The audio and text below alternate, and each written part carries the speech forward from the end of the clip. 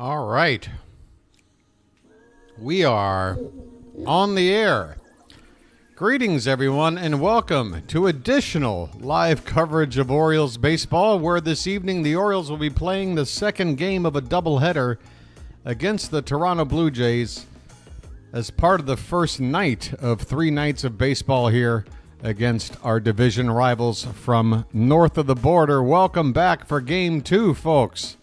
Charm City chat, there's people already here. People can't get enough baseball.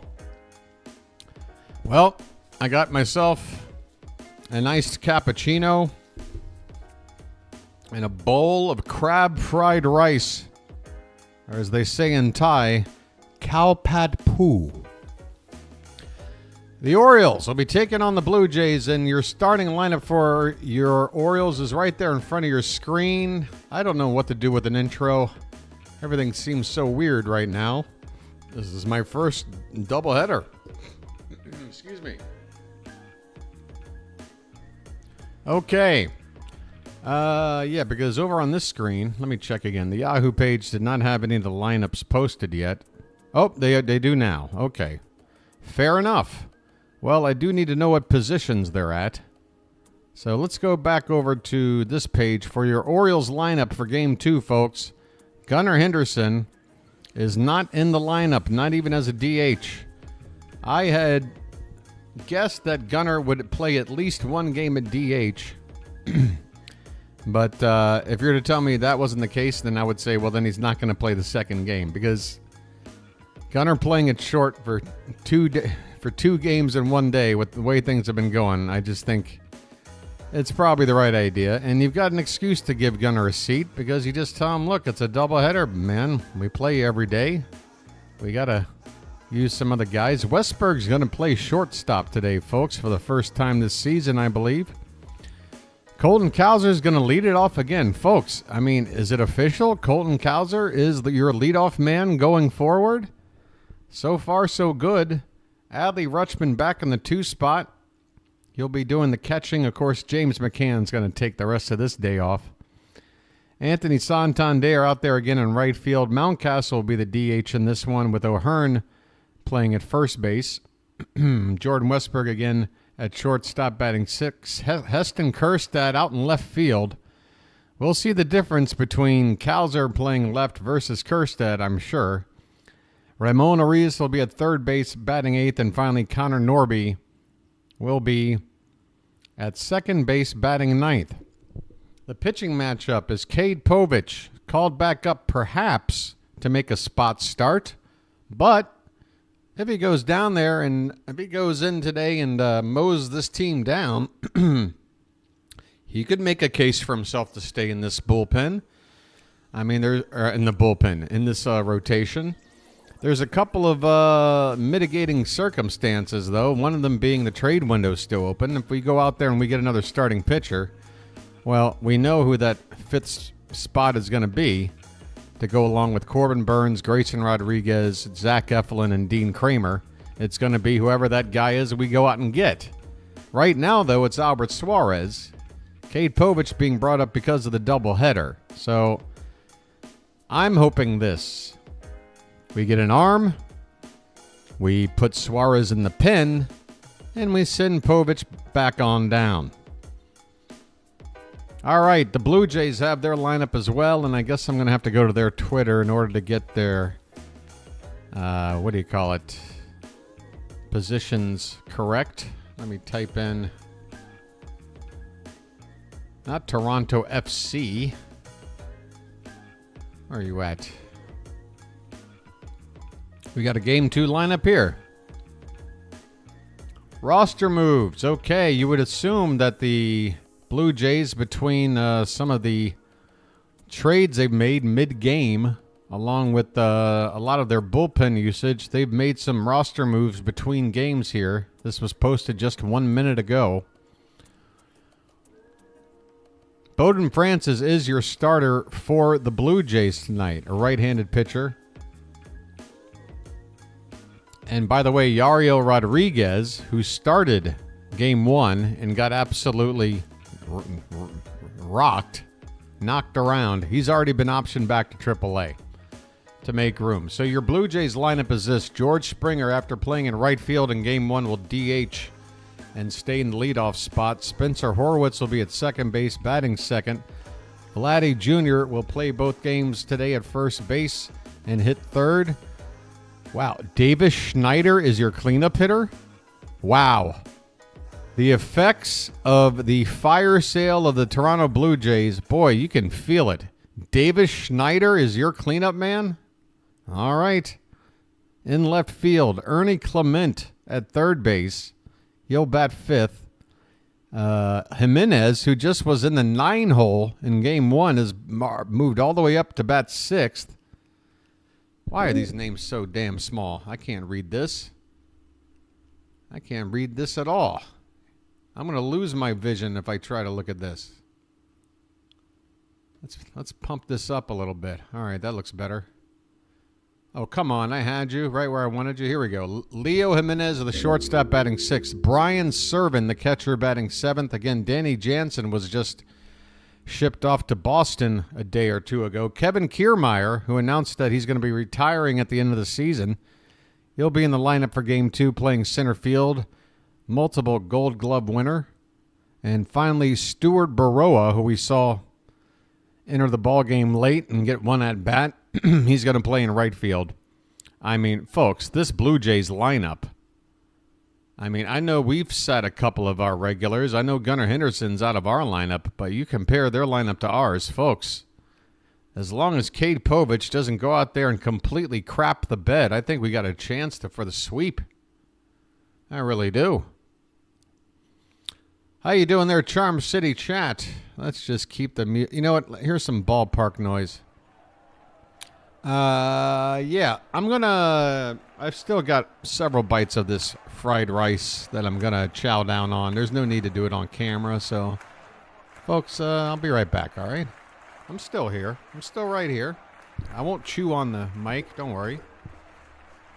A rain delay, don't you dare, Janet, don't you dare. No rain delay in a doubleheader for your boy. Are you trying to kill me? No.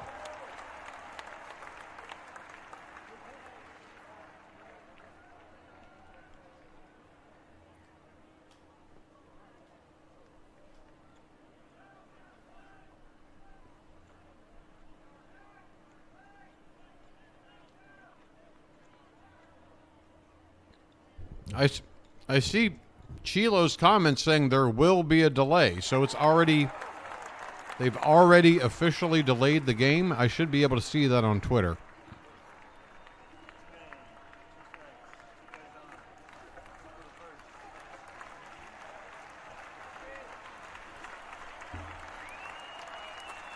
Oh, no. No. No, no, no. Is to be announced. What is that? That tells me nothing. Oh, my God. Oh, this is going to kill me. I know you did, Janet. You said we may, but somebody else said that we have. Like, it's already... Yeah. Chilo said there will, which is different than they may. I'm just trying to sit here and figure out what the hell's going on. And according to the official Orioles Twitter page, they don't know when this game's going to start. No idea, because it's not even raining. It's just a threat. So we got to sit around and wait for a threat to what? It's too late, Janet. I've already become a human garbage disposal here.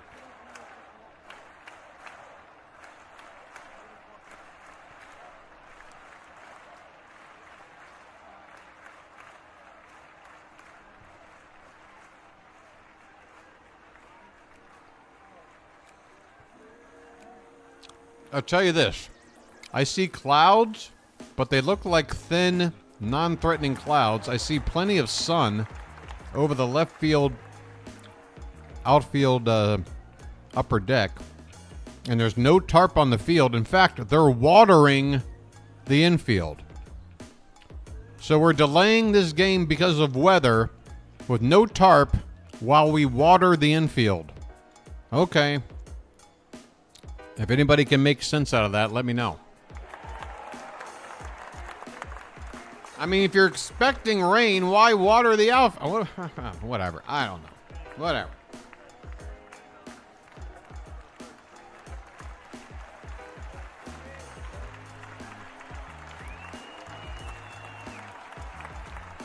Completely rained out. I'm looking at the sky, Janet. I mean, is it cloudy? Yes. Does it look like Wizard of Oz? We got sisters. I don't know. This looks like a nothing thing. What is this? Get the game started. We might get 5 innings in before it even starts raining. And then we got an official game. And then we can all go home. We're waiting for it to rain? I mean, this doesn't make any sense.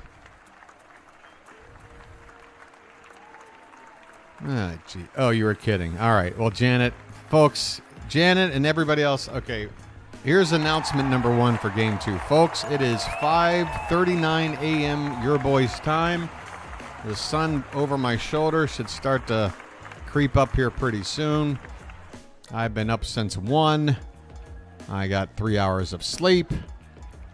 I got like 2 hours the night before that. So my brain is already mush. Please don't tease me tonight.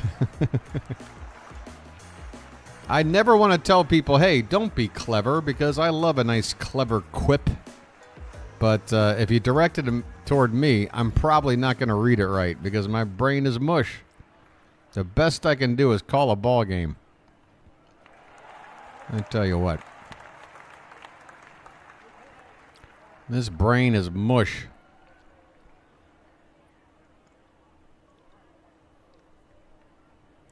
There's gonna be thunderstorms. Well, I mean, it's the summertime on the mid-Atlantic coast. Yeah, there's pretty much gonna be thunderstorms all the time.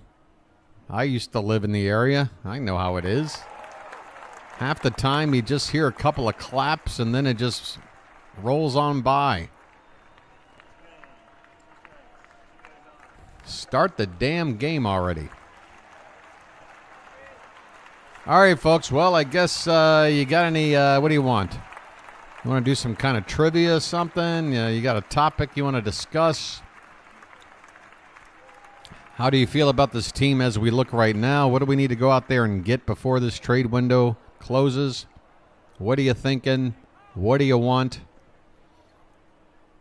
You want to hang out and do something goofy? Let me know. But I can't sit here and like take a nap, because if I close my eyes, I'm not going to wake up for 10 hours. I have to just sit here and wait this thing out. I don't have a choice.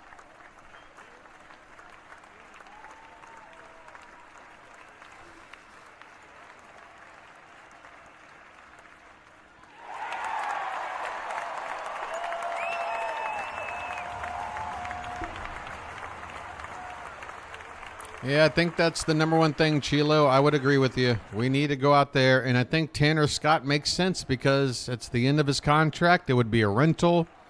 We can welcome him back after being a part of the team when he broke into the bigs, and we can say thank you for your service at the end of the year and go enjoy your free agent market while Felix Bautista works his way back to be our closer again. Meanwhile, Craig Kimbrell can just pitch an inning in the 6th or 7th or whatever. He doesn't have to be the last choice in the pen. He just can't be the top choice for the 9th, or dare I say even the 8th inning at this point.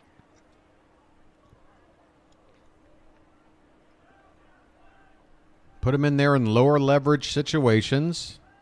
And if he starts to show some consistency, maybe slowly put him into something a little more high leverage and, give him a chance to work his way back. But, yeah, at this point,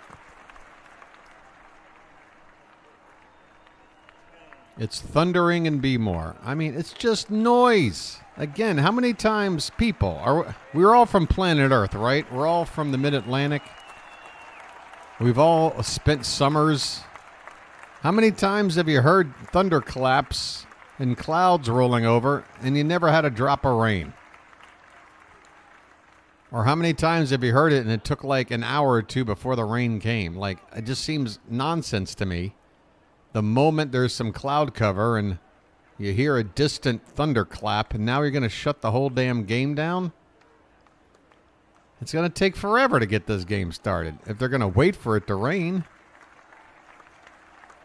All right, then, man, you do have a point.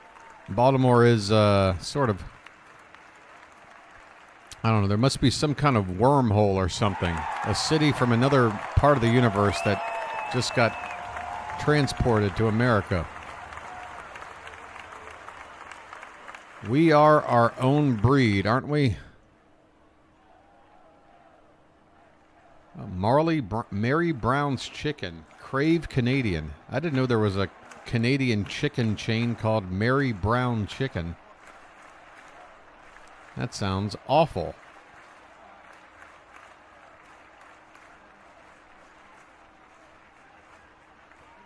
All right, well, how about this, Ken, as you give your report? I mean, the trees around you, are like the leaves rustling? Is it that classic, oh, no, there's a twister coming in? I mean, does it feel like it's about to start pouring down, or is it just a couple of thunderclaps in the distance? I mean, that ain't enough for me.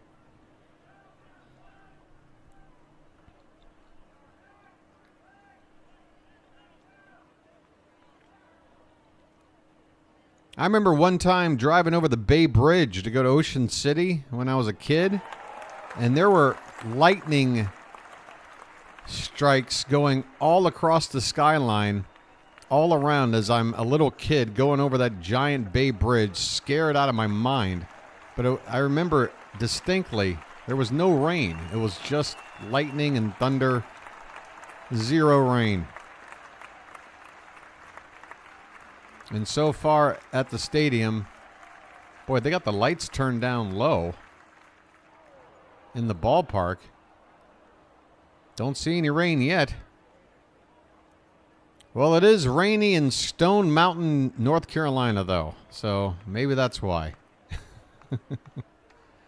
Oh, wow. Yankees Phillies? Is this really a series going on right now? They are giving us coverage on the Blue Jays broadcast of Yankees Phillies. All right, well, folks, here we go. I can roll with the punches. Until we have action, I'll go ahead and let you know what's going on here.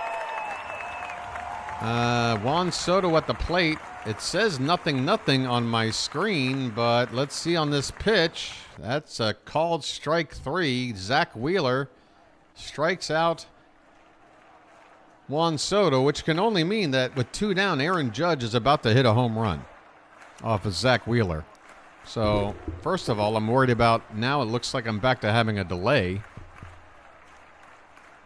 as Judge has yet to step up to the plate, although it could be a delay on they are simulcasting somebody else's feed, so I don't know what to blame here. Judge's first pitch was inside. Top of the first, 2 down, Yankees Phillies. Go Phillies. The 1-0, and there's your bomb. Left field, straight away, and that ball's going to get about 15 rows back. Aaron Judge. That is home run number 38 for Judge. 1-0 Yankees.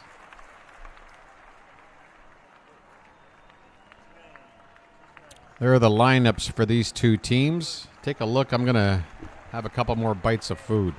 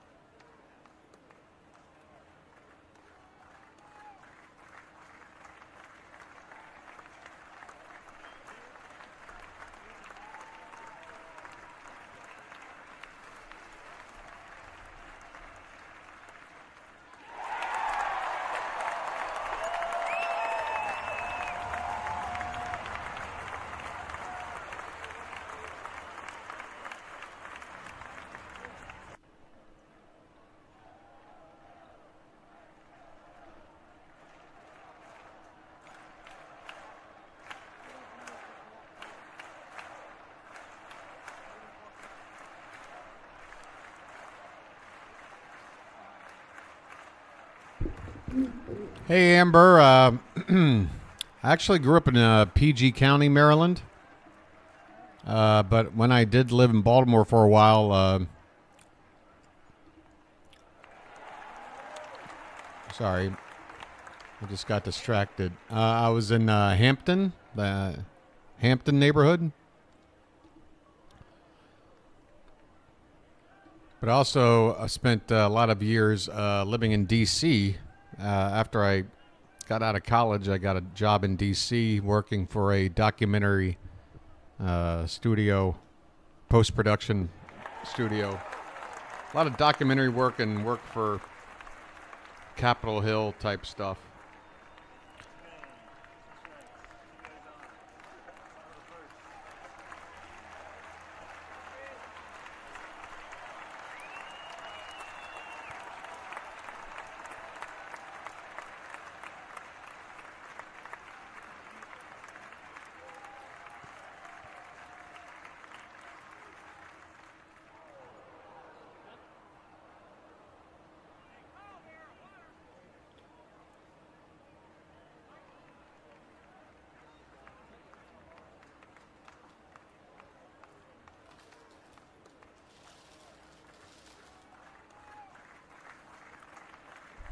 All right. Yeah, 33rd Street. That would have been my preference, 33rd, if we were living back in the days of Memorial Stadium. Hey, Matt, I spent some time in South Carolina. I graduated a Gamecock, University of South Carolina. Lived in Columbia during my college years and lived in Myrtle Beach for a little bit as well. The tarp is on the field. Great. We're just in time for the actual start of the delay. So they delayed the start in order to wait to start the delay. Does anyone else understand why this is stupid? I'm going to once again try to say this because it sounds like something Confucius would say. They delayed the start in order to start this delay. Okay, that makes sense. What?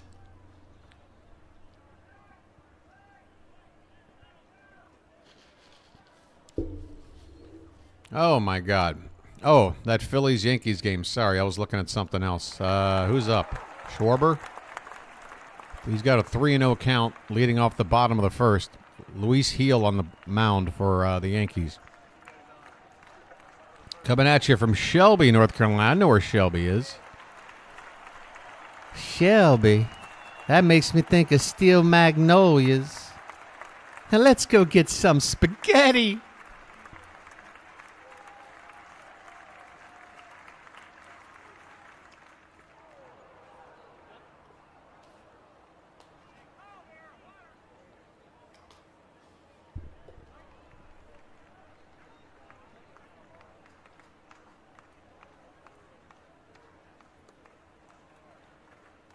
Hey, thank you, Ken.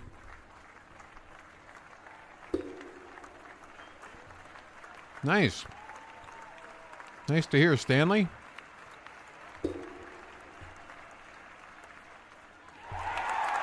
And who said they were from Montgomery County? I was a substitute teacher in Montgomery County public schools for one summer. I gave it a try.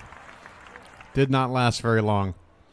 And it wasn't because of, the terrible treatment I got from the kids as a substitute. No, it was just, you get put on this call list. And the whole thing about being a substitute teacher is like you're going to get a call like at 6 o'clock in the morning telling you to be there in an hour to cover for somebody. And, when you live around the Beltway and you're trying to, commute somewhere, and you're being woken up with a phone call to tell you to be there in an hour, and you gotta, it was. I couldn't. After a few times, I was like, I enjoyed it.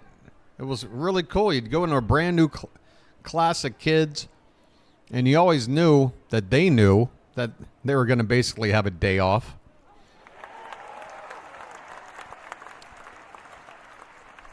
And I remember one of the 3 or 4 times I did it. Whoops.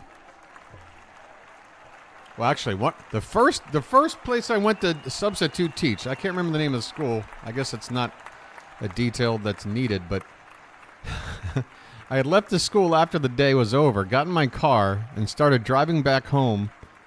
And like within half a mile pulling out of the school onto the main road there, I got pulled to the side from like a side like radar trap setup where like a couple police officers were standing out there with a gun, and then a quarter mile down the road, if they caught you, and the next group of guys were there to tell you to pull the hell on over. And I got slapped, and this was my first day, and like I'm like, all right, we're great. Well, there went my day's pay.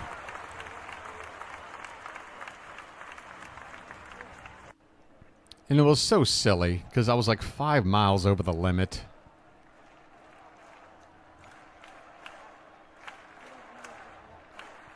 Your boy never catches a break. I'll tell you what. Every time I've had a run-in with the law, I've had the book thrown at me. I never get like a warning. Ever. And you're probably thinking, well, BW, it's probably because you're so obnoxious. You probably annoy the officer. Why would they do anything more than crush your spirits? But honestly, I'm very civil about it all. I mean, I will try to talk my way out of it. I'll be like, look, I mean, yeah, I accelerated after the light turned green, and I was getting up to a cruising speed. You know, it was an open road. Again, the light turns green. You're the first car in line. You hit the accelerator. You got an open road in front of you. Yeah, you're probably going to go up a little over the limit. You got an open road. It's rush hour traffic or whatever. Trying to get home.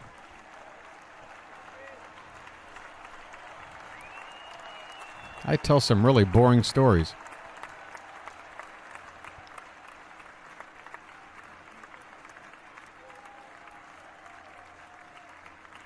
I can tell because I'm reading chat now and nothing I'm saying has anything to do. You guys have your own thing going on. And that's good because your boy needs to preserve his energy a little bit. A freaking rain delay. Are you kidding me? A rain delay with no rain?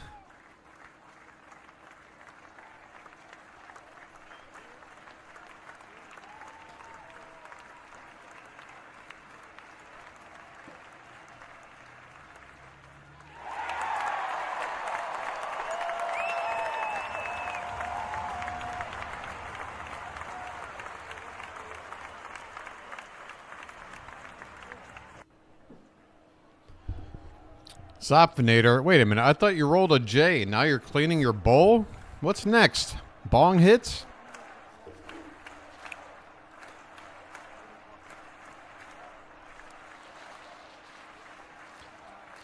Hey, everybody. It's time for the in-between game doubleheader bong hit session. Everybody, come on now.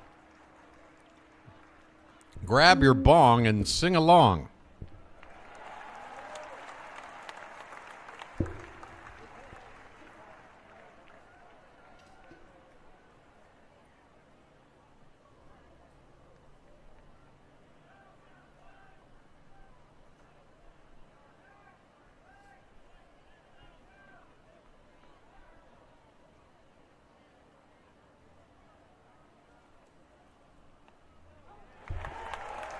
The man, those are the 4 basic food groups, right?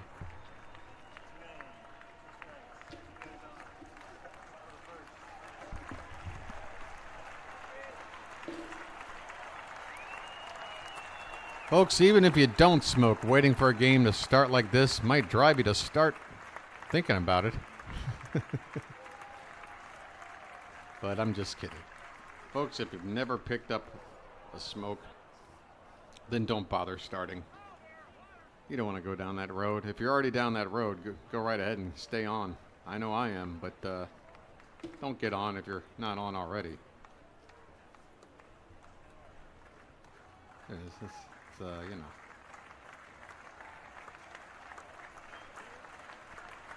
Is that Judge back up at the plate again? Who's up there? Oh, Stanton. Giancarlo Stanton's back in the lineup. Okay. Wow. So the Yankees really, now with Jazz Chisholm there, Stanton's back healthy. That lineup, a little scarier now. Not just a two-man lineup anymore.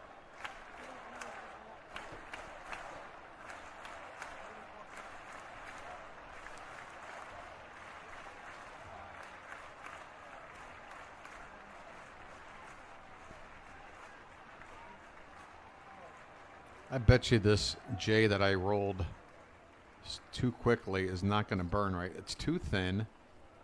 It's going to evaporate after 3 tokes. I'm trying to do some surgery on it right now, but it doesn't seem to be helping. I'm just going to have to roll with this. No pun intended.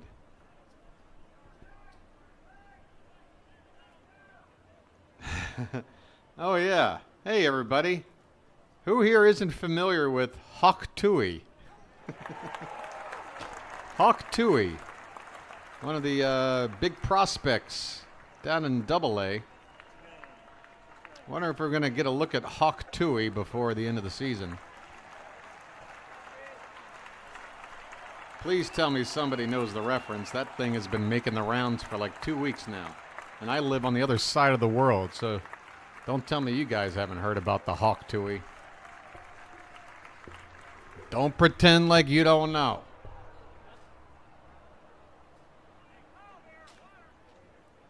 I mean, hell, if you got to Google it, go ahead.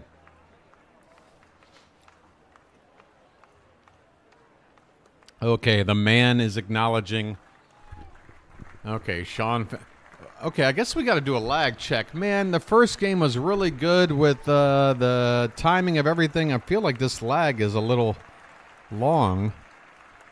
Yeah, like Zopfinator's just typing it in now. Okay, folks, let's do a lag check, please. Type in the number 5 as soon as humanly possible. That number again is 5. Oh my God, I think there's a major delay because you guys are okay. Rob is okay. All right. Well, maybe you guys are just slow. Maybe it just took you a minute to finally respond. All right. I think the lag is fine. It's not great, but it's fine. Everybody's baked. All right. Well, let me catch up. Hold on.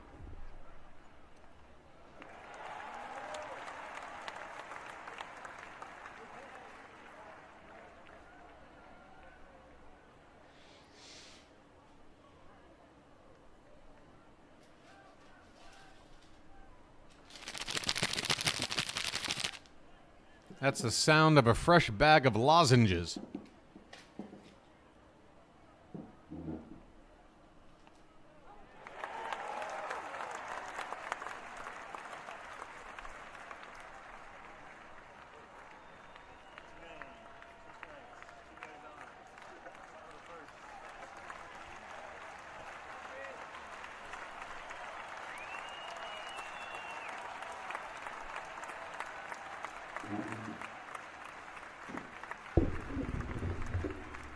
Can't find nothing on the radio.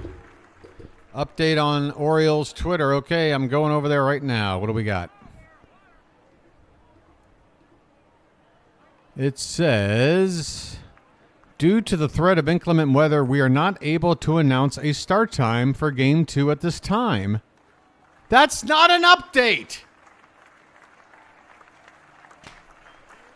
You're saying what you already said. Due to the threat, this game could already be in the 3rd inning right now. Do you understand that? You understand we're like 20 minutes away from this game maybe already being an official game, and then if it started raining, it could just be done with? Why are we waiting for the weather to get bad? Just play. Jesus Christ. Oh, my God. This is ridiculous. I mean, the only reason we're playing this doubleheader is to make up for a washout already. What are we doing?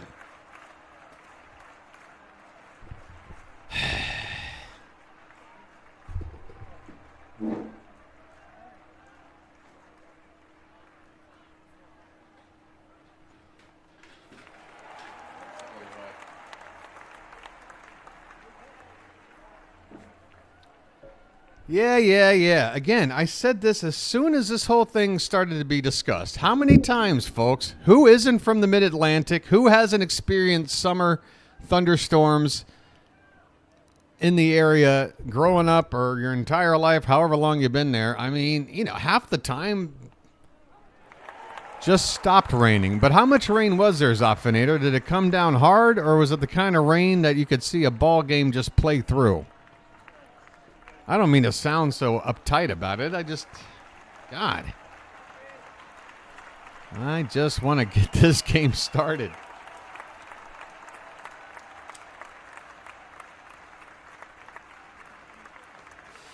All right, my luckies are ready to go. So now that I'm doing that, why don't I come back on over? Hey, how are you doing, everybody?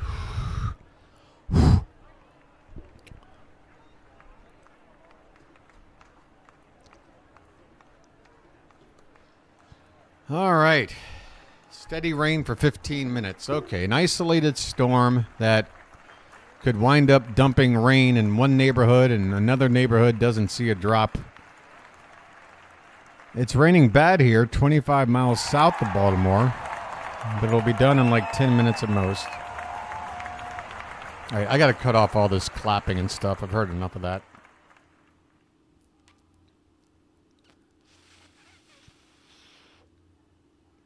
All right, folks, let's talk some movies. All right, folks, who wants to put themselves out there on the line? Name the movie that you're most embarrassed that you love to watch, and you'll watch it over and over. You know everybody gives you crap for liking a movie that most people would say ain't all that good, but you love it. What's the movie you love the most that people give you crap about? Striptease, all right out of the gate. I did see that when it came out. I was working in a movie theater at the time. All I remember is Burt Reynolds was in it, and obviously Demi Moore, but I couldn't tell you what happened in that movie. Smoking the Bandit, are you kidding me? Buford T. Justice? You're going to toss that in as a bad movie? Come on now. Let me have a Diablo sandwich of Dr. Pepper. Make it fast. I'm in a goddamn hurry. Matt, the most embarrassing movie that you enjoy stars Henry Fonda? Come on. Didn't that have and Katharine Hepburn? I mean, you can't pick like the Carrot Top movie? My biggest embarrassing movie is Citizen Kane. Yeah. All right, folks, for me, I'll give you an example. I'm a huge fan of Xanadu. All right? I am a heterosexual man, and I love Xanadu. I love it. I love just the vibe. I love all the stupid roller disco nonsense. The soundtrack is fire. And I saw it when I was a really, really young kid. And that opening scene where all these little angelic, beautiful women start popping out of the wall and dancing around. I think that was the first time at a young age that I felt something down in the nether regions. All right, Flashdance, Matt, that's better.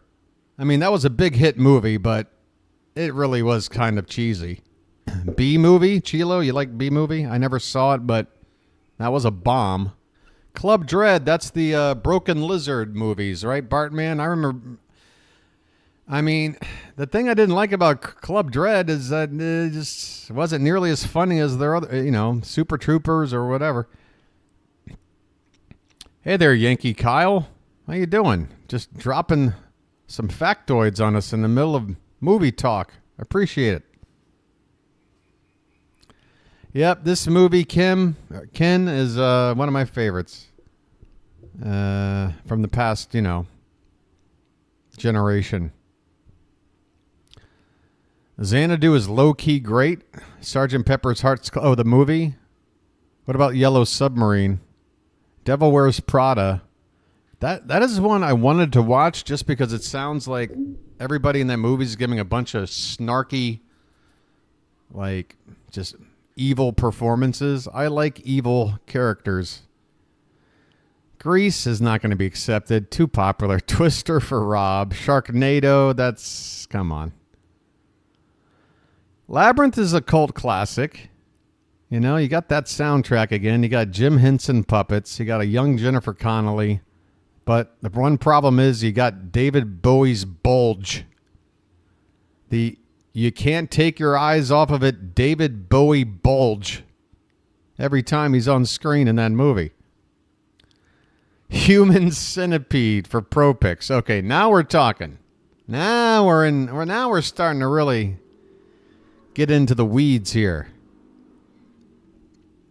Yeah, see, we're not talking about favorites like Ken. The Crow, there's nothing embarrassing about loving The Crow. I'm talking about a movie that you are embarrassed to tell people that you like. It's a guilty pleasure. You hear what I'm saying? You can't count The Crow.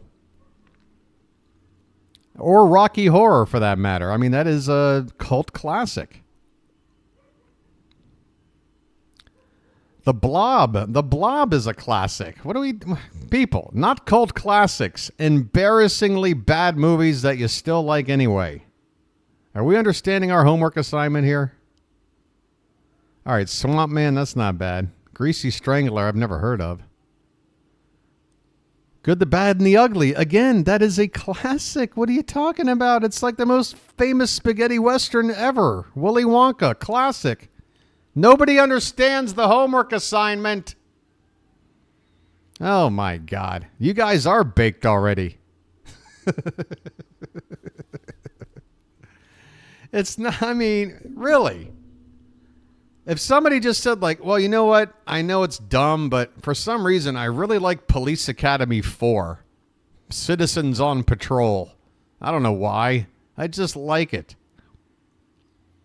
The assignment, Elgood, is to reveal your biggest, embarrassing movie that you know is bad, but you love it anyway. Not just a popular movie that you like and is Tusk. There you go, Juice. That is a good one. Kevin Smith horror movie that I didn't like and most people thought was trash. Wrong Turn. That was late 90s horror, right? That had that cute girl in it. What was her name? She was around she's always been my age, I guess. What was the name of that actress that was in that? She was a cutie patootie. 2 Girls, 1 Cup. Guilty pleasure. Fast and Furious 6. Okay, Rob, if you just said Fast and Furious and then put in a blank space... as in just name a number. Blazing Saddles is a classic. There's nothing embarrassing about that. The Goonies is a classic. Nothing embarrassing there. Bucky Larson. Okay, now I think Elgood's just trying to think of the worst movies that exist. Do you actually enjoy Bucky Larson, Elgood? Or are you just now naming a bad movie? Again, now we're just naming favorite movies. Nobody understands the assignment. Meatballs is a classic. Nobody's embarrassed by Bill Murray and Meatballs. Critters 2. Okay, Michael coming in with a good one. Debbie Does Baltimore. I haven't seen that Debbie. At least not on film. Maybe in person. Oh, right, that's her name. Eliza Dushku. A name that just rolls right off the tongue. Pootie Tang. Okay, that's a good one, Bartman. Hey, all right, here's a Bartman might already know. Do you guys know who directed Pootie Tang? It's the only movie he's ever directed. Stand-up comedian. Spaceballs. All right, I'll get, even though that is also a bit of a classic, it is pretty cringe. Gremlins was like the top grossing film of that year, so there is zero embarrassment there. Jeepers Creepers, pretty well-liked horror film. Joe Dirt, again, a comedy a lot of people like. Now, Goblins, that's a lot more underground than Gremlins. Gremlins 2 through 5. What are you talking about? There was a 2. There weren't any more than that. I'm Gonna Get You Sucka is hilarious. And you should not feel embarrassed at all for enjoying that movie. All right. Now, Elgood, you win. Elgood wins the night.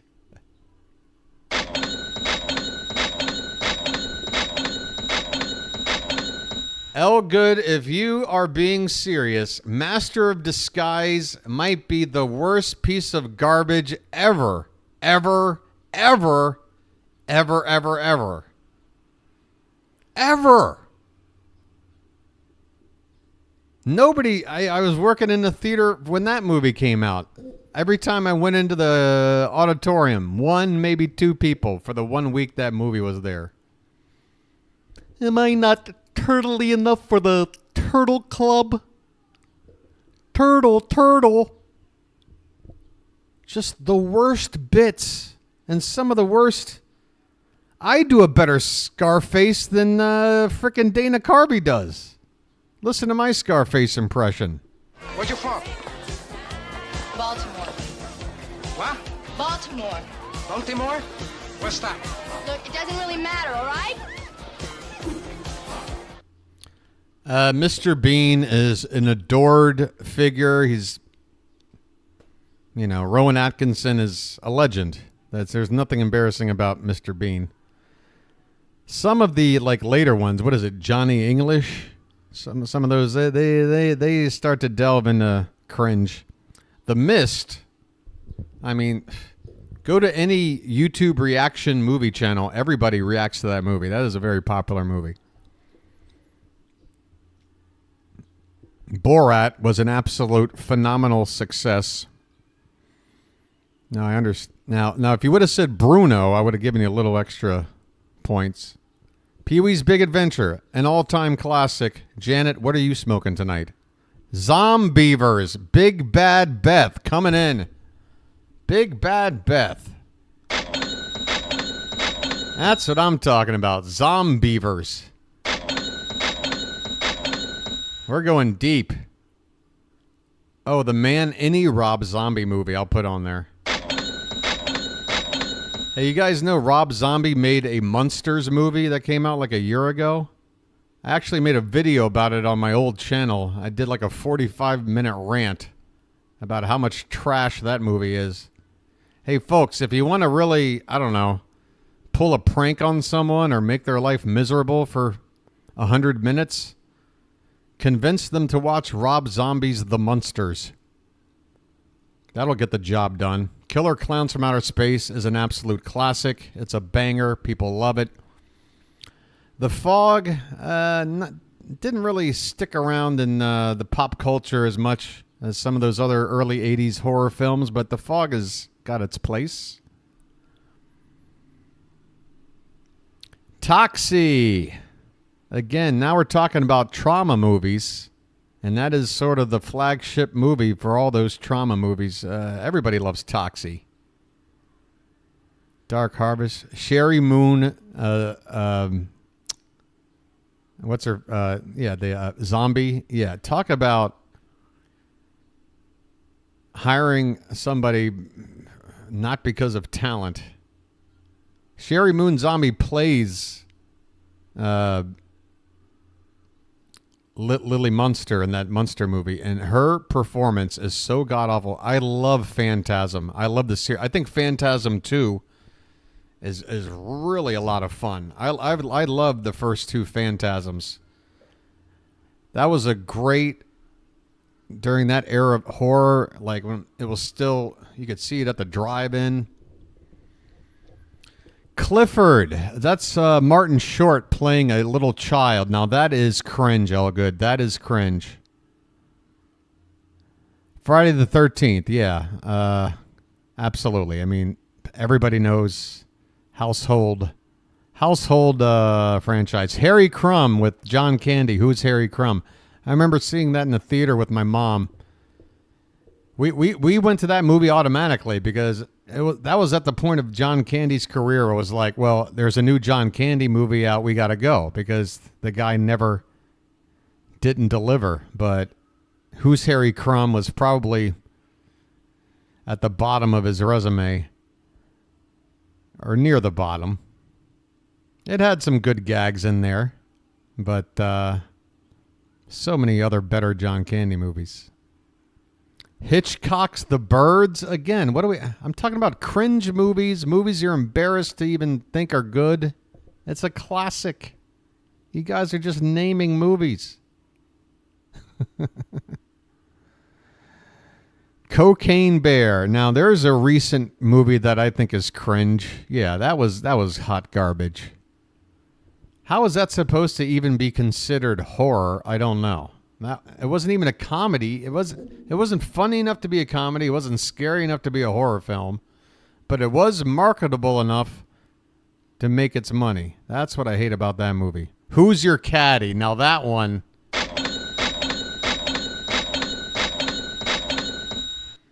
The Caddyshack ripoff remake. I mean, Caddyshack 2 is legendary bad, but Who's Your Caddy? That might be a good poll question. If you've seen both, and man, if you have seen both, you are a survivor. But try and watch Who's Your Caddy and Caddyshack 2 and see if you can figure out a way to not come out of it traumatized for life. Uncle Buck is a classic, Janet. That's one of the better candies. Strays. That's a name I kind of remember. I want to say that's kind of a effed up movie. Jim Cotta is great. Guys, if you ever want to, if you like a movie that's so bad it's entertaining and hilarious, go find you some Jim Cotta. I didn't see the Meg. Shantae. By the way, Elgood, I see your Maxine thing, but I'm still waiting to see it. I'm a big fan of A24 movies. I'm a big fan of the director Ty West. I'm a big fan of the star Mia Goth. I'm a big fan of it all, so I'm waiting to see Maxine and complete my Pearl Maxine trilogy. The Meg, I didn't see it, but what I heard was it was cheesy, but it knew that it was. Like it was a self-aware, cheesy action movie, which, you know, I like a cheesy action movie if it knows what it is. I can deal with that. It's the ones that take themselves too seriously that I check out.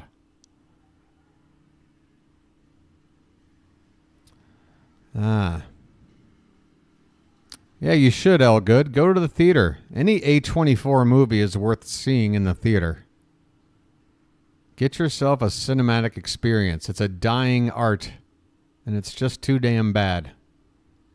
By the way, it's 3-0 Yankees over the Phillies right now in the bottom of the third. Getting dark as in the clouds are rolling in more, or just the sun is going down like it's supposed to? Don't tell me it's getting worse out there. Man, what the... People. I'm a human being.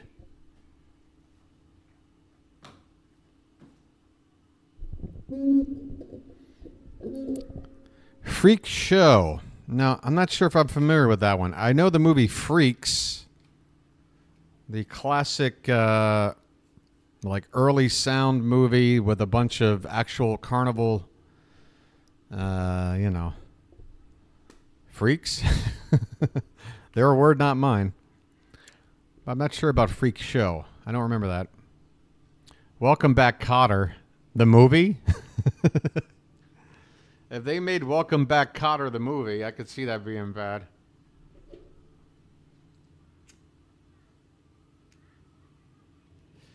Rob.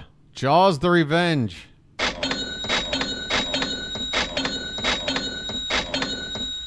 Jaws 4 The Revenge is absolute hot, stinking trash. The shark follows the family to Bermuda or some shit. What? First of all, if you're going to leave, whatever town to get away from these damn sharks, how about you move somewhere inland? You know? Ever think about, I don't know, Nebraska? How about Wyoming? No, let's move down into the Bahamas. Live right on the water to get away from sharks. What a stupid-ass movie that was. And then at the end of the movie, with the big climax, they like stab the shark with like the stern or whatever of the boat. And the shark, every time they hit it with like a charge, and the shark would roar. It roared like a lion. Last time I checked, sharks weren't capable of making any sort of noise at all. Never mind a lion roar. Oh my God, Jaws 4. And Michael Caine is famous for talking about that movie and how that movie bought him a house. And he's got no shame in doing that movie. He had to actually skip the Oscars, whatever year it was, that he won something because he was shooting Jaws 4.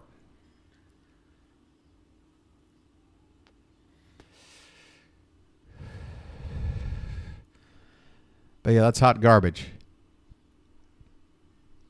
I mean, folks, as big as that Jaws franchise is, that's how bad Jaws 4 was. It put that franchise to bed and has stayed in bed now for like 40 years. Anaconda, now that is a cheesy, good choice there, Ken. Anaconda. John Voight's performance in Anaconda. I don't know what accent he's going with. I don't know what he's trying to do in that movie. And what a cast in such a bad movie. Ice Cube. Jennifer Lopez. Eric Stoltz. Who else? A young Owen Wilson. God, even what's his face that plays Machete is like in the opening scene of that movie.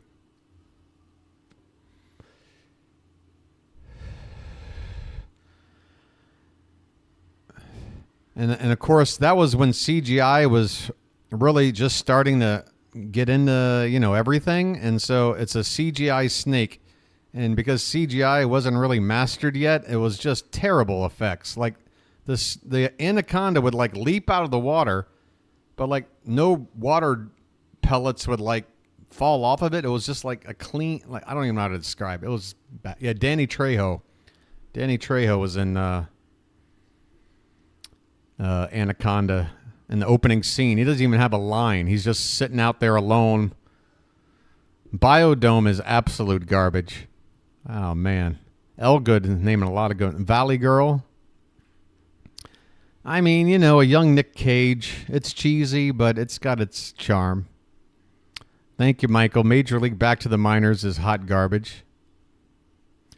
E.T. Extra Testicle. Boy, I almost missed that one. Goldmember. What's the best Pauly Shore film? I mean, if you can count Encino Man, I would say Encino Man, but he wasn't the star. If you're talking about a starring role, I guess you have to say Son-in-Law, because that was actually somewhat of a box office hit. And it's too bad it was a box office hit, because if it wasn't, then we wouldn't have had to have the next half dozen Pauly Shore movies. George of the Jungle. Yeah, that's Brendan Fraser, not at his best. Not at his best.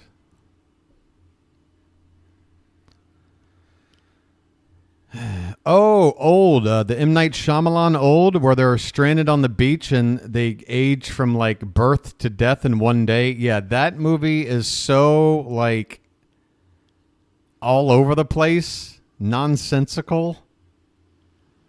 Yeah, that's pretty bad. Isn't she Pretty in Pink. Hey, Dennis Hopper was in Pretty in Pink. That gets points. Although Ducky was really annoying. Pink Panther? What? What? Blasphemy. Peter Sellers as the original. Now, if you're talking about the Steve Martin version, if you're talking about Steve Martin Pink Panther, then, but if you're talking about my boy Peter Sellers,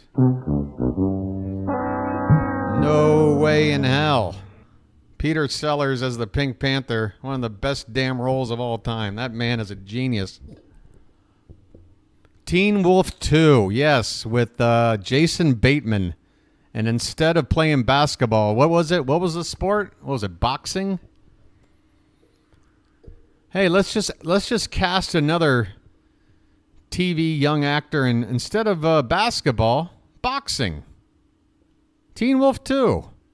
We put a lot of effort into this one. That should have been the tagline. Teen Wolf 2. We put no effort into this one. Hey, the Phillies have just scored a run. It's 3-1. Yankees ahead.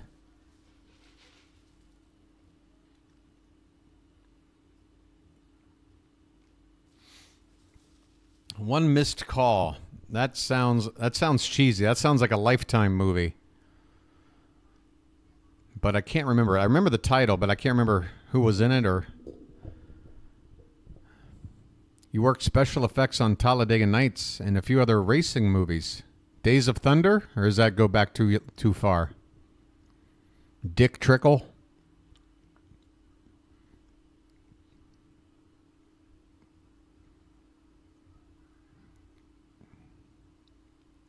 Oh, Elgood, The Happening. Yeah, The Happening is a classic. Really bad movie. Yeah, The Toy. Boy, that movie... You want to talk about a movie that wouldn't fly in today's climate. A black man who's bought and used as a toy for a rich white family. Wow, what a concept. Yeah, that movie did not hit the mark for me. But, I mean, you got Jackie Gleason and you had Richard Pryor. It should have been something.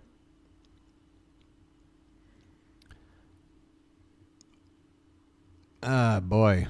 Hobo with a Shotgun. Yeah, that's a cult classic. Night Call. I'm not sure about that one. Hey, what's the famous one? Don't answer the phone. Why haven't you checked the children? Why haven't you checked the children? Oh, speaking of Walk Hard, that's the what's John C. Reilly, like a parody of Walk the Line. That was pretty bad. But if you want to talk about, man, John C. Reilly and Will Ferrell as Watson and Holmes. Did anybody see that garbage? Ooh, that's bad. Holmes and Watson or Watson and Holmes. Really, really bad. They Live is an absolute classic. Best fight scene in film history. In film history between Roddy Piper and, God, I always forget that actor's name who was in The Thing and a bunch of other great movies. Safe Room. I'm thinking of Panic Room. Panic Room was pretty good. Safe Room I don't know about. Downsized. Now that was made by somebody like, was that the guy? Was that was that Mike Judge? Was that a Mike Judge movie that just kind of didn't really? Because Mike Judge is great, you know, Office Space and Idiocracy, but I want to say he did Downsized as well. Yeah, Keith David. Thank you, Rob. Keith David is one of my favorite character actors. I love Better Off Dead. My God, I can quote everything from Better Off Dead. I've seen that movie 300 times. And One Crazy Summer. I think they're part of the same John Cusack universe. Because in both of those movies, he was a cartoon drawer, and those animations would come to life. I want my $2. $2 cash. Now, why do they have to go and waste a perfectly good white boy like that?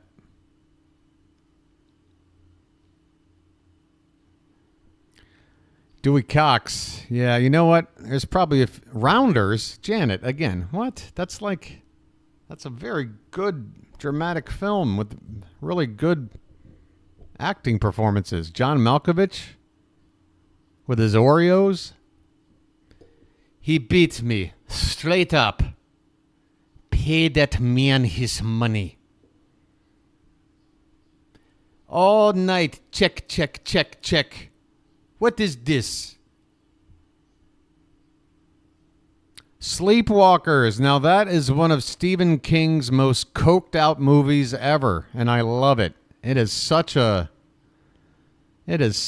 ridiculously off the wall movie, but it is very bad. Nobody likes it besides you? Rounders? What? All right, Janet, it's time to find some friends with some taste. I'm not saying give up on the ones you got, but just add a few more. I'll be there for you. I'll tell you where to go. Boondock Saints. Yeah, that's a classic. Late 90s. Mr. T. I pity the fool.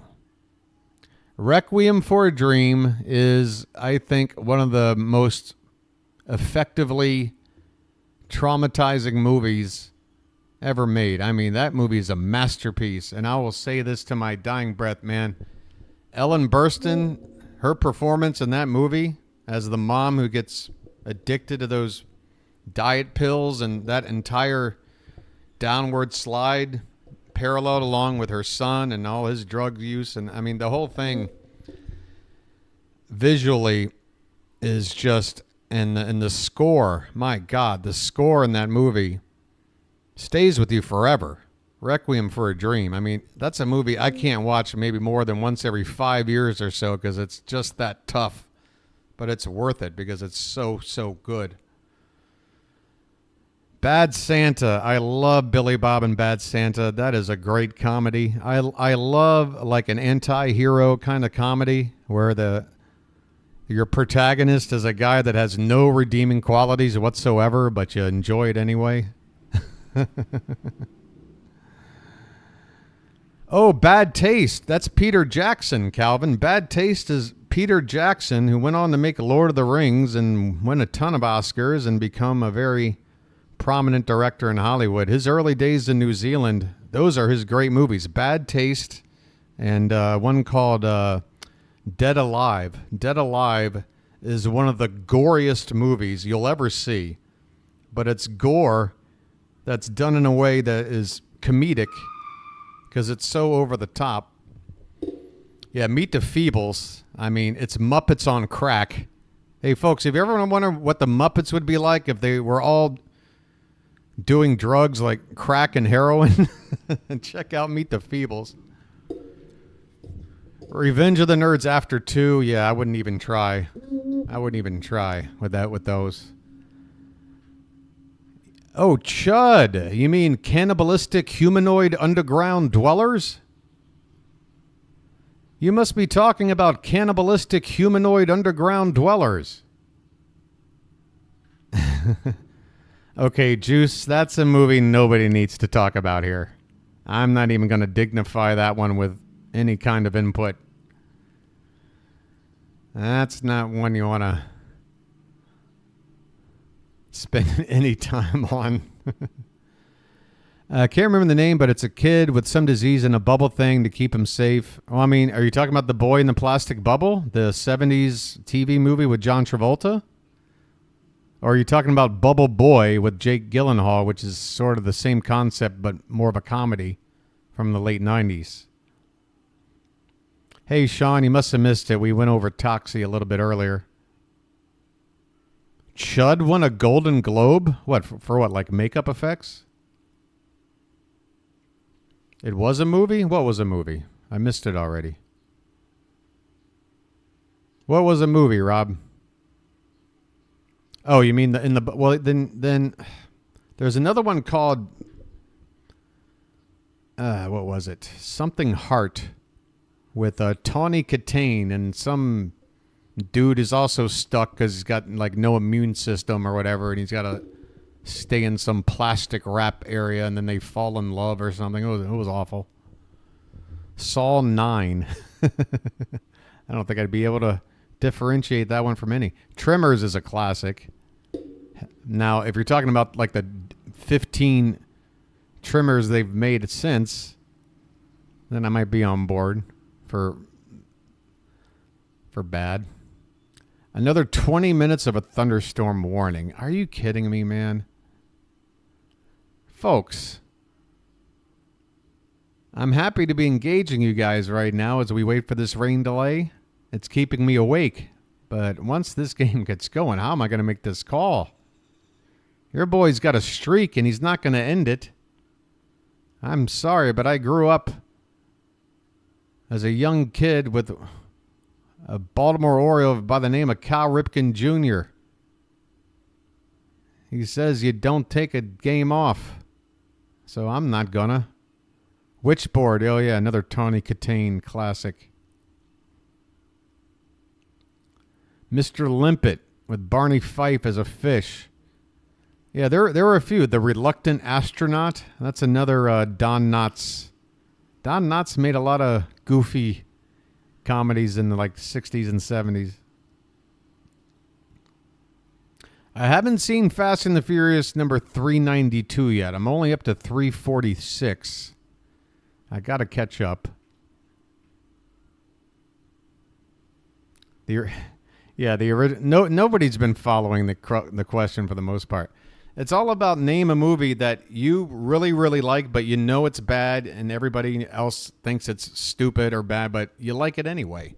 It's a guilty pleasure kind of movie.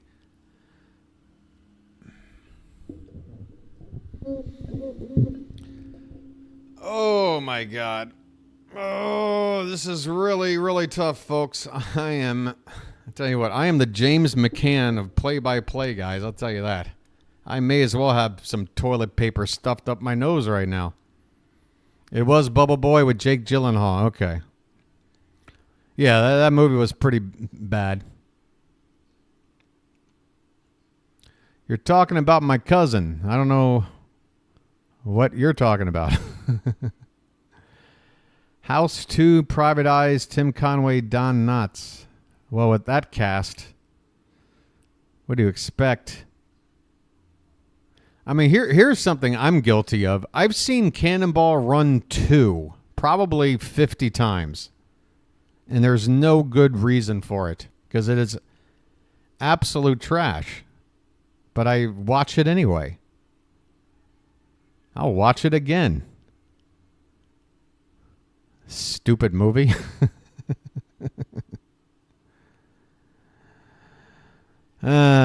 Attack of the Killer Tomatoes. Hey, okay, here's a trivia question. They made a sequel to Attack of the Killer Tomatoes called Return of the Killer Tomatoes. What famous A-list actor was in that movie before anybody knew who he was? There's your trivia question. Don't Google it. Let's see if anybody knows. Hey, Bartman. That's not the first time you've nailed a trivia question, my friend. Bartman knows his stuff. Yeah, George Clooney was in Return of the Killer Tomatoes, which was even worse than The Attack. The Room is an all-time bad movie classic. Everybody loves it. People go to the theater to rewatch it and have fun. Second time Pee-wee's Big Adventure has been named. Folks, there's nothing embarrassing or cringe about it. That movie is perfection. Especially if you're like me and you saw it as a 10-year-old boy. Great, great movie. Now, if you want to talk about Big Top Pee-wee, well, then you got a conversation. Significant drop-off there.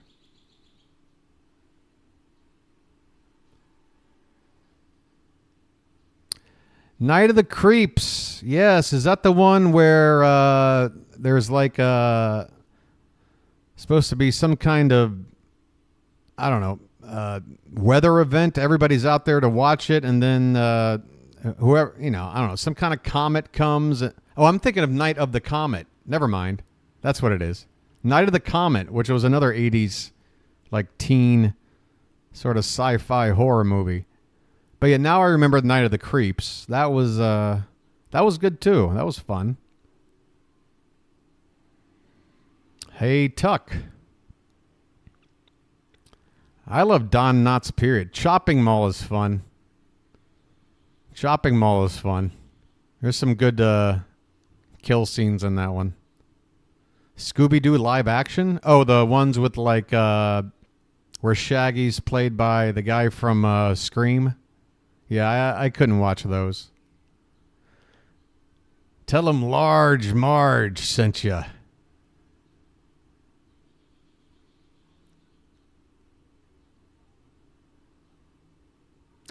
Cube is another really class. I mean, it's hard to say Cube. I mean, that was a real tiny little independent film that kind of gained a lot of attention because it was really kind of cool.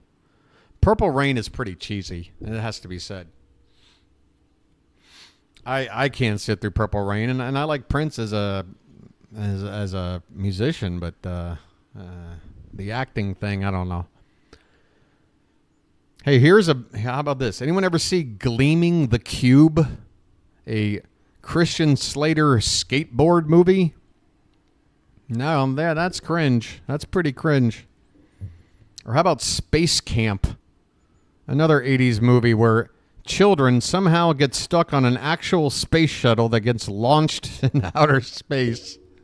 And these kids are somehow able to figure it out, how to land this damn thing or whatever. Oh, that was hilarious. Leah Thompson. Hey, RW. First of all, Heavy Metal Parking Lot. That's just like a 20-minute short, but I'm actually friends with Jeff Krulik. If you guys are familiar with Heavy Metal Parking Lot, which I think Jeff shot, around 1986 at the Cap Center for a Judas Priest concert. Jeff Krulik is... he's a friend of mine. We haven't talked in a while since I moved out here. But we actually... Fun fact, me and Jeff used to date the same woman. Not at the same time, but that's how we came to know of each other. All right.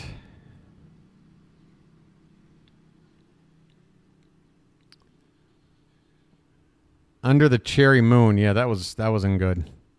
That was not good. Roller Babies. Oh God. Oh yeah, I vaguely remember it, but just the name alone induces cringe. Hey, don't worry about it, Ken. Just don't get electrocuted by your watered down radio over there.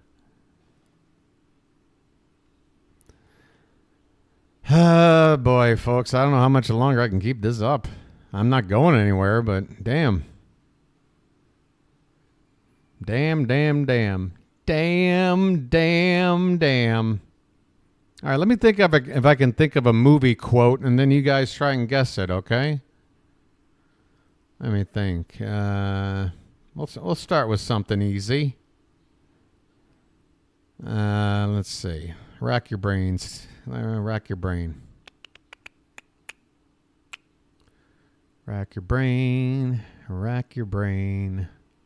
Something that's not too obvious, but not too obscure. Come on, buddy.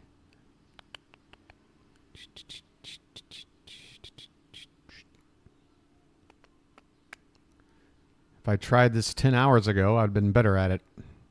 Maybe I'll come back to that. I got to think of something. Come on. I think I did this one already. It's Father's Day. I want my cake. Yo, Brandon Marsh just hit a solo shot, and the Phillies are back to within a run. It's 3-2 Yankees over the Phillies. Marsh goes yard.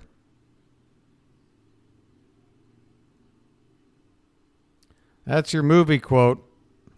And Mr. Hyde gets it. All right, maybe too easy.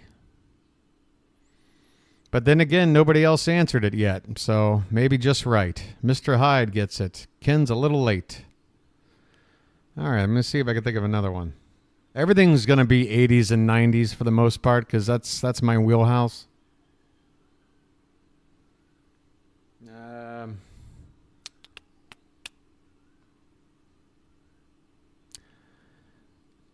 All right, this is kind of random. No matter where you go, there you are. And that's all you get. No matter where you go, there you are. And I'm going to give you a musical cue, a musical clue to help you along. This was sort of the theme song to the movie because it was a whistling movie.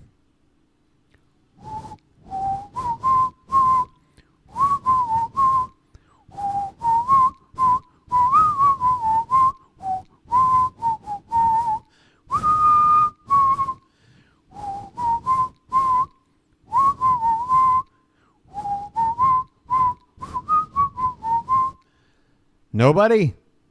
Oh, I love this movie. Jeff Goldblum is in it. John Lithgow is in it. I think it's Peter Weller as the lead man. Oh, no. I've lost my audience. All right. There you go, Sean. All right. There you go. Who can name the movie title in full? It's a long title. You're only going to get credit if you know the whole damn title. You got to know which dimension we're dealing with here.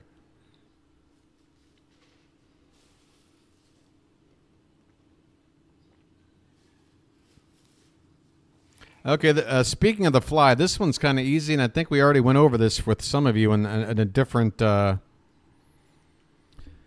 do you call it, stream? But name the movie starring Gina Davis and Jeff Goldblum that isn't The Fly. Go.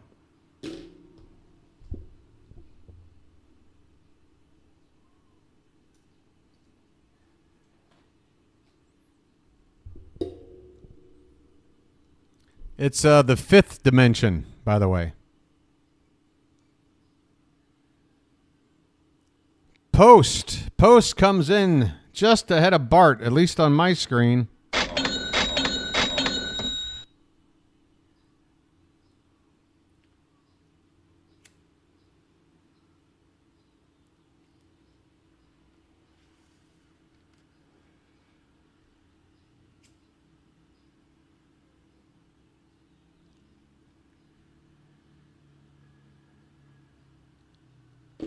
Oh, my God. I mean, can we get an update here? Again, has anyone been monitoring the actual field in Camden Yards? Like, how much rain has the actual ballpark seen since this whole thing started?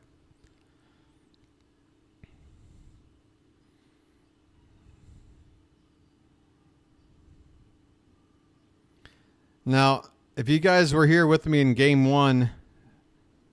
many moons ago, it feels like, I mentioned how in doubleheaders you can expect to see a wider strike zone from umpires because they want to move the game along. Well, that's also true with rain delays. So in a game that is both a doubleheader with a rain delay, if we get this game going, expect a massive strike zone, which, hey, might come to the benefit of Cade Povich. Maybe one of those curveballs that never breaks back toward the zone. They'll just call it a strike anyway.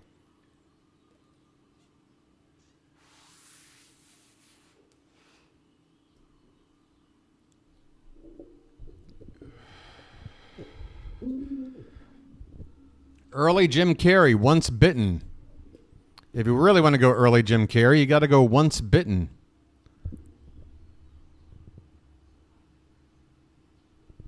Eighth of an inch, Zopfinator. What, did you just get circumcised?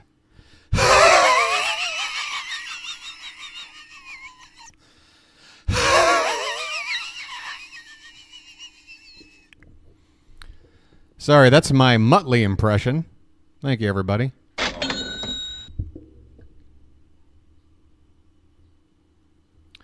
The heavy rain has passed, according to my weather app. All right. See a lot of rain power flicking, but it's letting up. Great. The rule is the game starts 30 minutes after it stays clear. Is that the rule? Can I set my watch for a 30-minute nap? Good old Faye Dunaway. One of the most notoriously difficult to work with actors in the history of Hollywood. But hey, she was mommy dearest. Why won't you show me the respect that I deserve? Because I am not one of your fans.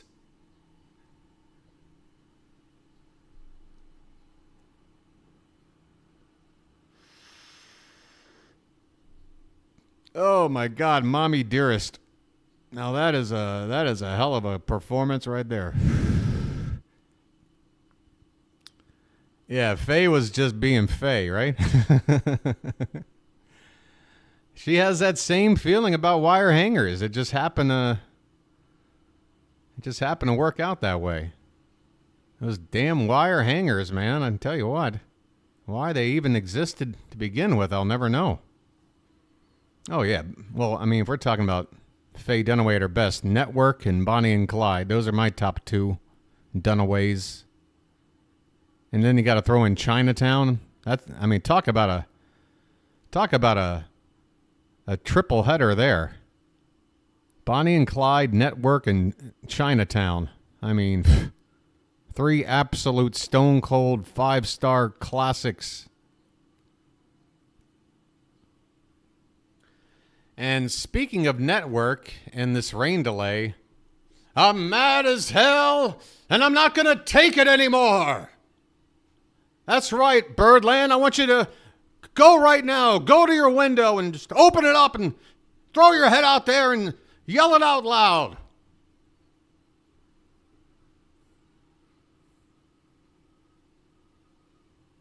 Yell at the clouds for this frickin' delay.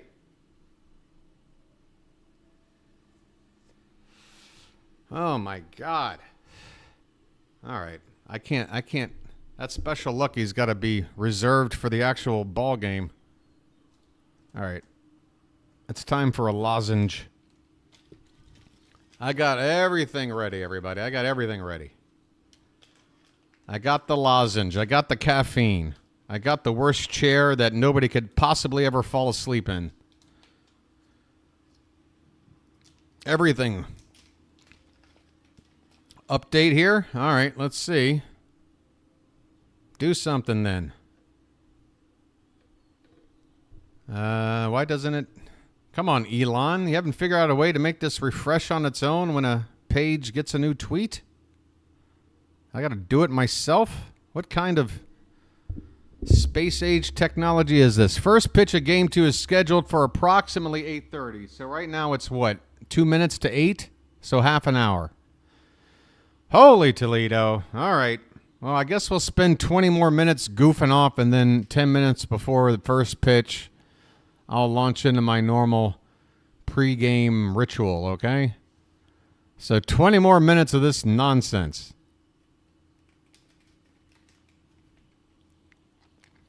I tell you what, who wants to spend 20 minutes? You guys talk.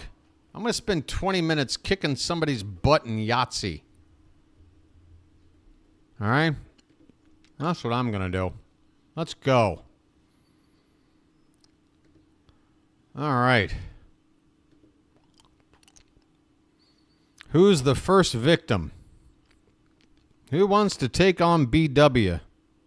All right, this guy has got a nice haircut, but he declined my challenge. All right, let me change my name. There we go. All right, come on. Take me on, one of you. All right. Game on. Oh, my God, this guy gets 4 threes out of the gate. I tell you what, your boy's got no luck. A Yatzee? Get out of here. Come on now. If that don't sum me up, I mean, right out of the gate, you son of a... And I get 1, 1, 2, 5, 6? Maybe like the second worst starting roll you can get? Just roll them again. Oh my God, what the hell? I'm good at Yatzee, I'm telling you. I know exactly how to play this damn thing, but man, sometimes luck is not on your side. Oh, now we got boxcars. Ah, you son of a... Oh, a large straight right out the gate. Hold on. I gotta talk. Hold on. This is where you pull the old... Yeah, I gotta throw some shade. I gotta delay and throw some shade. See, he's applauding. I know. You should be applauding. I'll give him an okay. Large straight.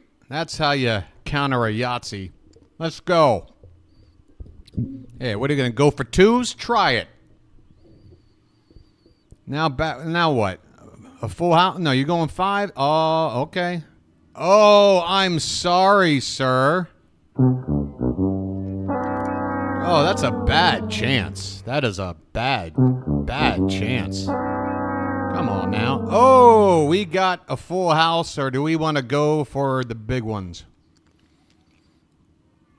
Oh, I'm going to go for it all. It's early in the game. A full house just comes naturally. All right, we're going for it, folks. Come on now. I've got a soundboard for Yatzee. We're going for the Yatzee, everybody. I am losing my mind. Here we go. Oh, all right. But you know what? I'm taking 4 of a kind with this. I'm taking 4 of a kind with that one right there. I'm all right with that. Let's go. What do you got? You going for the full? Oh, and you already used your chance. I'm so sorry, sir. You already used your chance.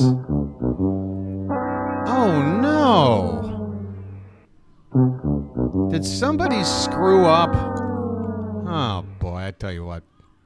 Oh, we got a small straight right out of the gate, but that ain't thick enough. We're going for 4s. I said we're going for 4s. I'll take it. I'll take that. Nicholas, I think you're witnessing happening before your very eyes right now. You tell me.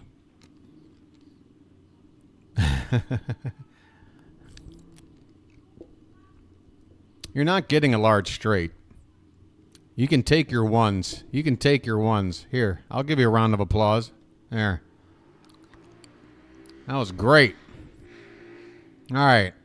Try this on there, buddy. Oh, that's a bad one. I never go for 1s. I take the 5 and I keep going. Holy cow, that's what I needed. And, oh, used 4 of a kind already, but I'm fine because I want to get that upper bonus locked in. I'm +9 up top. This guy's in trouble, even though he got Yatzee on the first roll. You can't mess with BW. Oh, you struck out again. Oh, no. Did somebody think this game was over after 1 roll? Because you're certainly playing like it, bud. What are you doing? Give me that 6. Let's go. All right. Change of plan. Small straight. Let's go. Boom. I'm in. That's how you do it, folks. You're not getting large straight. I don't care if you're open-ended. You're not getting large. There. You can take the small. Oh, boxcars, baby. Oh. You know what? I got a decision here. I could just keep going sixes, or if I go the full house and don't get it, I got a decent chance. And he doesn't have the full house yet. And I got upper bonus looking pretty good. I'm going for it. Oh, I'll take that chance. That's fine. That's fine. I'll take it. I'll take it. I'm going to work my way back. What do you got, bud? Oh, no. Oh, you struck out again. I don't think this guy knows how to play Yatzee.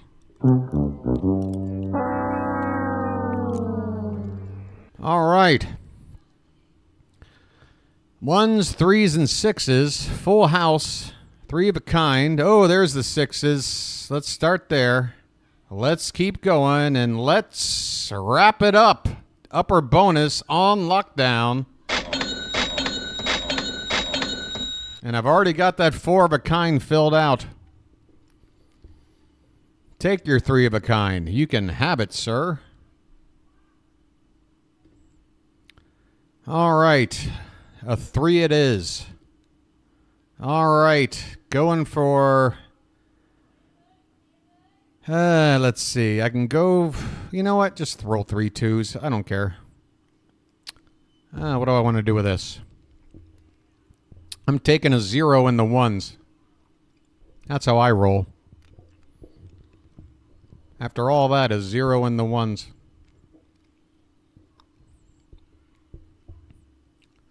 Yeah, you can have that. You can have that. All right, let me count up top here. What do we got? 44. Yeah, so upper bonus is already done. I can put a 0 in the threes. Let's go. Let's get a boat. There's the threes. We can get a Yatzee. We can get a boat. We can get a Yatzee. We can get a boat. Oh, we don't get anything. I think I can do better in three of a kind, but the rolls are going to get... Jeez. You know what? Yeah, I'll just... Yeah, okay. All right. Whatever. All right, go ahead. Go ahead. What do you got? Nothing. Get out of here. You're done. You're done. You're done. Big bucks, big bucks. Stop it all. More threes. You know I'm going to keep the 6, and if I don't get the boat, I got at least an okay three of a kind. What do you say? All right. It turned out to be a less than okay. Whatever. I tried. I tried.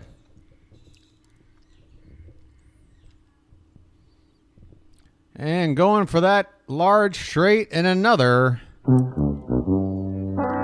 Boy, what happened after that Yatzee, sir? What happened? All right. Wow, I'm just going to re-roll that one. Oh, look at that. A re-roll with nothing kept. Full house. This boy knows how to play. Let's go. All I got left is Yatzee, and he quit on me. Thank you. Oh, the poor guy couldn't stick around to actually see the results of his loss. As BW, once again, after having a Yatzee rolled on him in the first roll of the game, takes care of business. It's just too easy, folks. I'm a gamer, man. What can I tell you? This is a mind built for games. I can't figure out how to do anything else. But games? Let's play. All right, hey, speaking of which, 80s trivia movie. What is this? Shall we play a game?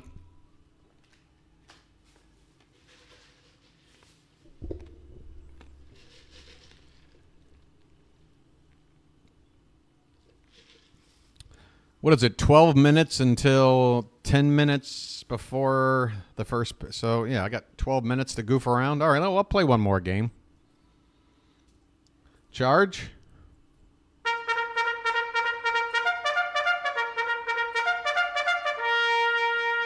Credit. All right.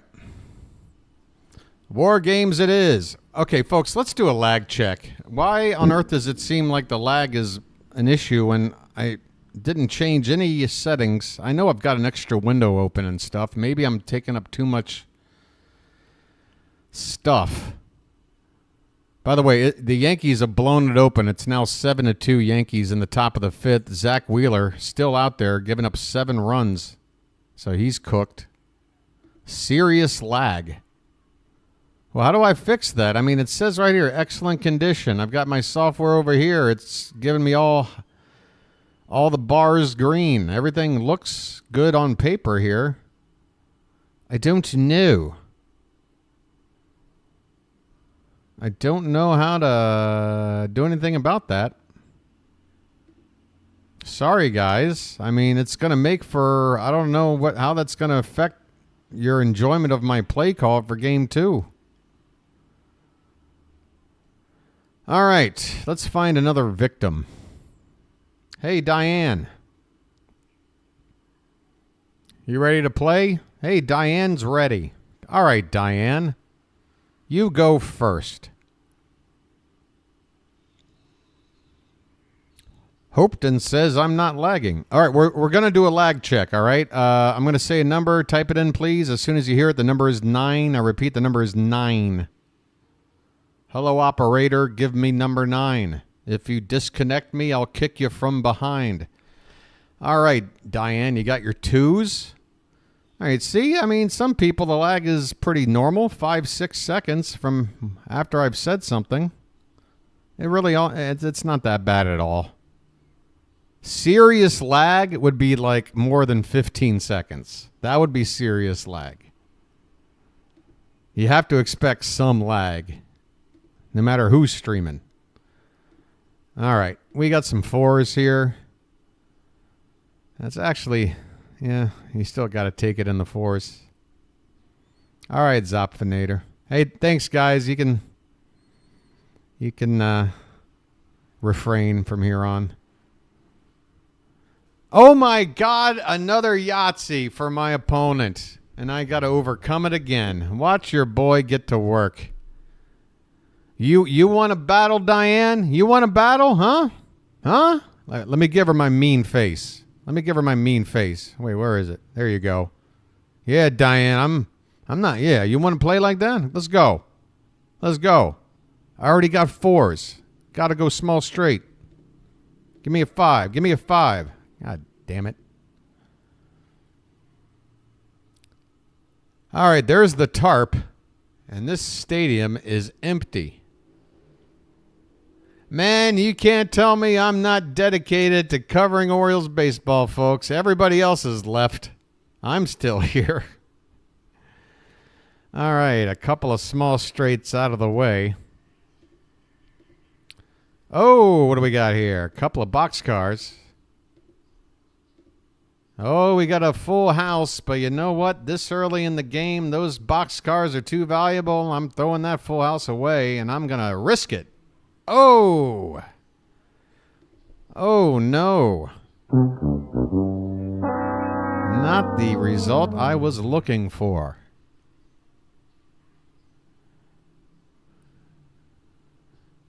Oh, no, it's over. Oh, come on. Come on. Get out of here. Get out of here. You get nothing. You lose. Good day, sir. You know what, Diane? You know what?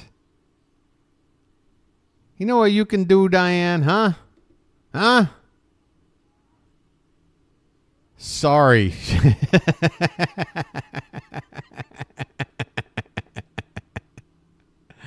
I'm sorry. Sometimes you meet polite people playing Yahtzee. I didn't mean to end the game after 3 rolls. I'm sorry. All right. Well, I might as well just go for broke here. More boxcars, whatever. Oh, my God. It's over. Diane, it's over. I'm downvoting this whole situation. This is garbage. This is hot garbage. All right, look, I got 6 minutes. Enough with the Yatzee. I'm going to smoke a cigarette. I'm sorry, a Lucky. And then after that, we're going to get started with the show. All right? Hi, everybody. Welcome to the most professional sports broadcast you can find out there. Some guy on the other side of the planet who for him feels like it's the dead of night, yet it's 7 in the morning, yet it's still night where the game is, but it's, I don't know what it is. I don't know what it is. I know it's, what is it, Saturday here? What is it here? Tuesday? Where am I? Yeah, Tuesday. It's Tuesday. Anybody got a hamburger? I'll make a trade. All right, so we'll have that ready.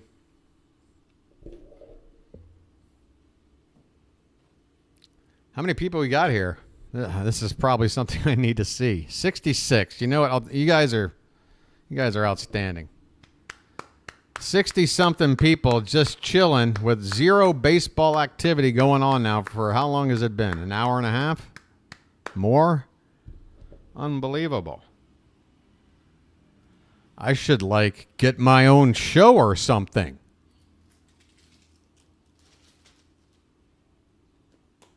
It's called Late Night with the Devil.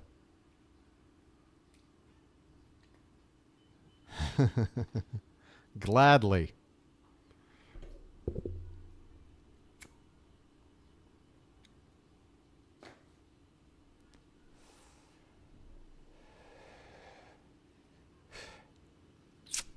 Hey, Austin Hayes is up at the plate for the Phillies. How about this? Hayes is 0 for 1 with a strikeout on the night.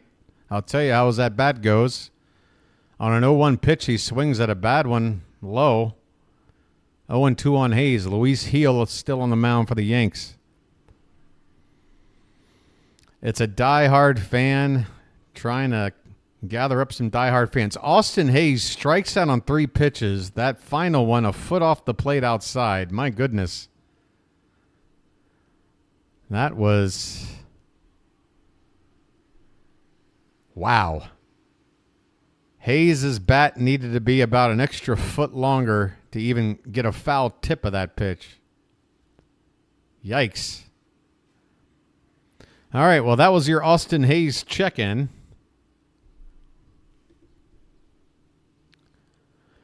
Lineup for game 2. Like I said, I'm going to start, Michael, the whole intro like I do for all my games 10 minutes before first pitch. And according to whatever, it's going to be another 13 minutes. So these last 3 minutes, I'm going to enjoy my Lucky right here and just hang out and talk. We got the lineups right here on the screen. But I'll start doing the whole regular routine thing here in just a couple of minutes.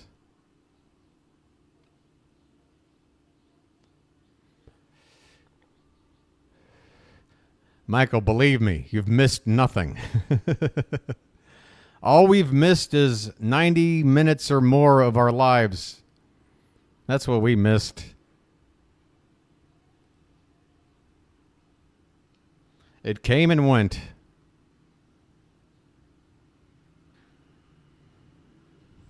How is this Game 2 play call going to go? I'm just thinking out loud into a microphone on the internet.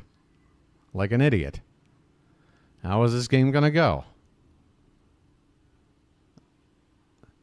Folks, if my speech starts to get slurred, I already have a bit of a lisp if you've never picked up on it. But well, there's a swing and a miss by Schwarber, inning over for the Phillies. I don't know. I just feel like if I get tired and I'm not concentrating, I'm not enunciating, I'm not, thinking about broadcasting. Now it just feels like one of those late night phone calls with your best friend who wants to talk to you about their problems till 3 in the morning and you're just trying to stay awake and just feign attention.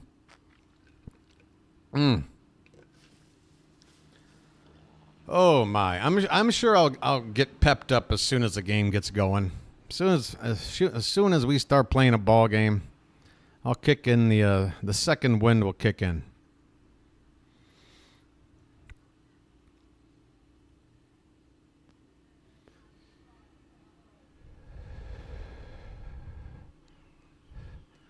Done raining here. I guess I could go over the actual out-of-town scores. Why don't we head on over to, at this point, now that we know when everything's starting. Let's go over to this page. And I'll read off these out-of-town scores for today. Of course, we took today Game 1, 11-5.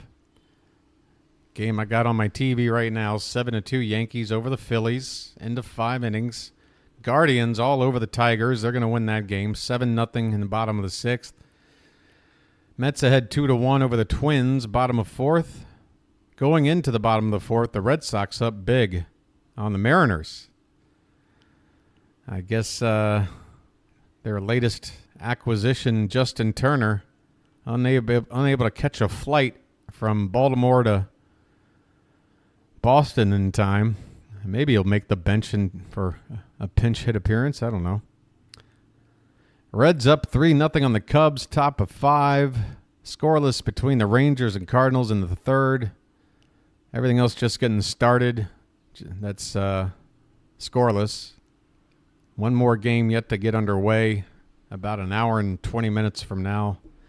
Nationals and Diamondbacks. Astros, Pirates, Brewers and Braves, White Sox and Royals. All right, that's everything.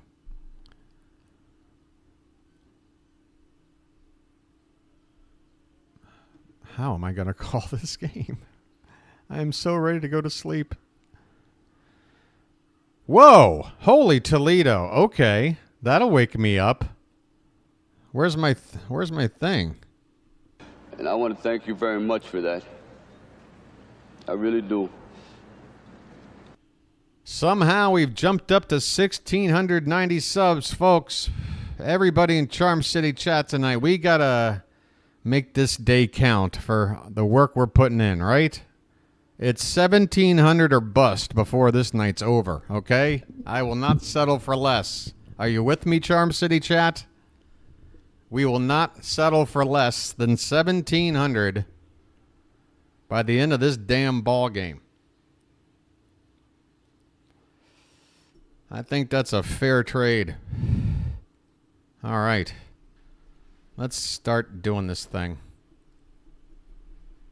Let me close my door.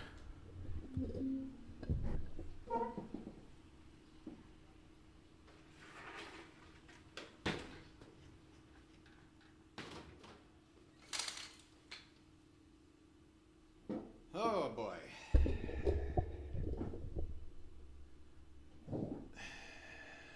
God, give me a better chair. But if I had a better chair, I'd be falling asleep. That's the deal. Catch 22, folks. Catch 22. All right, folks, welcome. We are ready tonight for Game 2 between the Baltimore Orioles and Toronto Blue Jays, delayed by weather.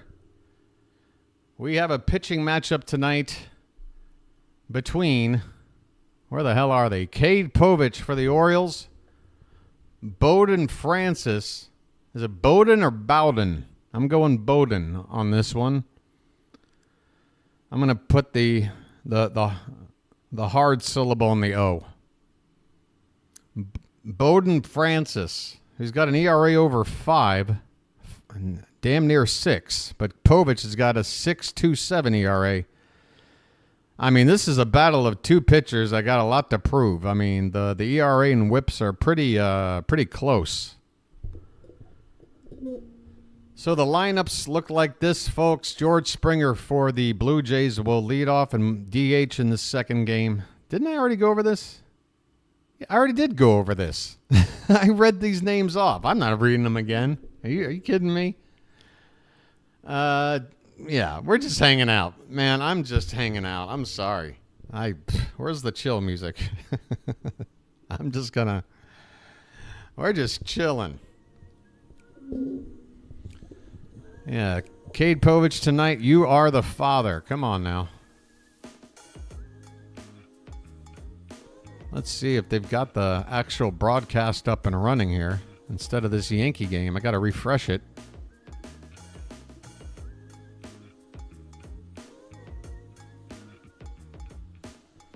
Oh, my God. My head is swimming, and I haven't seen the first pitch.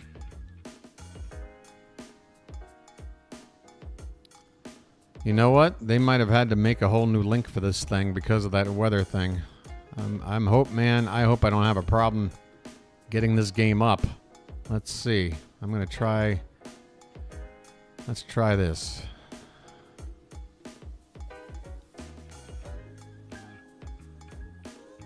See, that says live link 1. But they mean game 1 or one link? What do they mean? Okay, I think this might be it.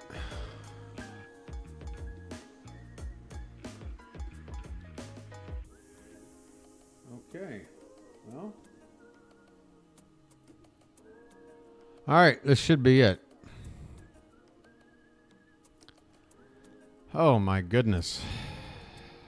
How the hell am I going to get over the finish line, man? God. Who wants to do a guest call for tonight's Orioles baseball game? Anybody? Pop on the Discord and just talk through there, and it'll bleed into the audio here. You call the damn game. You make the call. Hey, who used to grow up watching Mel Allen host This Week in Baseball on Saturdays? Man, I used to watch that religiously. Tune in next week for This Week in Baseball.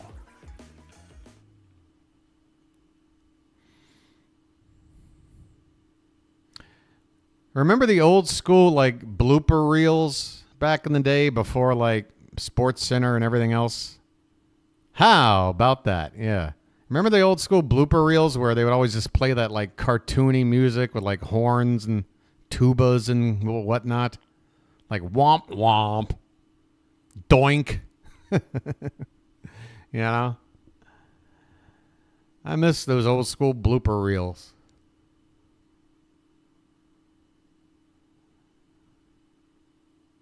Follies, yeah. And I guess they sort of parodied it in The Naked Gun when they did that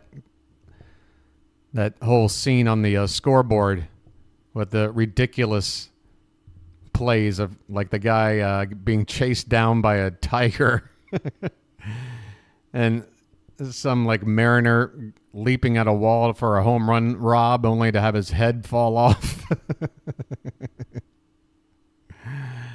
Ah, God, what a classic. What a classic. Wait a minute, they're still showing me Yankees Phillies here. What am I looking at here? This better just switch back over. I mean, it switched to this game on its own. I guess I'm on the same broadcast. I'm gonna try to open up another one and see what it looks like. And do a little comparison shopping here. Hold on a sec. Because this thing is supposed to be like 3 minutes away from starting right now.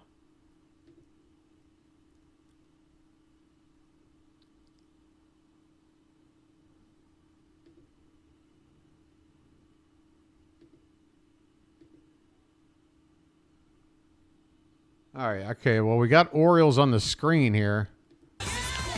I'm going to keep that here. This thing's still showing me Phillies. This is sort of the backup, emergency backup thing I got, which could make the lag. All right, yeah, this is tuned in. This is tuned in. This is not. I'll keep both up and see which one is more ahead of the other. If this one changes back. Oh, it's all very exciting, everybody.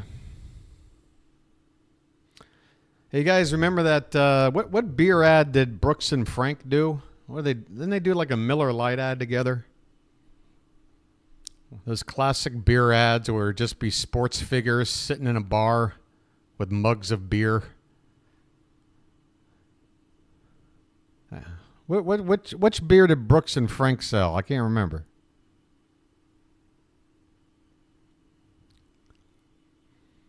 Was it Miller Lite? I want to say it's Miller Lite, but I can't be sure. I hope it's not, because Miller Lite is hot garbage. Oh, Kikuchi is out the door. Kikuchi is off to Houston, folks. You say Kikuchi is now on the Astros. So there is a lefty starter that, if we're looking for one, is off the board. Which, all right. Do I hear Blake Snell? Do I hear Scooble still somehow? Probably not. I don't see the Scooble thing happening. But I hope it's not Crochet. I don't want him. Don't want him. I've been on the record with that since day one. I don't want Crochet.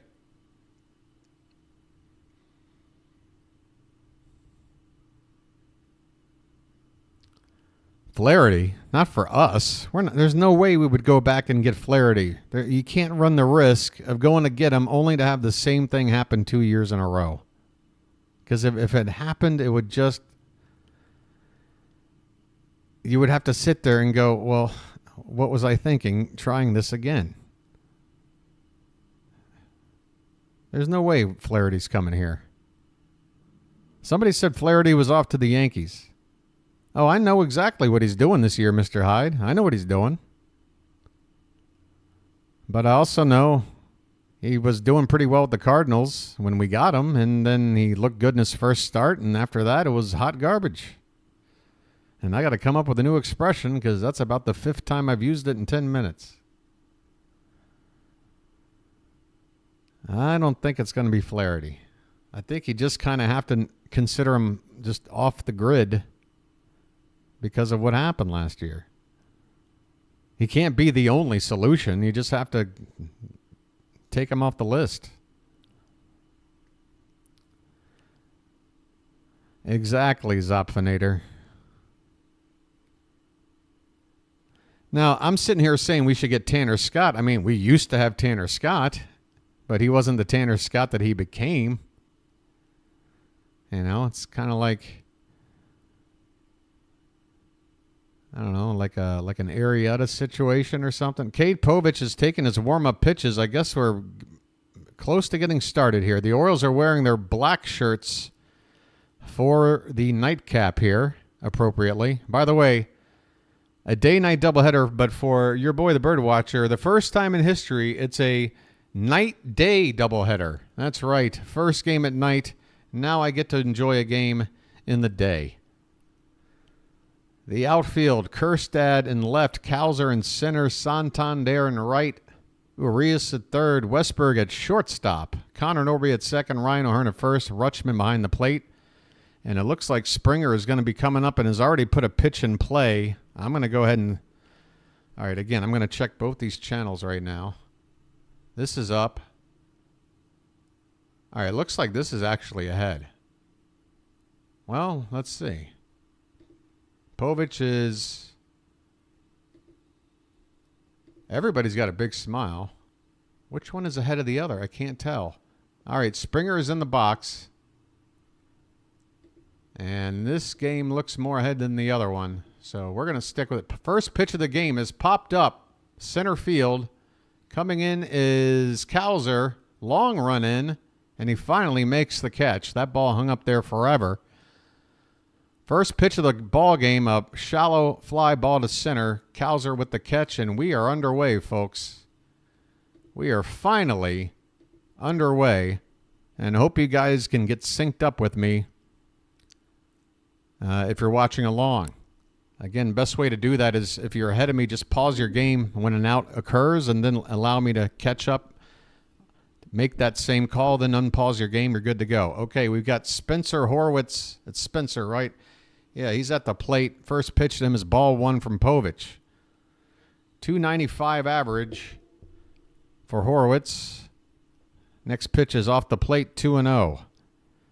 It does look like I'm a couple of pitches behind the scoreboard versus game one where things were pretty well synced up.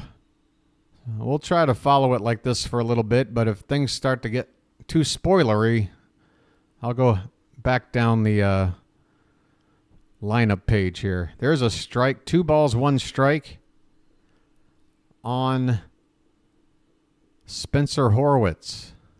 Lefty on lefty here. Next pitch, there's that breaking ball, or it's a slider. Up and in on Horwitz, who fouls it away 2-2. Povich with a 4-seam fastball, a curveball. He's got the cutter, a sweeper, a changeup, and also a sinker that he only throws about 5.6% of the time. Here's a ground ball to short, and Westberg with his first play from the shortstop position throws out Horwitz for out number 2. 2 down, and here's Vlad Guerrero Jr.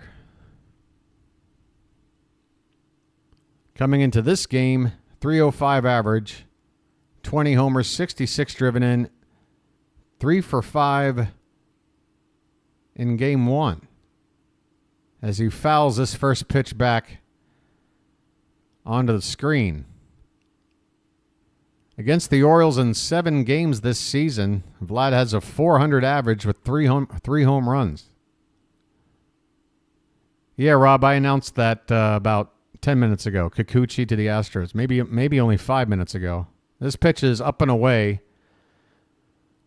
A fastball that Povich did not have a good release on. And the count is 1-1. I'm always looking at that top of the zone in the left-hand side batter's box. And there's a line drive base hit into the gap, and that's going to hit the wall. Guerrero will turn and easily make second base as the Orioles take their time getting it in. It's a 2-out double for Vlad Guerrero. Now right there, was anybody following the scoreboard? I wasn't looking at it. Is it spoiling too much? Or is anyone even paying attention to it? Is it ruining your experience? How is everybody doing? That ball was 115 miles an hour off the bat. Holy cow. Here's Davis Schneider. He's going to hit in the cleanup spot with a .221 average, 10 home runs. There's that curveball up, like away and outside. Again, that's the thing with Povich I got to see him improve on. This curveball that just hangs, again, over the left-hander's batter's box and never breaks back over the plate or anywhere near it. It just hangs up there. Here's a fastball up and away, way off the zone, but he gets the called strike. Thank you, ump. Okay, the wide strike zone is on, and it does help Povich. Count even up at 1-1. That was not a strike in anybody's book. There's the curve, and that's a strike call off the plate. Your boy caught it about an hour and a half ago. This rain delay combined with this doubleheader, this larger strike zone I'm expecting, might help out Povich. He's got a 1-2 count, and here's the pitch. Another curve, this one low for ball 2. What's up, Dallas? Rain delay ended about, 10 minutes ago. We're just getting started, top of the first, 2 down, runner at second base. 2-out double by Guerrero. 2-2 pitch to Schneider is high for ball 3. Full count.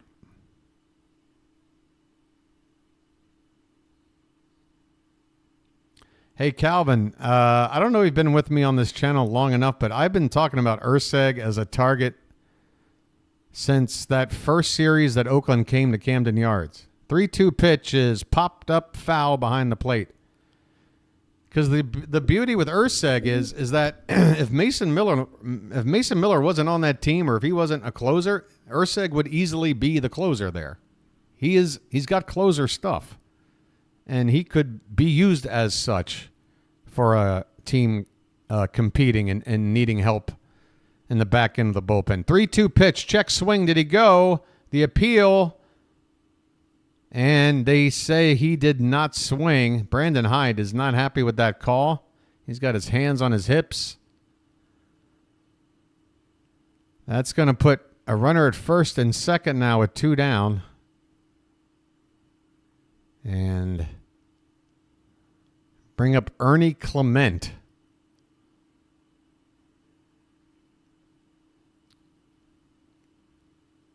Yeah, so the deal with Urseg is like you can get a guy who's not Mason Miller. He's not throwing 102, 103, but he's throwing you 99, maybe 100.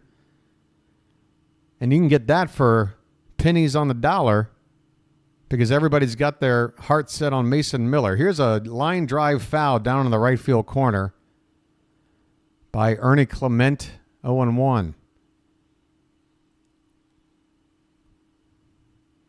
Those are the people you want to go out and target. I mean, that's why Zach Eflin was such a nice target by the Orioles. He flew under the radar. Nobody was talking about Zach Eflin as a pitcher to go after, but he's definitely a quality arm in this trade market. And we went out there and we got him early on, relatively early on, before this deadline. 0-2 the count on Clement, a foul ball.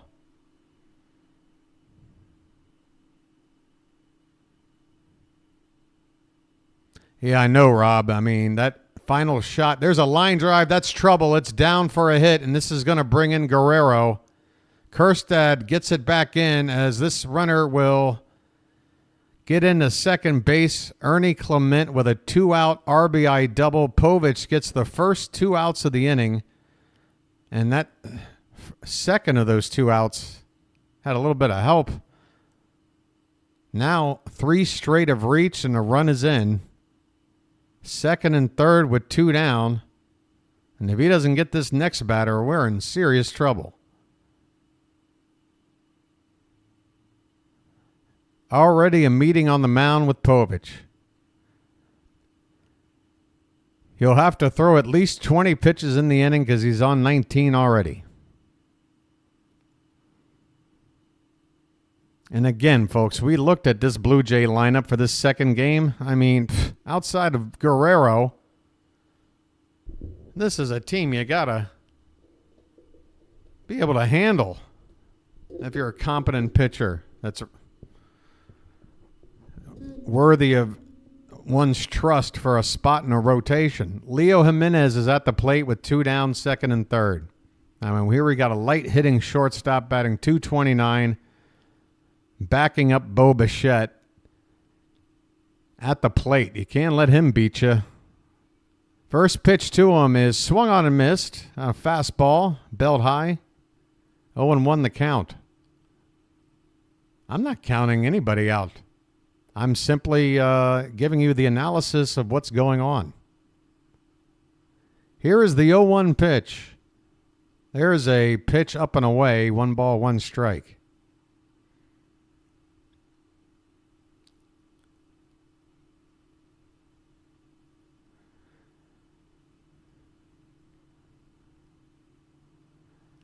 The 1-1 from Povich is lifted into the air right center. Cowser is going to give this one up to Santander, who makes the catch in the gap, and the inning is over. The Blue Jays, with a 2-out rally, score a run on an RBI double by Ernie Clement, scoring Guerrero. We go to the bottom of the first. It's the Blue Jays 1 and the Orioles coming up.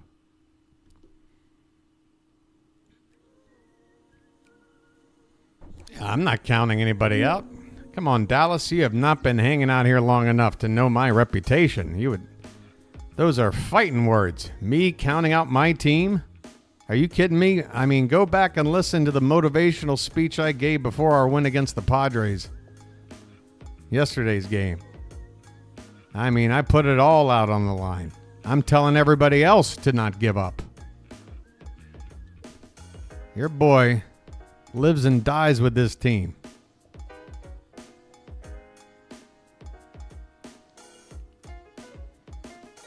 It's going to be Cowser, Rutschman, and Santander to kick things off in the bottom of the first. How are our numbers looking? As I can already feel my voice about to completely cave.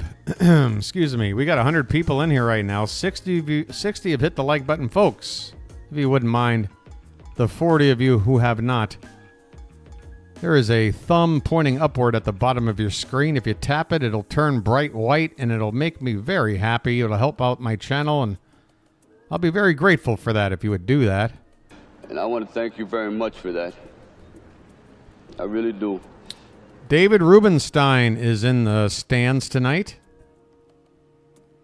So the owner is checking out tonight's ball game. Cade Povich has got the owner's eyes on him. All right, folks, let's hear some moos.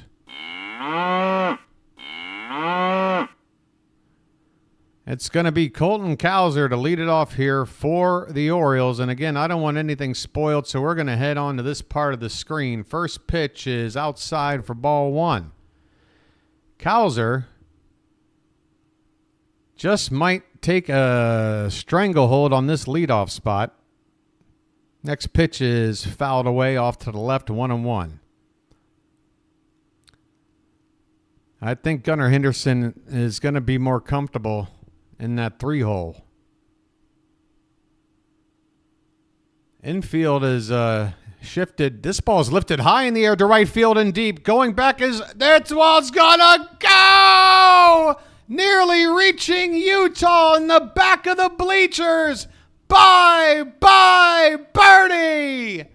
Colton Cowser gets this game going with a game-tying solo shot to right, with Rubenstein watching his 15th of the season, and the Orioles have leveled it up with one swing from the first batter. Colton Cowser gets some. Yeah, take a drink from the Homer hose.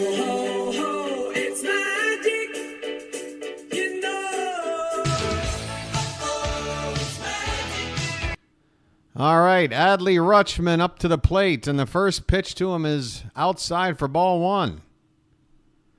Cowser might be the best leadoff hitter in baseball. I don't know. Since he's taken this spot, he's made it his own. 1-1 the count on Adley. Let the clutch out gently, okay? Rutschman's average at 266. There's a swing and a miss, 1-2 on a fastball. 95 on the outside part of the plate. 266, 17 homers, 61 RBI. He was not in the first game of the doubleheader, and made a brief appearance yesterday's ball game on his own bobblehead day. Just came up to pinch hit and got a 4-pitch walk. On a 1-2 pitch, he strikes out. And that ball was about half a foot above the zone. Rutschman going after a bad one here. That ball just kept rising. But he was pot committed. And he goes down on strikes. One down in the inning. Here comes Tony Taters. That's not a tater tot. That's a tater giant. Anthony Santander is up to 30 homers and 70 RBI. And this pitch is in there for a called strike on the outside corner. 30 and 70, folks, and we're still in July.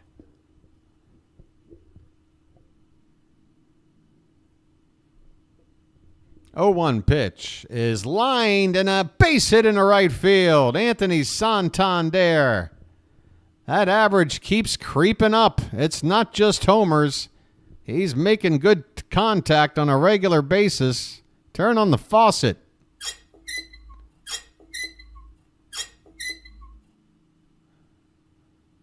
We're not done here. Here comes Ryan Mountcastle. Okay, mount up.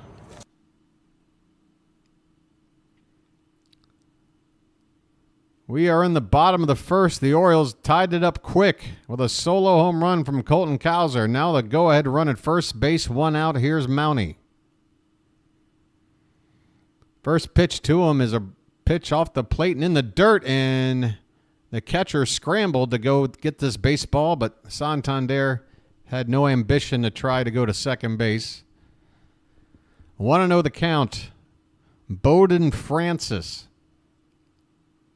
I tell you what, these Blue Jay road jerseys with the what do you call it, like a powder blue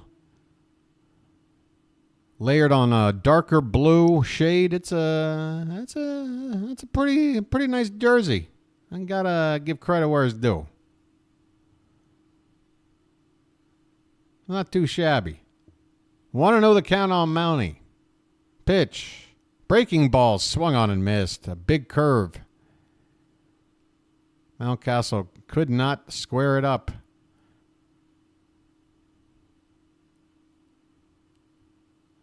Mountie hit that opposite field home run that just snuck onto the flag court just inside the foul pole. 1-1 pitch, runner at first, and this is a ground ball to third on a big bounce. They go to second for one, over to first. Double play. Mountcastle hits into a double play to end the inning. Big buck, stop it all. But Colton Cowser does what he needs to do to get this game level. A big home run. His 15th of the season. And we go to the second inning tied at 1. How far would that fly? 444 feet. 444. Folks, you need a lucky number? There it is. Fours are wild. You know what else is wild? We're 9 subscribers away from 17 hundo. Come on, baby. You know you want to join. I offer you the opportunity to join me in glorious battle. We're talking about glorious battle, people. And I'm offering you an opportunity to join me. David in France, how the hell are you, buddy? Good to see you. Tell you what. It's the Baltimore Miracle or some shit. It's Baltimore Miracle or some shit. You never heard of Baltimore style? You never heard of Baltimore style? By the way, my language might be a little, if I drop a bad word or two, it's, it doesn't mean everybody else gets to. I'm trying to,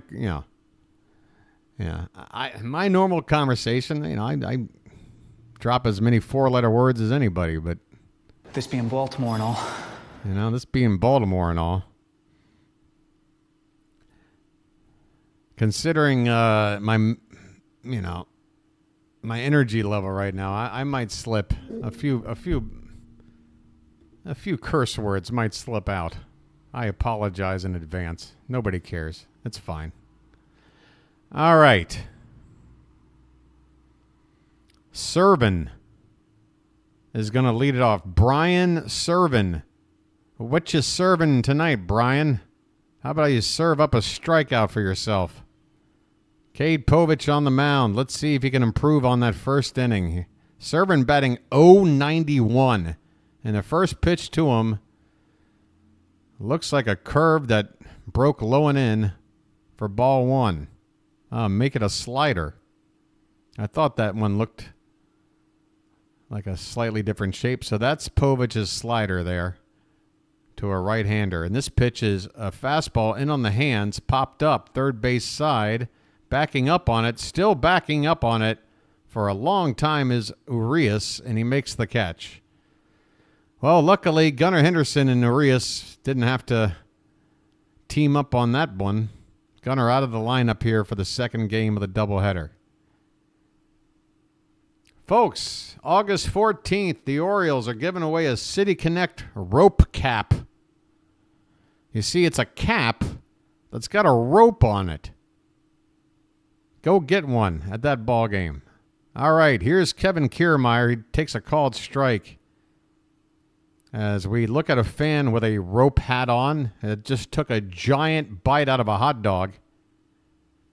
I'm sure he'll be happy that he was caught on camera doing that. The 0-1 pitch is lined into right field. That'll be down for a hit. Santander has it near the track, but Kiermaier's got thoughts on too. He slides in safely with a 1-out double. Cade Povich gives up his second extra base hit in as many innings. Oh, wait a minute. What was the Vladdy one? The Vladdy was a double, wasn't it? Clement doubled. Yeah, third double. Hell, I wanted to give Povich more credit. That's the third double he's given up. 1 out in the second inning. I mean, come on, buddy. All right, now here comes a guy that's batting a robust 100 on the season. Baroa. the number 9 hitter in a depleted lineup in the second game of a doubleheader. Can he please get this guy out? There's a called strike on the outside corner at the knees from Povich. I mean, prove it to me, Cade. Stewart Baroa. This is a guy you'd probably face in Norfolk if you were there right now. And this is a ground ball into left field, a base hit. Coming around and scoring. Good Lord. The Blue Jays have taken the lead right back. It's 2-1. Only one out in the inning. Kiermaier comes in to score on a base hit by a guy that's batting ninth and hitting 100. Come on, Povich. Damn. I know it's a spot start, but come on, man. Westberg, to be fair, I mean, he's not playing his natural position. He might have been able to, I don't know, might have been able to keep that ball in on the infield and at least maybe keep the runner from scoring, but there's still only one out in the inning. It would have been first and third with one out still. He's still, George Springer at the plate, first pitch is a strike. 0-1 count, and that ball is inside, 1-1. I mean, Povich still has time to find it. It's just that the results that got him sent down to begin with don't inspire a lot of confidence in me that he's going to find it. I want him to find it. He could find it. But he hasn't found it yet. The 1-1, and that's in the dirt. And that is an example of still not finding it. 2-1 the count on Springer. David, because we got a doubleheader and, 5-man rotation without a day off coming up, you need one more arm. In fact, we'd be in even more trouble if Eflin wasn't ready for today. This pitch is a curve ball, low and in the dirt, 3-1.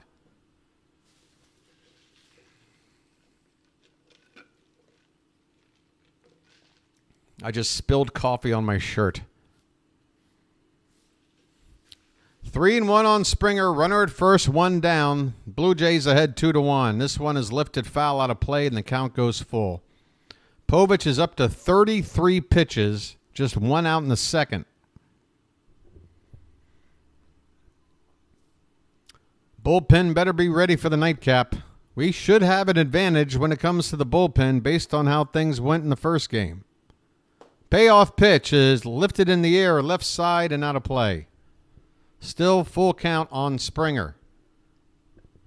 Baroa was off with that last pitch with one out. He may be in motion again on this 3-2 count to Springer.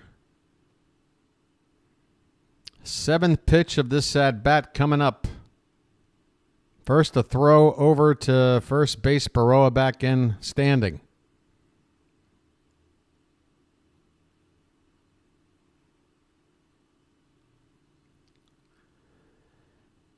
Waiting on the payoff pitch to Springer. Povich in the set. And now he goes back and he's picked off the runner. Throw to second and they don't make the play. The ball gets away and now the runner Baroa gets up to third base with only one out. Good God Almighty.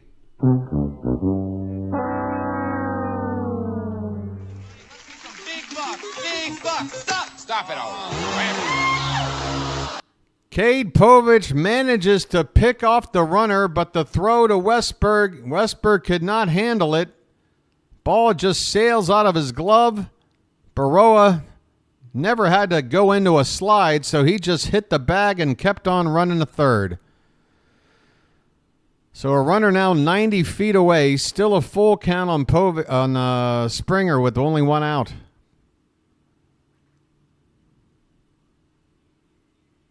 Well, if we needed to give Gunnar the night off after a doubleheader, Chilo, who else are we playing at short?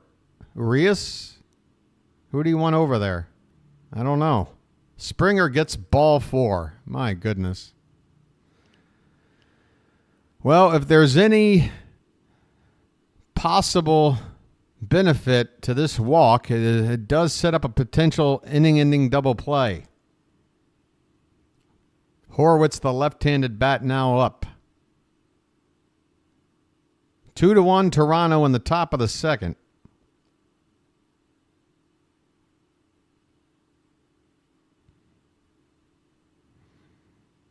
First pitch to Horwitz is fouled back. Horwitz 0 for 1.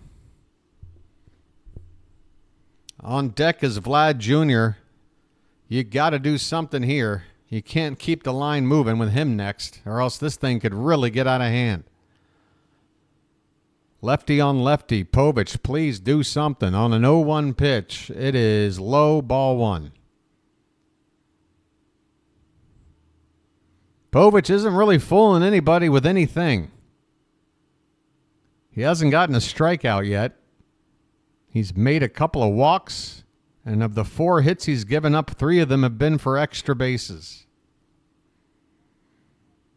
The 1-1 is foul back 1-2.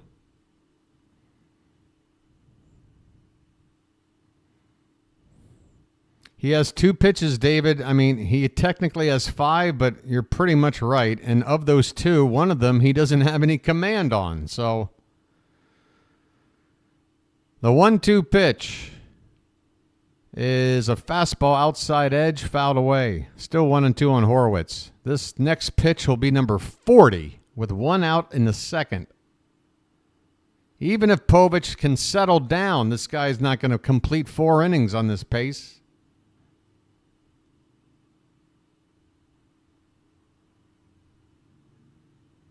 Horwitz asks for time. Hi, Eric. All right. 1 ball, 2 strikes, 1 out. Runners at the corners, a run in. The pitch to Horwitz is fouled back. We'll do it again. Still 1-2. 2-1 Blue Jays in the top of the second. Second game of a doubleheader. The Orioles won the first in pretty convincing fashion.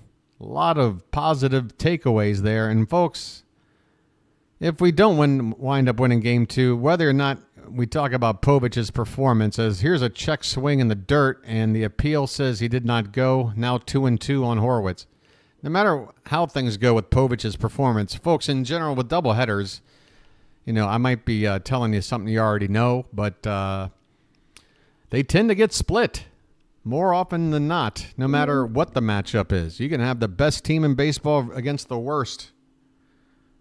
The best chance for that worst team to get a win is if they play a doubleheader. This 2-2 pitch is off the plate, and now the count has gone full on Horwitz. 42 pitches. Povich, find something to put somebody away, man. Full count. And the pitch is, reached for. That one would have been ball 4. It's fouled away. Still a full count. 8 pitches in this at-bat already.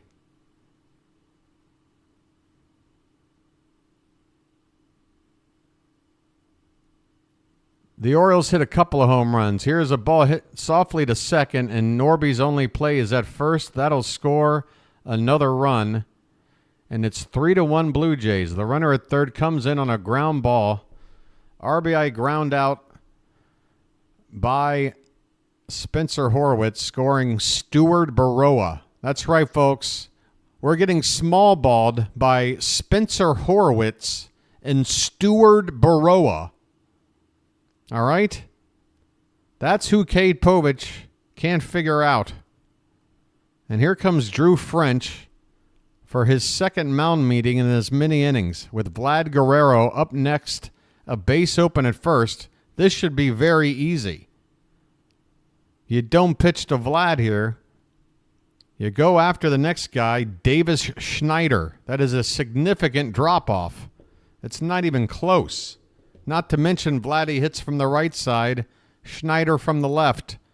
You'd have to be an absolute moron to pitch to Guerrero here. You may as well just intentionally walk him, not even bother pitching around and trying to induce a strike somewhere. Doesn't seem to be Brandon Hyde's style, though. Just putting a runner on. We've seen this situation before, and I tell you right now, if Cade Povich gives Guerrero anything to hit here, I'm going to explode. You've got Davis Schneider on deck. The pitch is off the plate outside, ball one. Guerrero already... Oh, and now they're just going to put him on. Now they put him on. What was the point? Why the theatrics? Why the theatrics? Just put him on. Why did we do that? Povich throws a meaningless pitch, and then they put him on after the 1-0 count. Okay, whatever. Here's Schneider. And by the way, I apologize. Schneider is not a lefty. He is from the right side. But again, it is a significant drop-off in terms of a threat at the plate from Guerrero. And this first pitch to Schneider is outside for ball one. Double play. We've got 2 out in the inning already. I'll take the 1 out.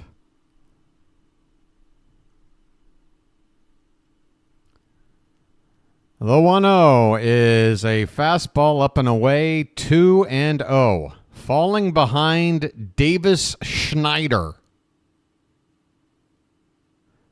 Get somebody up. Get somebody up. I want us to at least have a chance to win this thing. Can we at least have the chance? The 2-0 pitch. That one's in there for a strike. It looked like a changeup at the bottom of the zone.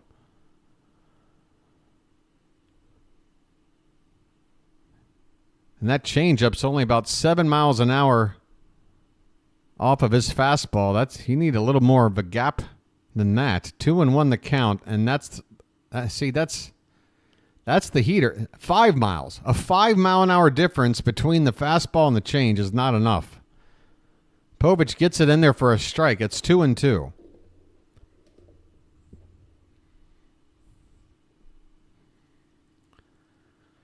Two on, 2 out, 2 in. Cade Povich is about to throw pitch number 50 here in the second inning.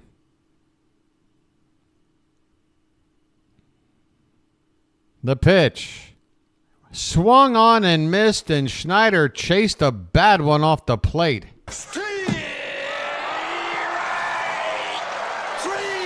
Well, y'all come back now, you hear? Cade Povich bailed out by a poor choice to swing by Davis Schneider. And the inning is over. The Blue Jays score twice and regain the lead. It's now 3-1 Toronto. Eh, boy. I don't know if okay, I bought a new pack of Luckies when I got breakfast. All right, I got my Luckies. I'm good. I need my special Lucky. That's what I need. All right, folks. Late night with the devil, all right? Special Lucky time. Let's go.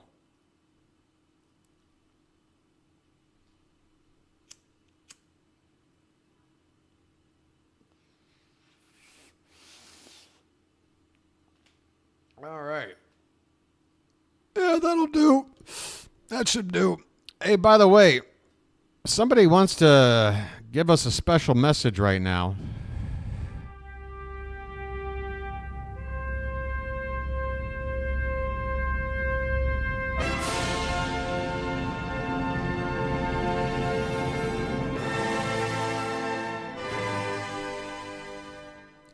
All right, people, look. I know what you're thinking. The hat. We need you. We definitely need you for this one. Well, guess what? I'm going to be here for you, but you can't expect me to sit on BW's head until Povich is out of this game, because this could get ugly. Until then, I'm going to chill out. But after that, I'll be around, all right? Hey, you. You hit that like button yet? Hey, you two girls. All right. Thank you, the hat. Bottom of the second, Ryan O'Hearn is at the plate. Lights on. Let's turn and burn. First pitch to him is a swing and a miss on a curveball from Bowden Francis. O'Hearn. Next pitch is hit to left field. This could be down, and it is. Ryan O'Hearn finds the left field corner, and he's into second base. Schneider has some trouble, and O'Hearn's going for 3, and he makes it. A hustle triple from Turn and Burn O'Hearn, baby. 3 bases. 3 is a magic number. Yes, it is. Splash it up. It's a magic. Ryan O'Hearn goes to the opposite field and gets a leadoff triple. The Orioles offense hanging in there. Who's up next? It's Westberg time. Well, West is that way. 4th triple of the season. Westy gets into one deep to left field. This one's heading toward the splash zone, and then it's gone! Bye, birdie! Jordan Westberg clears the splash zone. I repeat, Westberg clears the splash zone. His 18th home run of the season. He might be a little sloppy at short, but he's still got the bat. And the Orioles have tied the ball game. It is 3-3.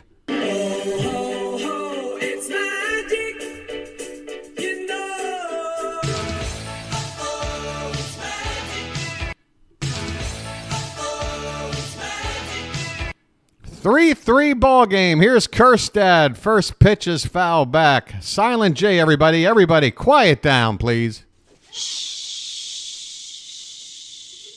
Robert, did you make it just in time, Robert? Did you? You were magically not here for all of these runs we've scored without the home run, and now you show up to tell us what? Hey, Robert, can you talk about all the runs we've been scoring since yesterday without the benefit of a home run? Are we going to get into that at all? I know we've had a couple of homers. We've also had some pretty big rallies. All right. 3-3 ball game as Kerstad. Well, what happened there? Kerstad is out on a ground out. Ramon Arias is up now. And the first pitch is foul back. This thing is a little bit too far ahead of me. Westberg's home run at 429 feet. You saw it. All right. I just want you to acknowledge it. It is possible. And it is a good sign. I want us to have a little more variety. Here's a ground ball. Diving stop by third base over to first.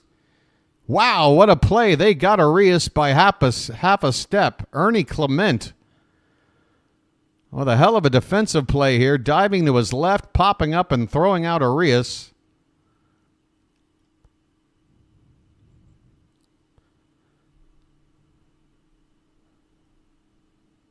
That gives us 2 down with the bases empty for Connor Norby.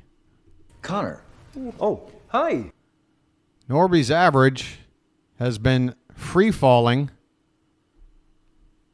He went 0 for the series against the Padres. He's down to 179 average. This pitch is lifted in the air, and this one's hit well. Left center toward the splash zone, but it's not going to be deep enough. Kiermaier tracks it down right where that triangle cutout is between Baltimore and the bullpen. The inning is over, but the Orioles tie the ball game up. Courtesy of a 2-run jack by Jordan Westberg, number 18 on the season. We're tied at 3. What are we going to do with Cade Povich? We've got an opportunity to win this ball game. I can't sit here and watch Povich go back out there and give up 2 or 3 runs. You got to have somebody ready to come in as soon as he does anything remotely not good. Come on, we got a chance here. We got a chance. We can't squander it. It's a spot start, I get it, and you don't want to waste your bullpen, but, I mean, come on. We got through game 1 relatively easy. Birch Smith pitched 2 innings himself. 6 from Eflin, 2 from Smith, and 1 from somebody else. We've got a bullpen. I don't want any excuses. If you take Povich out, the second he gets into trouble and we use our pen, like the way the Padres did on us in that Friday night game, they took a guy out after an inning and 2/3? 2 2/3? They made it work. We can make it work. Yeah, exactly. We can put Kimbrel in the 5th inning if we need to. Why? Why not? That's what I'm saying. All right, it looks like we're about to get started again, folks. Fingers crossed. The game is tied up. Povich is out there. Cole Irvin is technically the long man right now. But his last appearance was an ugly one.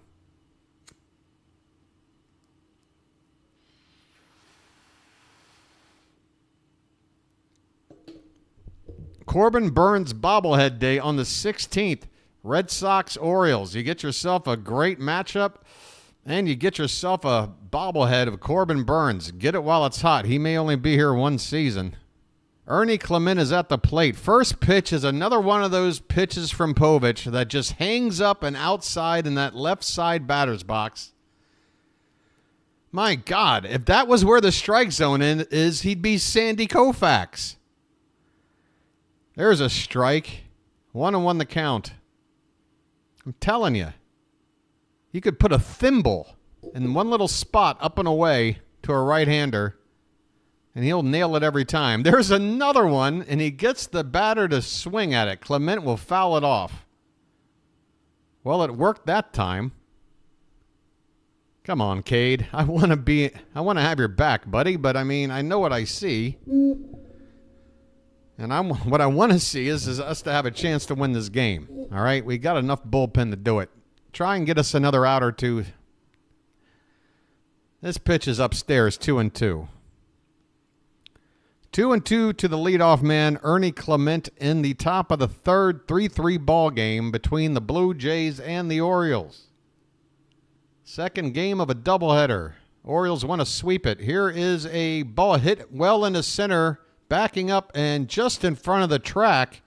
Cowser makes the catch. Man, Cowser, between left field in game 1 and center field here in game 2, really showing how he can cover some ground and make you feel comfortable when you see a ball hit out that way, just like Mullins does. All right. Povich has the first out here in the third. Let's build on this. Jimenez, the shortstop, up now. And he takes a pitch a foot off the plate outside. Leo Jimenez, 0 for 1 tonight.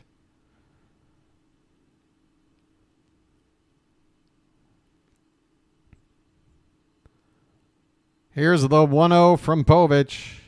There's a fastball, had the plate but high. 93 on the gun.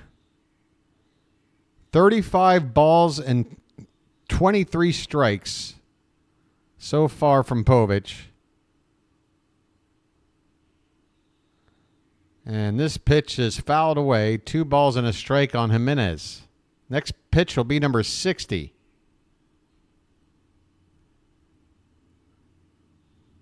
One out here in the third.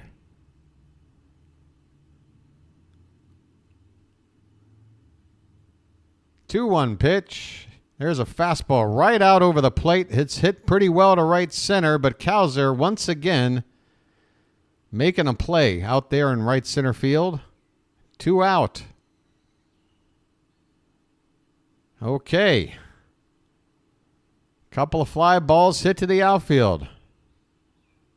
Maybe Povich can kind of pick up on the fact that you can throw a pitch in the zone and rely on the defense to take care of you. 60 pitches in the books. Here's Servin, who's 0 for 1, and he takes a pitch, another one of those pitches way outside and up to a right-handed batter. 1-0 the count. This one is closer toward the zone. maybe an inch off the plate, and Servin swings and fouls it off behind the plate 1-1. Boy, I barely got that one out. I'm going to be so tongue-tied before this thing's over. How am I still doing this? I've got to be on some kind of autopilot. Now look at that curveball. That is the classic Cade Povich hanging curveball that just hangs out there. Just the 2-1. Now a curve does break into the zone, and the count is even up at 2-2.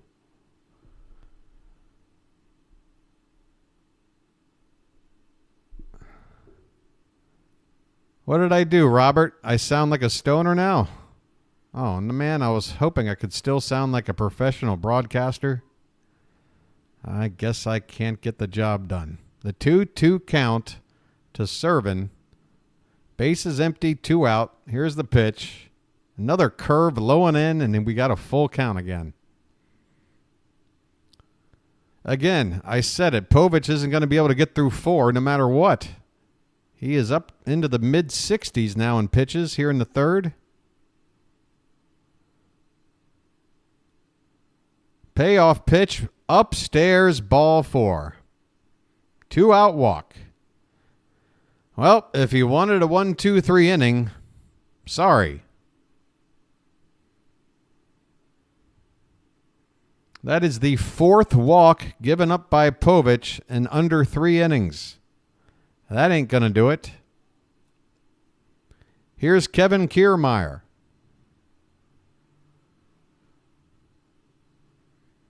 One for one today. First pitch is swung on and missed. Belt high on the outside edge.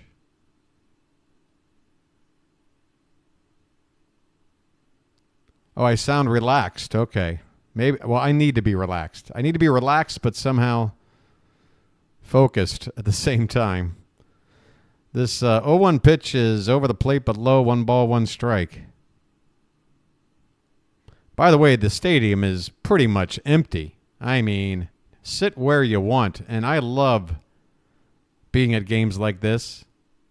I mean, there's nothing better than a packed house.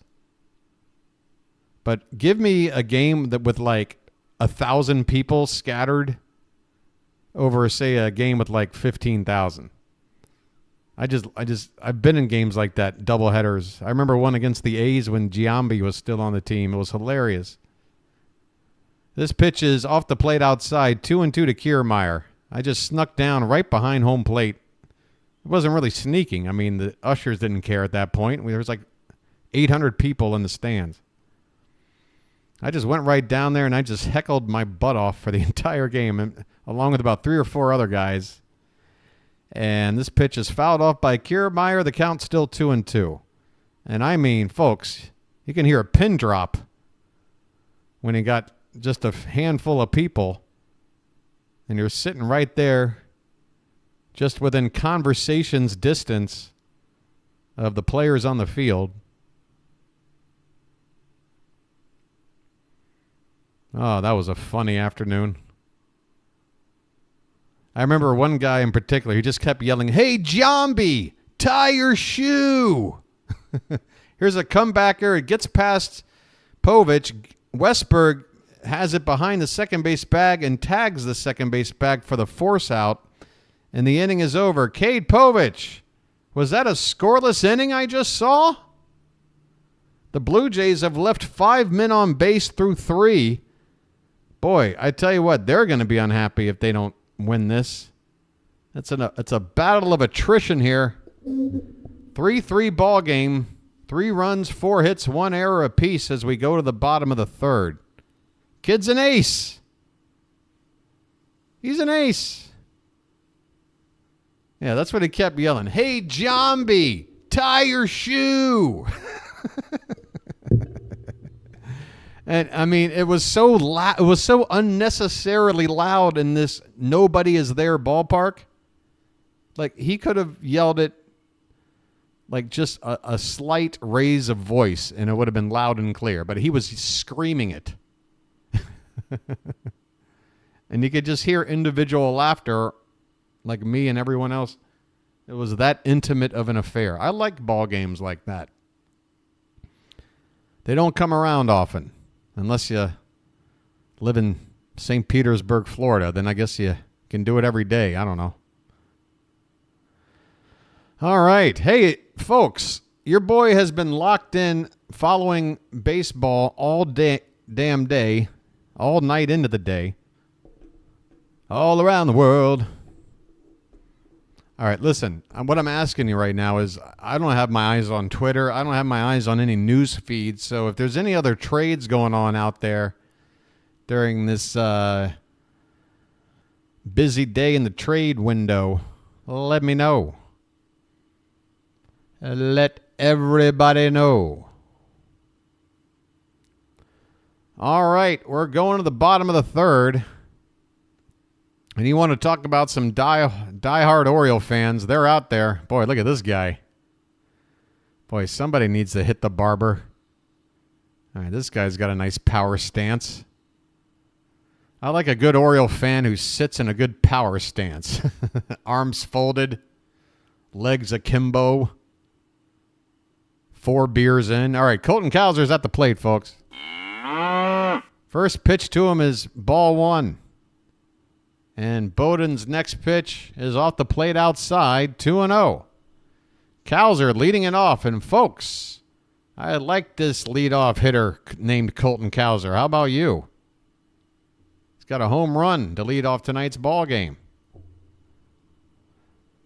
Curveball taken for a called strike, 2-1. Hot take from Book Doc. Book Doc, I would agree with you if you were referring to Judge Reinhold. Other than that, I'm not sure. Here's a called strike 2. 2-2 the count on Cowser.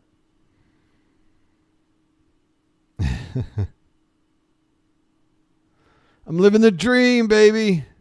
The extreme. Yeah. 2-2 pitch. Swung on, hit on the ground, second base on a big bounce over to first. Cowser's retired, 1 away. And up steps for the second time tonight, and second time all damn day, Adley Rutschman. Come on up, Adley. Let the clutch out gently, okay? That's right. Let the clutch out gently. Okay? All right. Rutschman 0 for 1 in this game. First pitch is a well outside. Ball 1. Cade needs some confidence, and this game could help him if he can get 2 more innings like this one we just finished. I don't know. He doesn't have enough pitch count in him to go more than another couple of batters, I think. Here's a broken bat ground ball foul on the left side. Adley Rutschman's going to have to get a new bat.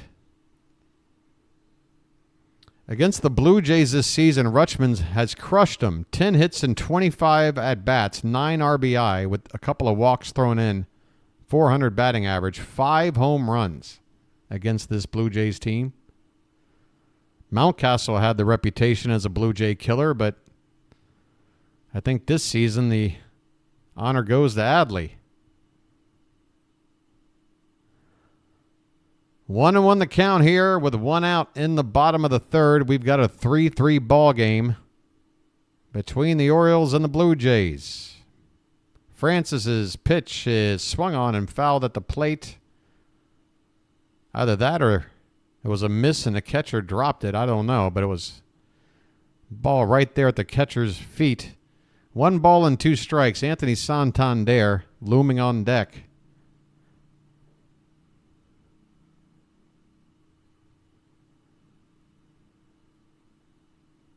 It really is fun to look at the crowd when it's this thin. You really get a nice bird's eye view, as they say. This ball's fouled right behind the plate. Still 1-2 on Rutschman.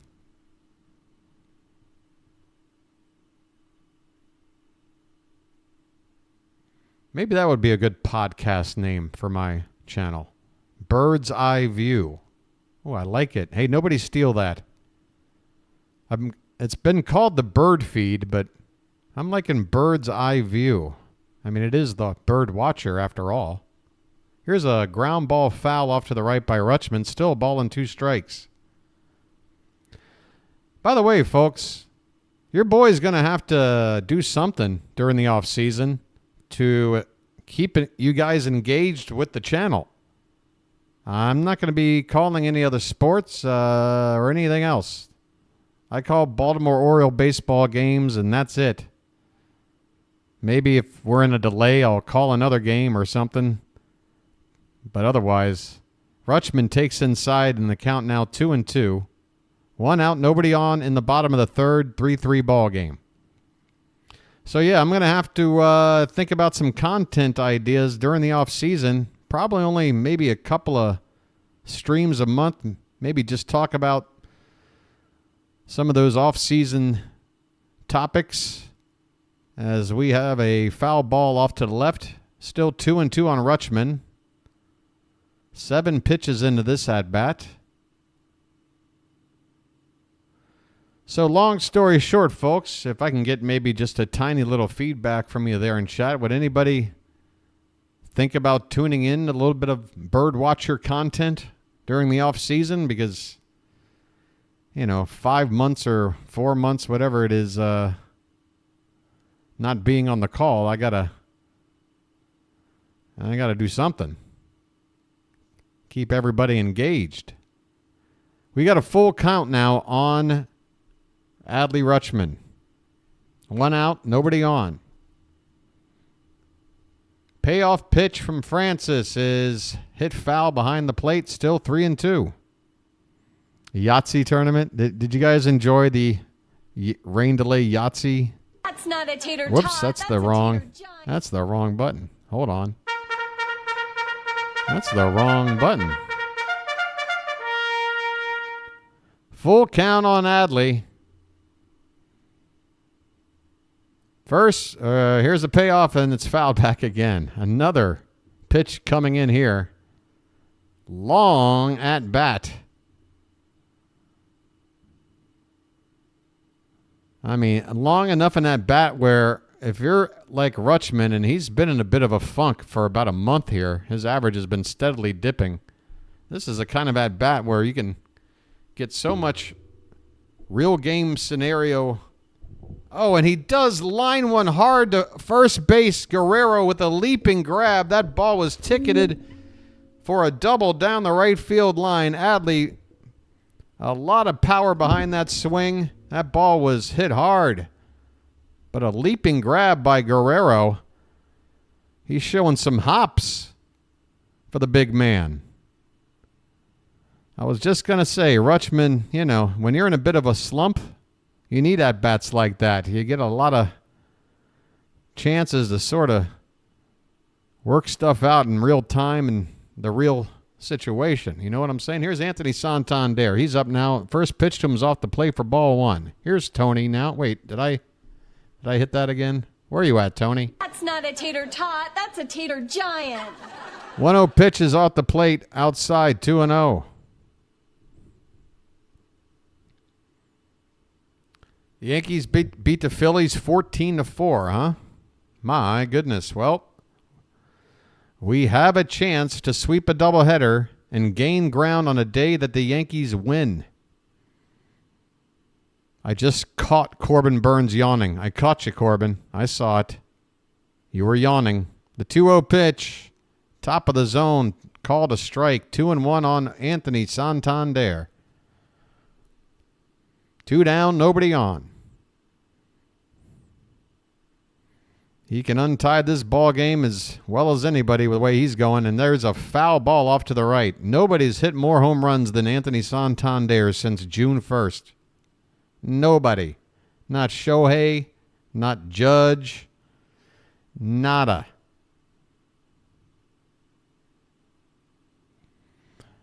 Calvin Burns is on the mound tomorrow. All right, maybe he should yawn. Maybe it's nap time. Get your sleep in there. This pitch is up and away, and the count has gone full on Tony. Come on, folks.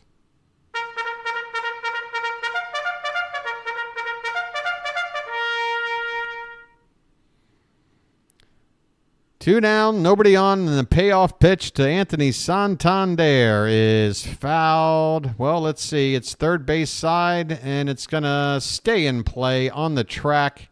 Clement with the catch, and Anthony Santander. I tell you what. You got 3 results: an extra base hit, a strikeout, or a foul pop-up in the infield somewhere. That's what you get from Tony. But we take it, because when it's good, it's oh so good. We still have a 3-3 ball game going into the 4th inning. How's everybody doing? Some chill music. How many luckies are going to get me through this? This coffee's about done.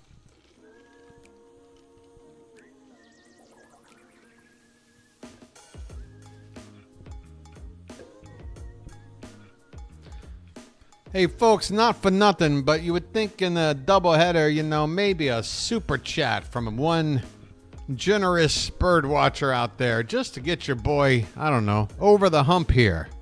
That's right, I'm shilling. I'm shilling for a super chat. Or, hell, become a member. I don't know.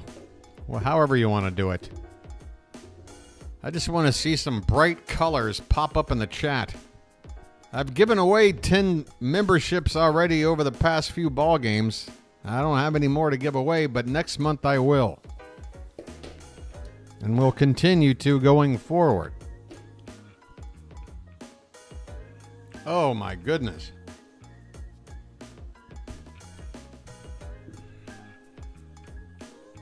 You know, this ring light thing hit me in the face for this amount of time. That's probably not a good thing. That's probably not. Do I even need this thing on? If I turn this off right now, how bad would it look? Let's do an experiment here.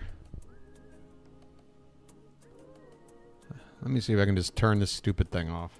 Does it make much difference at this point? Kind of does. All right. Fine. I'll be illuminated. Whatever. All right, folks. Here we go. 0-1 the count. First pitch to Baroa is in there for a strike. He fouls it away, I should say. Cade Povich is out here for the 4th inning. That was pitch 73. Here's number 74. Ground ball to short. Westberg scoops it up over to first, and it's over the glove of the first baseman O'Hearn, and that ball is thrown away by Westberg. He is not ready for short. Westberg's been... Yeah. Did I turn that music off, by the way? Okay. Westberg's been okay in a couple of play situations, but, man, this is bad. This is the second bad play he's been involved in tonight. This one just sails over the glove of O'Hearn. He makes a leaping grab attempt. So the leadoff man is on via an error. And here's a breaking ball, and Rutschman drops the ball. Did the runner go? Yes, he did. Stolen base. Baroa. Great. One of these guys that hits 100, and then you let him on base. And the one tool he has is speed, and then he uses it on you, and now you got a runner at second and nobody out in the tie ball game. Get the pin up. I know it's not Povich's fault, but you never know if this could just rattle him, the fact that he's got to deal with this situation. And if he's rattled, he's not going to get out of it. 2-0 the count on Springer already. Springer 0 for 1. And there's a curve ball that can't find the outside corner. And I have yet to see Povich nip a corner with a curve ball yet tonight. 3-0 the count. Nobody out. Runner at second. This pitch is a called strike. Not quite a get-me-over fastball. It was middle in.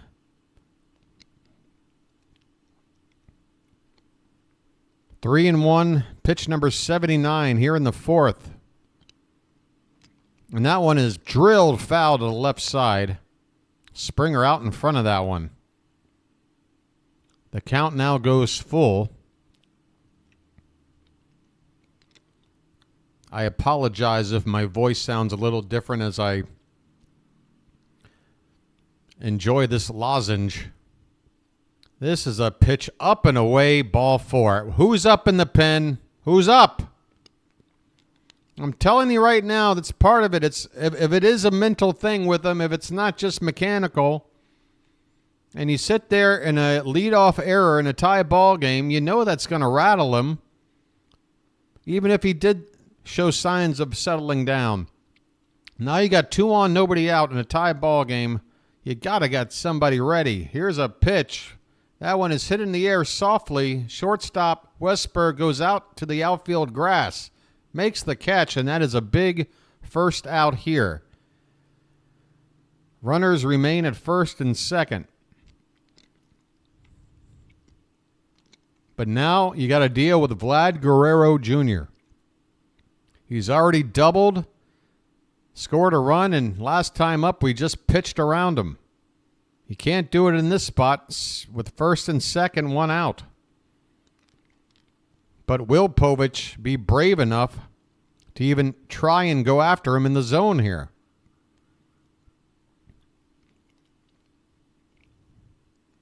We'll find out right here. First pitch to Guerrero is a swing and a miss. 88 miles an hour. Outer half of the plate. Wasn't really on the edge of the zone anywhere, but it was a pitch Guerrero wasn't looking for. A little bit off speed from the fastball. 0-1 the count.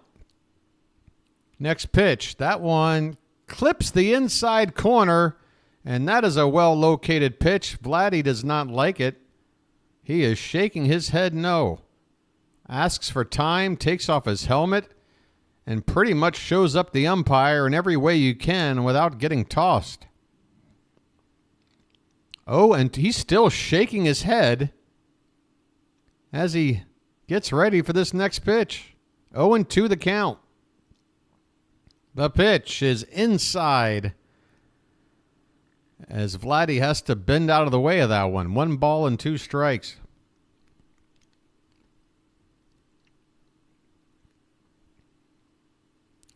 Rob, I'm still not sold that he can handle second. I think the problem is it's a curveball, and that one is drilled down the left field line, and it's a fair ball. Here comes the go-ahead run, the throw-in from Kjerstad, and we have runners now at second and third, 4-3 Blue Jays with only 1 out.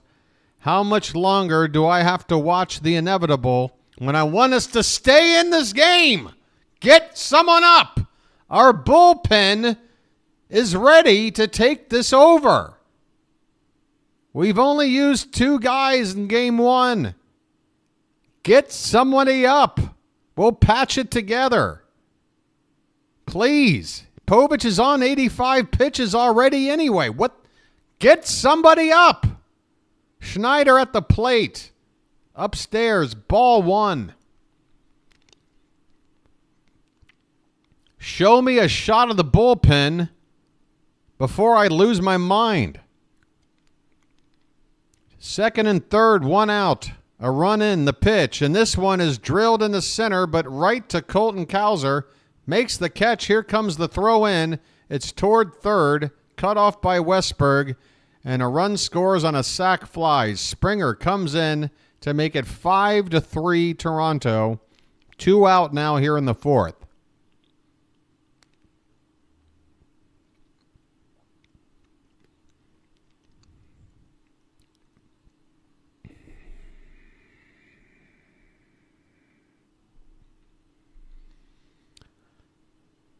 Folks, we still have plenty of chances to win this ball game. I just don't know why we put ourselves in a position to make it more difficult. Here's a fly ball to center, and this ought to end the inning. Cowser's got it, inning over. 5-3 Toronto as we go to the bottom of the 4th. Povich has only had 1 inning where he's not given up a run. The Orioles, though, have made 2 errors in this as well, so we got to also put some blame on the defense. But all I'm saying is, next inning, if I see Povich come out and in any capacity to start the next inning. Again, I said 4 innings. Did I not call 4 innings? Did I not say this dude is not going past 4 innings after 1 inning of this game? That is exactly what I said. He's got 4 innings. He's done. You show me him coming out there in the 5th, I'm cracking skulls. All right, you know your boy BW might sound like he's panicking, but I'm telling you right now, it's okay. That's right! We can't have anyone freak out there, okay? We've got to keep our composure. We've come too far. There's too much to lose. We've got to keep our composure.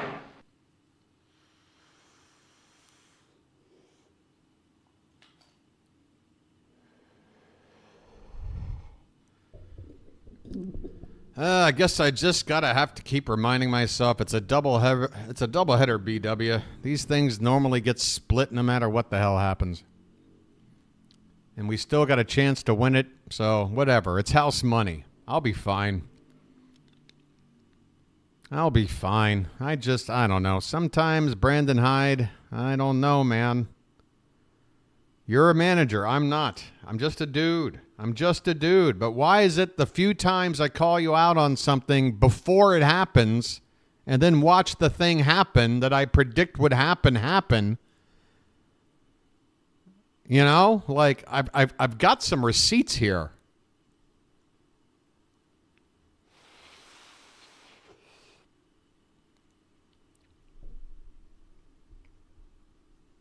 All right. Ryan Mountcastle will lead it off for the Orioles. Okay, mount up. We're going to the bottom of the 4th. Francis is out there on 42 pitches through 3. First pitch here in the 4th is a fastball inside, ball 1. All right, come on. It's not like Francis has looked good at all. Francis. Oh, I wish I had a Francis drop from Pee-wee's Big Adventure. It would be so fitting right now. There's a called strike, 1-1. So, yeah, both these pitchers, they came in with pretty similar looking stats. We just got to hope Francis coughs up a couple of runs and we make this a bullpen game. This pitch is just off the outside corner. Kind of unfair to Francis. That was well located, but he doesn't get the call. 2-1 the count on Mountcastle, leading it off here in the bottom of the 4th. 5-3 Blue Jays. This pitch is way off the line. 3-1. 3-1 to Mountie, leading it off. Get a guy on, you got the tying run up. The Orioles have come down from 2 already in this ball game.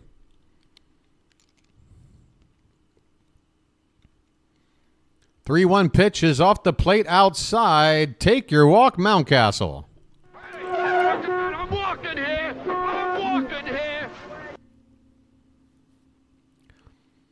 All right. That's what we need. Ryan O'Hearn is due up next. Lights on. Let's turn and burn. All Ryan O'Hearn has done tonight is jack a double. Scored a run. First pitch to him is low and in. Ball 1. Francis is having command issues himself. A lot of pitches low and in on left-handed batters.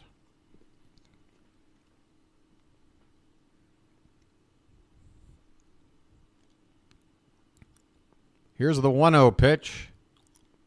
That ball is lifted in the air and well. Center field going back on the track at the wall. Kiermaier makes the catch. Ryan O'Hearn comes up about 7 or 8 feet short of possible home run to tie the ball game. 1 out. Just missed it.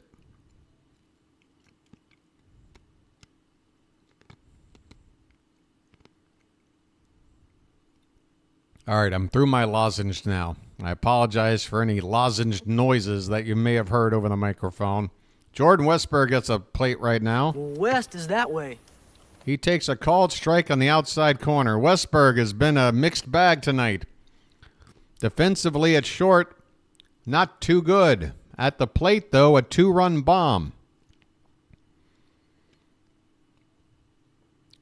Runner at first, 1 out. The 0-1 is way off the plate outside. 1-1 the count. Francis on 51 pitches.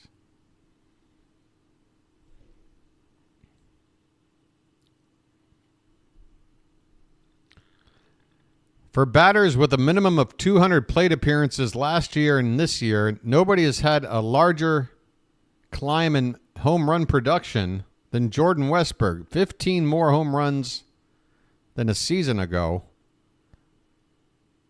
And again, I talked about this probably back in, by the time April was over. I'm like, man, Jordan Westburg's power numbers, I was not expecting this. He's got power. He may not look like it, but he's got it. Opposite field power. 1-2 the count here. 1 out, runner at first. Westburg is the tying run at the plate. The pitch is a breaking ball. Westburg checks his swing, and he is not rung up on an appeal. He does successfully check to keep this at-bat going. It's 2-2 now on Westy.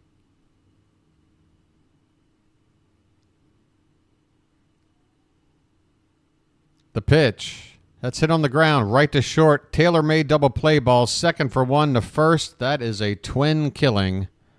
Big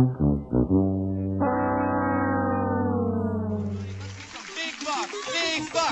Stop it all. I apologize for Baltimore. Inning over. We go to the 5th. It's 5-3 Blue Jays. How we doing, Charm City chat? How the hell are we doing tonight? Folks, we got well over 120. There's over 127 people here. Don't you love it when people do stuff like that? Don't you love it when they say stuff like, we've got over 45 different varieties of something. It's like over 45. All right, so you don't have 50. It's 46 or 47 or just what is it? Why? Just say what it is. You got 47 of whatever. Why tell me over 45? How am I doing? How do you think I'm doing? I'm fine. I'm sleep deprived. I'm worried about what kind of nonsense that's going to spew out of this gullet before this game is over. Boy, the Patriots are up on the Seahawks 14-7. That is in the bottom of the 8th or 4th quarter, however you want to put it. Speaking of bottom, it'll be the bottom of the order here due up for the Blue Jays.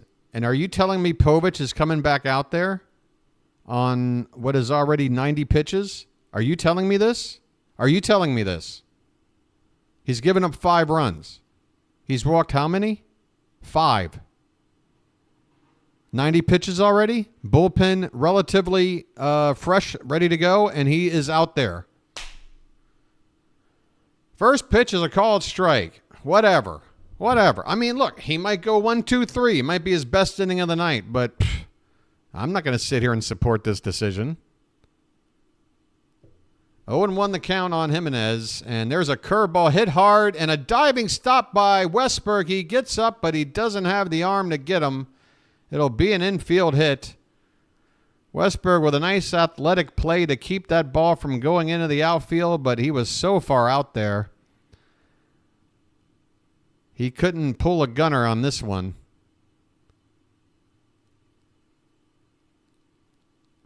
Leadoff single. And here we go with Povich still out there for some unknown frickin' reason. Hey, folks, we might have an earmuff 8th tonight. I don't know if you've been around to hear about the new gimmick for the channel here. Here's a pop-up Behind home plate, Rutschman has it. In foul ground. A foul pop-up for out number 1. Povich gets an out in the 5th. I'll take it.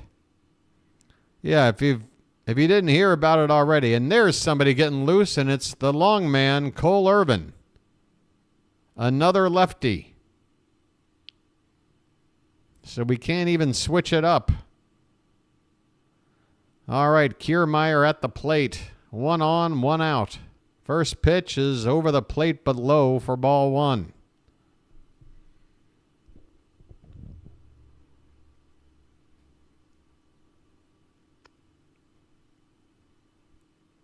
Kiermaier's already doubled tonight. The 1-0 is swung on a missed. 87, top of the zone. What was that? That was a straight pitch at 87. Is that like a cutter? What is that? What are they calling that pitch? Yeah, a cutter. Well, it's not cutting. It's not cutting. It was straight. Here's a pitch, line drive, base hit left field. Another hit, another runner on. When are you going to pull him? When? It's already too late. Whenever you do it, I'm going to sit here and go, well, it's too damn late. 2 on now. He's on 94. What do you want him to do? Why are you acting like it's a no big deal? Make him go as far as he can on his pitches situation. He doesn't have it. You take him out. You don't make him go the max. We got a mound meeting? Just take him out of the game before I lose my mind. Oh, Brandon Hyde's on the phone. Great. Order a pizza. Can you get one with half pepperoni and half common sense? Jacob Webb, the righty, also getting loose. Here comes Brandon Hyde.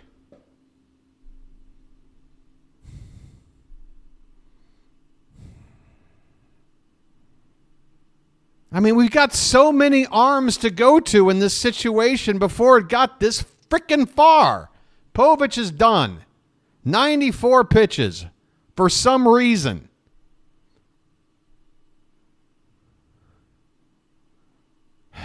Call the bullpen.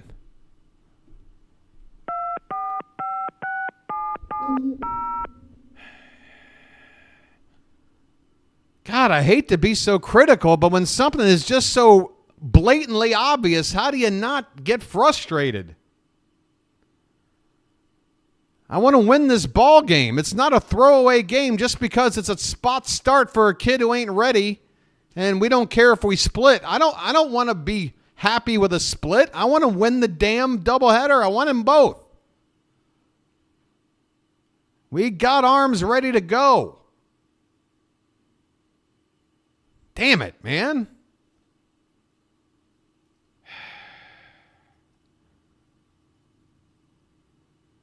All right, well, guess what? Povich is out of the game, so it's time to do what I've been waiting to do.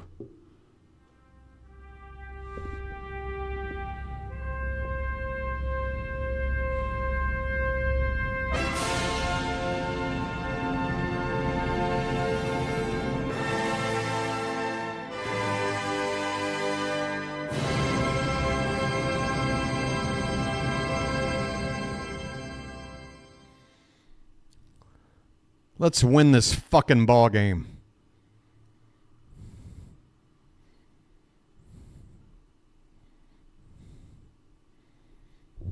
Give me a lucky. Jesus Christ.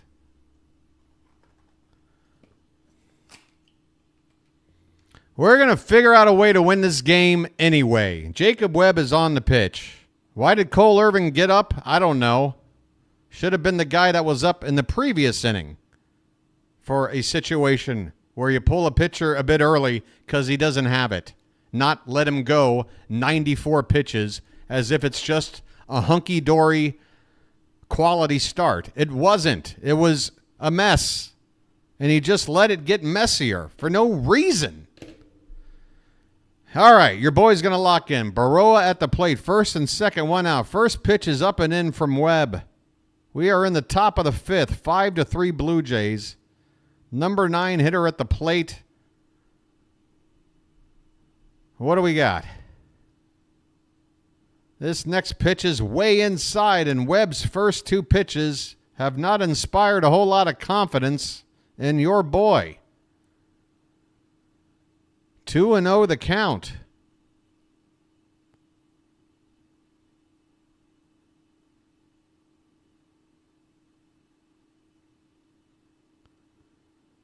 Webb, we need a ground ball double play. Check on the runner. The pitch is off the plate outside. 3-0. All right.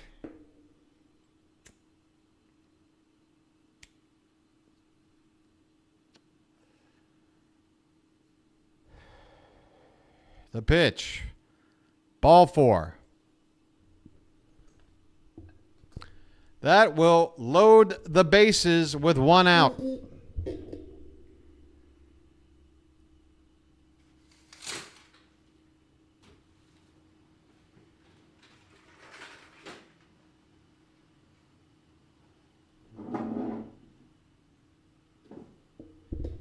George Springer at the plate. First pitch. Top of the zone, and Webb gets the strike. 0-1. I mean, we really need a double play ball now, or a strikeout. Jimenez at third, Kiermaier at second, Baroa at first. The pitch. Curveball, and that's laced into center and will drop in front of Cowser for a hit. He goes to third, and an attempt to get the force or tag, because that ball looked like it might have had a chance to be caught. A run is in for sure on the sac fly. Jimenez scores. The Orioles pick up the phone to see if this throw in at third might have actually gotten a tag on before they got to the base. But it doesn't appear to be the case. It is now 6-3 Blue Jays here in the 5th. 1 out with the bases still loaded. Horwitz at the plate, and he takes a called strike.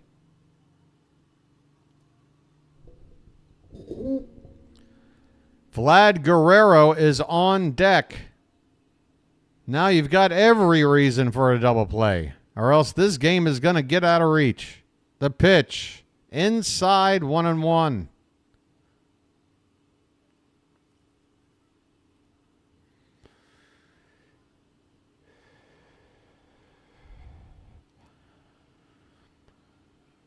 The 1-1 from Webb is, that ball's fouled back on a fastball just above the zone. 1-2 the count.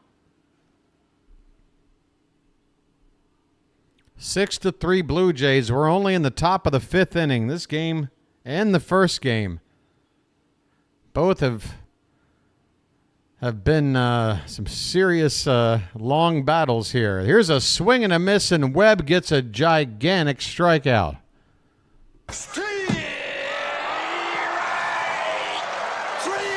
Well, y'all come back now, you hear? 2 down in the inning, but you still got to get Guerrero nowhere to put him. Bases are juiced. First pitch to Vlad is swung on, and that's hit well in the right, and Santander had broken in, then goes back and makes an over-the-head catch. Anthony Santander, maybe not a great route, but he still gets the job done on a hard-hit baseball, leaping into the air to make this catch to keep this game from going out of reach. We go to the bottom of the 5th. It's the Blue Jays 6 and the Orioles 3. My goodness, where's my medication?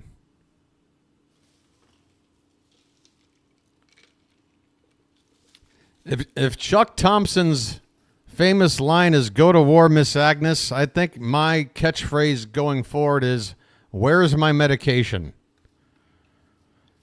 That's what I'm going. I got a home run call, and then I got a, how the hell am I handling this call?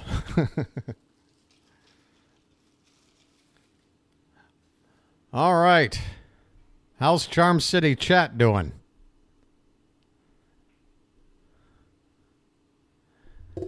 I love Tony. I know. I mean, look, Tony's Tony. He knows what he can do. He knows what he can't do. It's just how he is when he goes after a ball. You know, we see him. It's not often when he goes into a diving catch that it's a ball that's out of reach and it's just a dumb idea. He'll usually, if he can get to a ball, he'll get it. It's just that the range isn't really there. He'll make a ball that other outfielders would get to without having to go into a dive. But he still makes plays. I love Tony.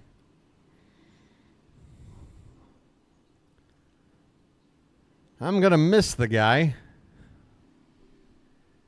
I'm not confident we're going to give him a contract here. Especially if he's going to wind up with over 40 home runs. I mean, he's going to get a huge payday out there in the free agent market. Bottom of the fifth we go. Heston Kjerstad is at the plate. Folks, I ask for some silence, please. This pitch is a curveball, and it's in there for a called strike. Kjerstad. 0 for 1 so far tonight. This one is hit in the air, left side. Kjerstad unhappy with himself. It's out of play. The count is 0-2.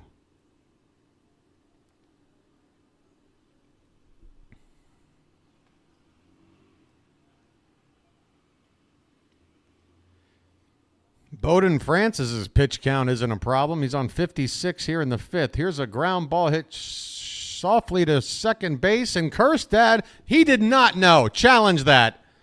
First baseman umpire says he's out. I say no. Kjerstad beats this out. Challenge this. Oh, he might be out. Ah, man, he might be out.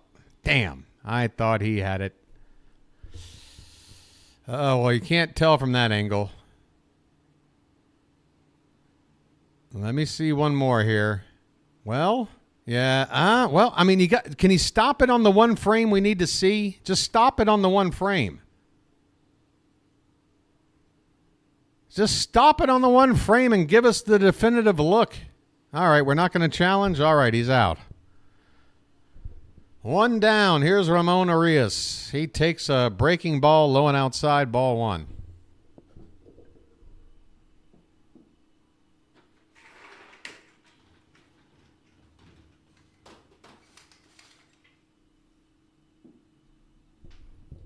Another curveball swung on and missed. 1 ball, 1 strike. My God, my butt in this chair today. Are you kidding me? That might be where the frustration really comes from. This one is foul back and the count is 1-2.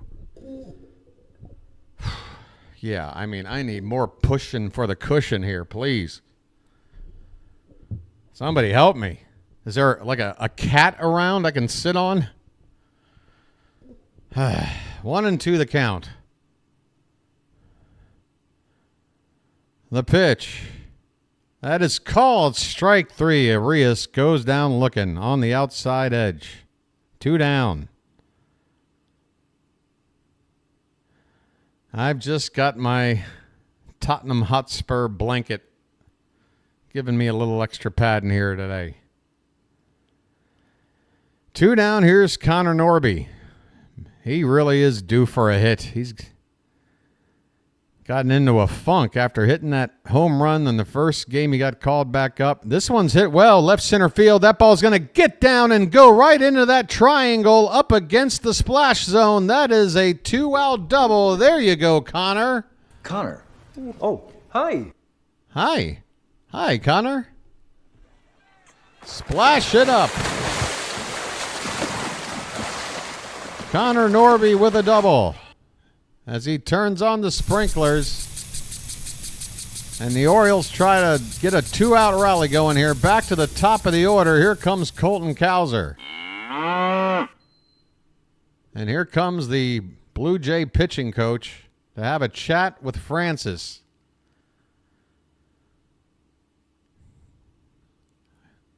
The Blue Jays have somebody up in the pen in an appropriate moment. recognizing when their pitcher might be of no use anymore and maybe go to the next guy. It's an interesting concept. Using your bullpen when, the guy who's pitching doesn't have it. That's an interesting one. Maybe we ought to think about that philosophy. Give it a try sometime. Here comes Cowser to the plate after this mound meeting. 1 for 2 tonight with that leadoff homer in the first. He's got one man on here with 2 down. Arias at second base. The first pitch is swung on. That's hit into left center. And that ball is going to be caught out there. Excuse me, not Arias at second. It's Norby. I messed that up as Kiermaier tracks this ball down in the left center field gap for out number 3, and I need a break. This inning is over. We're through 5. The Blue Jays lead at 6-3. I mean, how am I still speaking? I mean, I must be on some kind of autopilot at this point.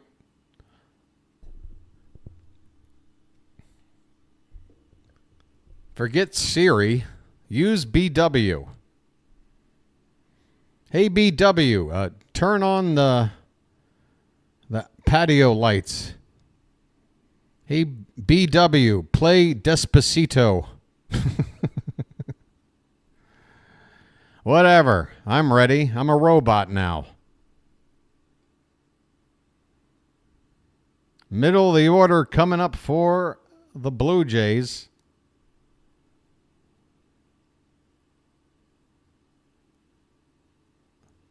Francis has gone through 5 innings, so if we don't come back, he would be in line for the win. Don't tell me we're going to get beat by Francis.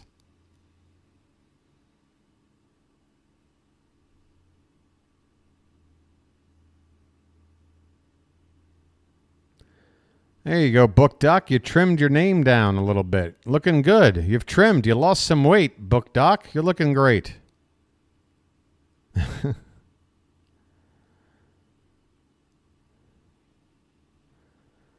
I tell you what, man. Again, I was just so adamant about it's like when you know Povich doesn't have it. We were lucky to be at 3-3 going into the 4th inning. We were lucky to be tied up going into the 4th with the way Povich was looking. That should have been like, all right, from the 4th inning on, as soon as he shows any signs of trouble, let's go to a guy like, I don't know, Cole Irvin, and then take it from there. Well, Cole Irvin is on now. And I guess he's not really a long reliever anymore. He's just a reliever. We bring him in not to replace the starter. This isn't the first time. First pitch here to Schneider is outside for ball 1.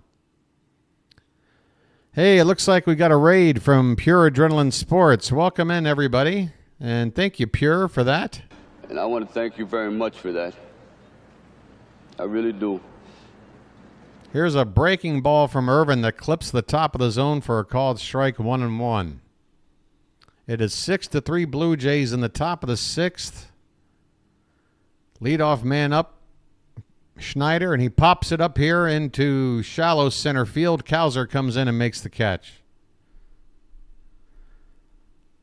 A 3-pitch out from Irvin, and he made it look relatively easy. Boy, if he only had replaced Povich, say, I don't know, in the 3rd or 4th inning, where would we be right now? Probably not down 3. Here comes Ernie Clement. 1 for 3 tonight. First pitch to him is fouled off to the right. Out of play. Plenty of chances for a souvenir here in the nightcap of this doubleheader. Just a few thousand people hanging out here in downtown Baltimore. The 0-1 count is lifted foul, this time off to the right. 0-2. There's a kid right there with an Orioles jersey, a backwards hat, and a souvenir in his glove.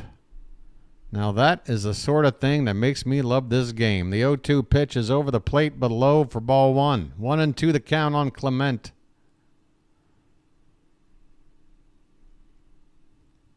Hey, folks, make sure you check out Pure Adrenaline Sports when you get a chance. Here's a ground ball to third. Nicely picked, but the ball is thrown over the head of Ryan O'Hearn.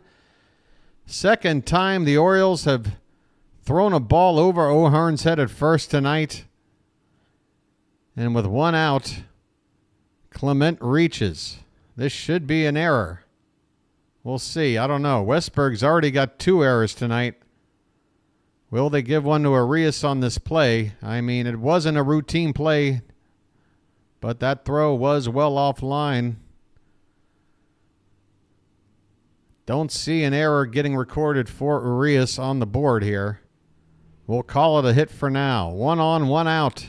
Jimenez at the plate. First pitch. Called a strike on the outside edge. Jimenez 1 for 3. Got a single and scored a run.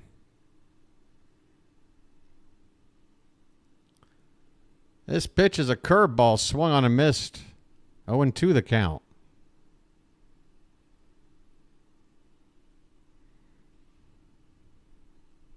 Hey there, Charles Adderley. Good to have you here.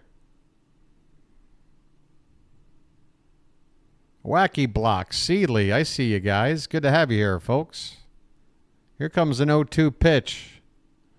This one's off the plate, low and away. 1-2 the count. Once again, folks, 6-3 Blue Jays in the top of the 6th. Runner at first, 1 down. The Orioles picked up game 1 of this doubleheader.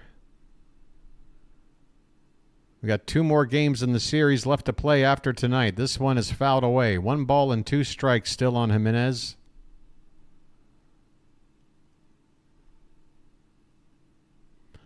Shante, because the doubleheader and the lack of a day off between 5 days worth of pitching, we needed a 6th starter to make up for this second game in 1 day. This is a line drive down the left field foul line, and it is a foul ball. 1 ball and 2 strikes. Still on Jimenez. Yeah, we had to make a spot start. And after Povich's performance tonight, I would expect him to be optioned straight back to Norfolk within 12 to 16 hours of right now. 2-2 the count now after ball 2 here on Jimenez. 1 on, 1 out. Cole Irvin in relief.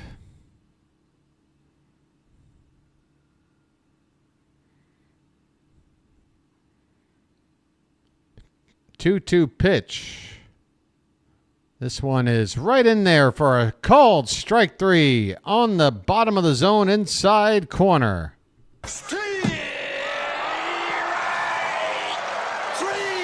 Well, y'all come back now, you hear?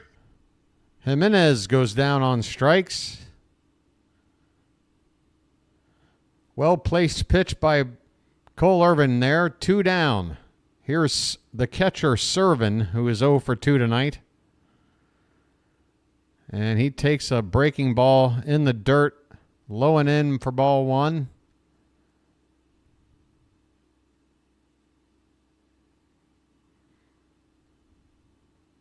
Brian Servin. If he's serving, I'll try it. What do you got? What are you serving up? Anything but a hit. This pitch is off the plate outside. It's 2-0. Servin has a walk tonight.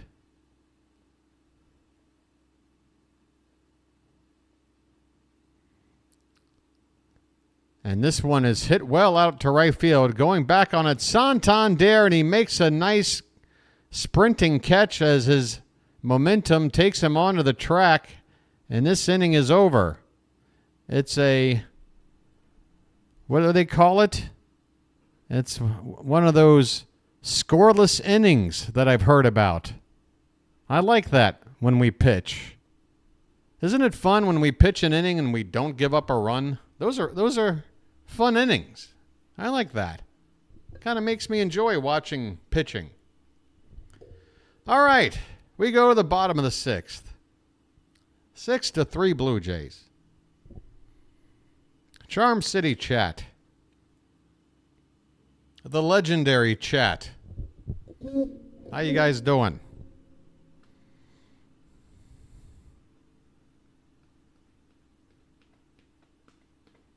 Two errors tonight. Both by Westberg. Westberg makes a spot start at short. 2 errors. We miss Mateo. That is an easy replacement for Gunnar in a situation like this. We don't really have another option. You're not going to call up Holiday in this spot, I wouldn't think. Although I would say this.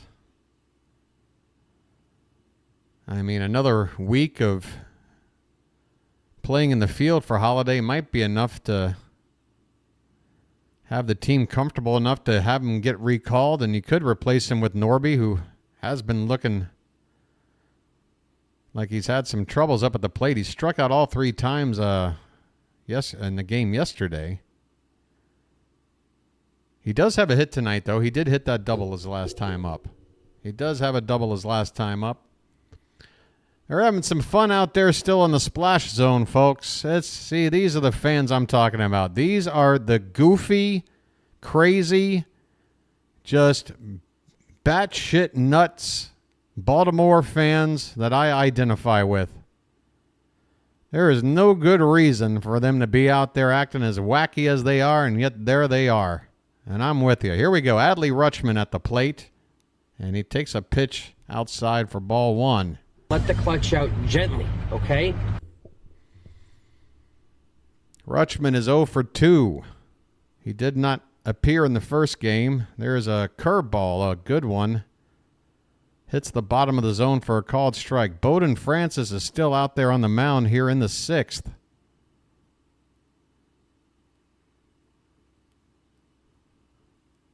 One pitch is low. 2-1 the count.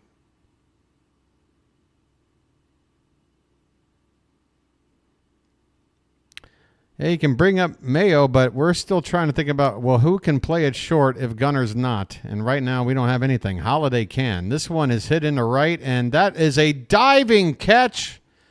What a catch out there by Baroa. It wasn't the most conventional catch. Sort of went into a foot slide while sticking his glove out to his left. But a nice catch all the same. Unfortunate for us. Rutschman is retired for the first out here in the bottom of the 6th. Folks, Tony Taters is up. That's not a tater tot. That's a tater giant. Get them taters up. First pitch is outside for ball 1.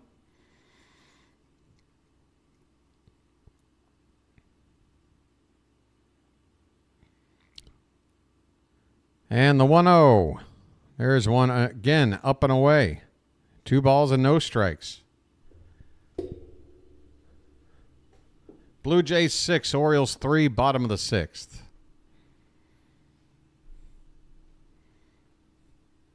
Two-oh count, and here's one that is fouled away. 2 balls and a strike.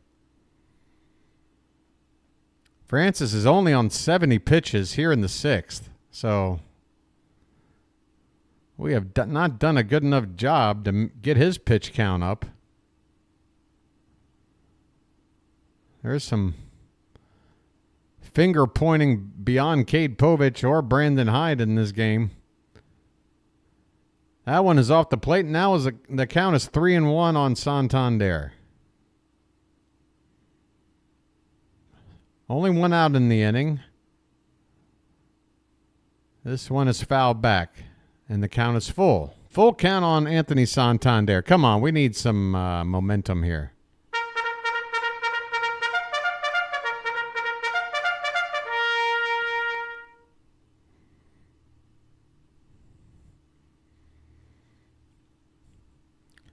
Payoff pitch coming to Santander, and this one is popped up. Is this going to be another foul pop-up? Yep. A foul pop-up to the catcher by Anthony Santander, 2 down.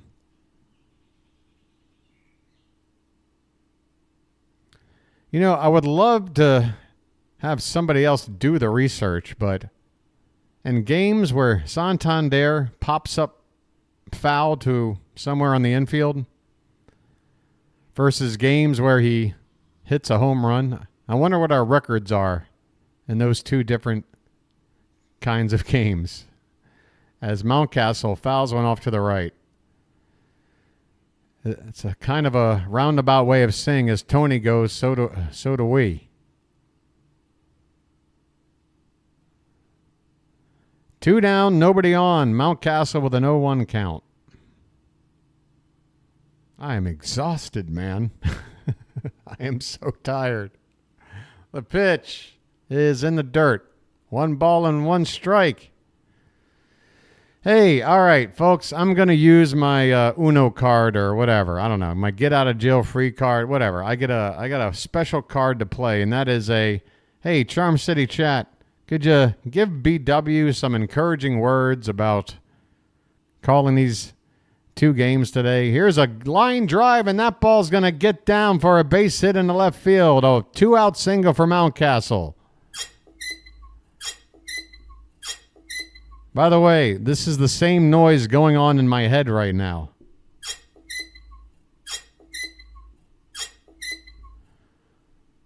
All right. I mean, somebody say, hey, BW, you're doing fine. Hang in there, buddy. Well, that's the end of the line for Bowden Francis. He gets 2 outs in the 6th. And the Blue Jays are going to make a call to the bullpen. Hey there, K-Tron. How you doing, buddy? Good to have you in here, man. My old pal K-Tron in the house. Oh, there's the support, guys. I tell you, I know I'm pandering for it. I know I'm a shameful man. But I appreciate it all the same. And I want to thank you very much for that. I really do. I really do. I really do. Hey, by the way, for those who became Magic members today. Nice binoculars. Right? Pretty nice.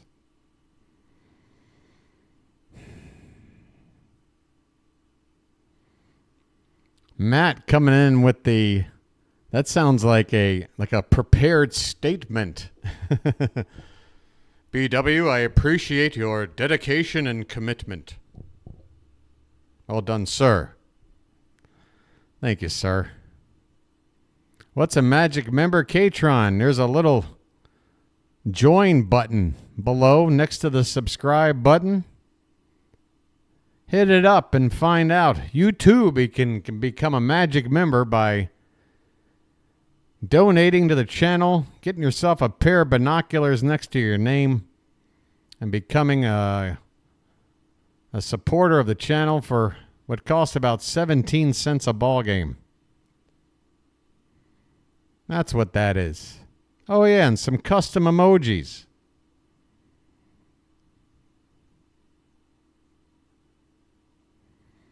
My occasional meltdown is a bit scary and at the same time wonderfully fascinating. All right.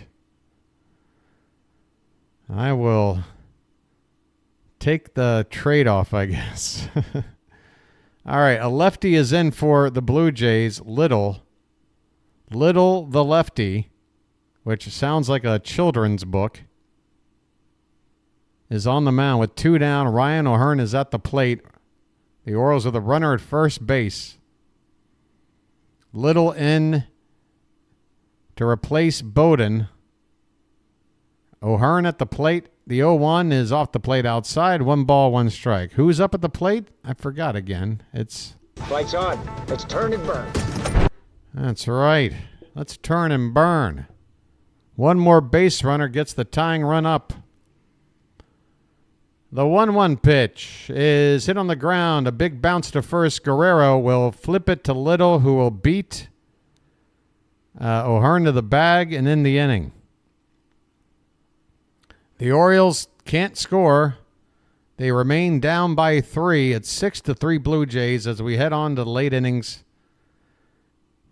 We're going to the 7th here. And it's what, 10:30 p.m. back there on the East Coast? I mean, wow. I've been up since 1 a.m. calling the game. Is that right? Or 2 a.m.?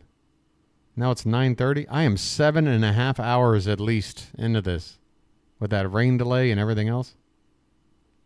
This is an all-time record. This is it.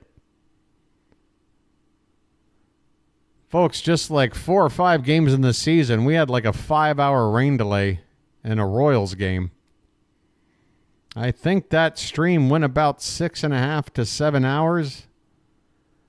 I'm going to have that one beat for sure. All right. It is Kiermaier, Baroa, and back to the top of the order, Springer. 8, 9, and 1 due up for the Blue Jays in the top of the 7th. Cole Irvin pitched a clean inning in the 5th. Excuse me, in the 6th. And if we're using him like the long man that he can be, is he going to give us another inning here? I would hope so. If we're just using him in 1-inning situations, I'm a little perplexed at his usage. Wow, a lot of big scores today. Red Sox with 14 runs on the Mariners. Yankees put 14 up on the Phillies, and the Mets put 15 up on the Twins.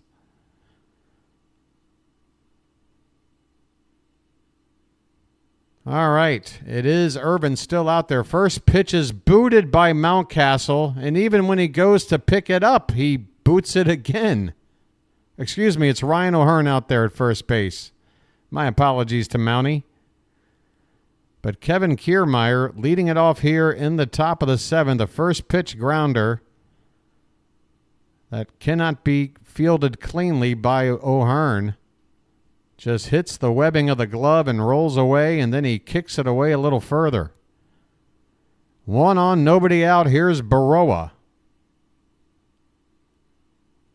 First pitch, he shows bunt and misses. Umpire says he went 0-1. Baroa. He's got a hit and a walk. He's got a stolen base as well. He scored a run. He scored 2 runs. And he's actually stolen 2 bases. I don't give him enough credit. There's a called strike. It's 0-2.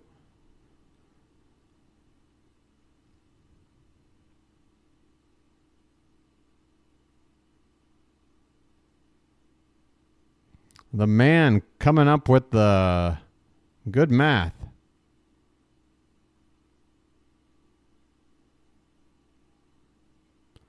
All right, we got an 0-2 pitch coming from Irvin, and that one is swung on and missed. Baroa chases one off the plate outside.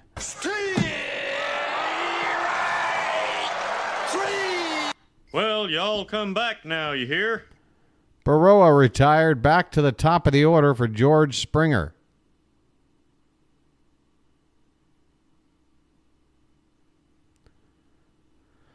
First pitch is a breaking ball on the outside edge. 87. What was that? Cut fastball. Okay. That did have some movement there over the outside edge. 0-1 the count. And there's a pitch well located. Might be another cutter there on the bottom of the zone on the inside corner. 0-2 on Springer. as Irvin hits the corners up and away and now low and in. Next pitch, swing and a miss, a 3-pitch strikeout of George Springer. Well, y'all come back now, you hear? Cole Irvin has found a groove here. That was a great sequence of pitches to get that strikeout. Here's Horwitz, 2 down, runner at first. First pitch is off the plate outside for ball 1. K-Tron has become a Magic member. Message for you, son. And I want to thank you very much for that. I really do. The 1-0 pitch to Horwitz is a called strike on the outside edge, 1-1. Thank you so much, K-Tron. I'm hitting this heart here just for you. Look at that flood of hearts from BW himself. Our newest Magic member. This one is fouled to the right side. 1 ball, 2 strikes on Horwitz. Hey, K-Tron, what do you think of those binoculars? Nice binoculars. Am I right? Am I right? Am I right? Right? Right. 2 down, runner at first, 1-2 count on Horwitz. The pitch. Fouled away, we'll do it again. Blue Jays 6, Orioles 3, top of the 7th. There's James McCann in the dugout, and again, he looks like he's been absolutely mugged. That ball really got him square in the face. My goodness, 1-2 the count as this pitch is fouled back. How did he stay in that game with his face looking like that? Are you kidding me? Holy, you know what? Thank you. Thank you for that shot of McCann. I can't complain about nothing. I can't complain about a damn thing. Look at McCann out there. Are you kidding me? There's a line drive right to short. Westberg makes the catch, and the inning is over. I suddenly feel a little bit of energy. I suddenly feel a little bit of optimism. James McCann has inspired me. Folks, it's 7th inning stretch time. There's time left to go. How about we throw some cakes on the griddle? Get them cakes up there, baby. Where are they at there? Thank God I'm a country boy. Thank God I'm a country boy. Thank God I'm a country boy. Thank God I'm a country boy. Thank God I'm a country boy. Thank God I'm a country boy. Folks, we're just a half a dozen likes from 100. Let's get there while we've got this commercial break. Just another way to get me pumped. Do you want this hat to work? Do you want the magic to return? Let's get it up to 100. That's right. I'm putting the onus on you. It's your fault if we don't come back. I'm using all my tricks. Get that like up to 100 and let's try to win this damn ball game.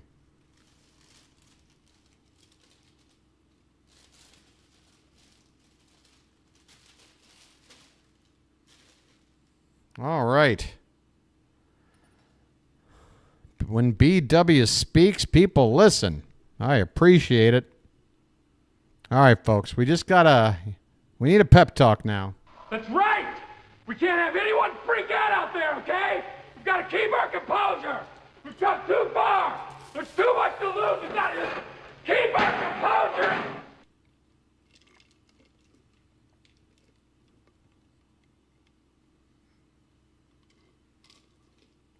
All right, that does it for the caffeine.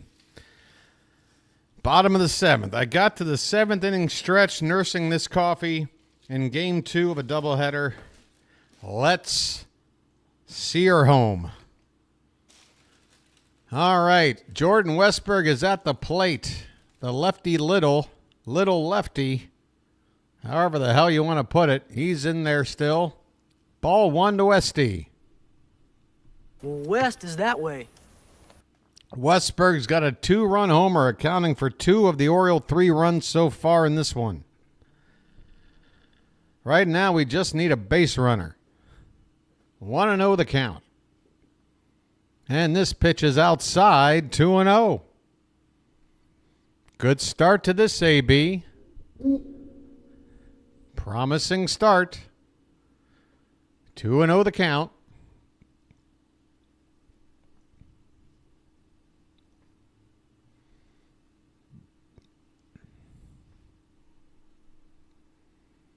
Here comes the next pitch. That is inside, 3-0. Little cannot find the plate.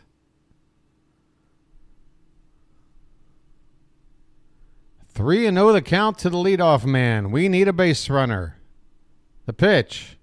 Inside, ball 4. Come on now. I'm walking here. I'm walking here. All right. Little might not have it right now, and we got to take advantage. Come on.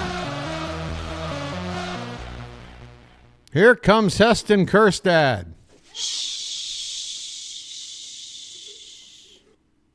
0 for 2 tonight.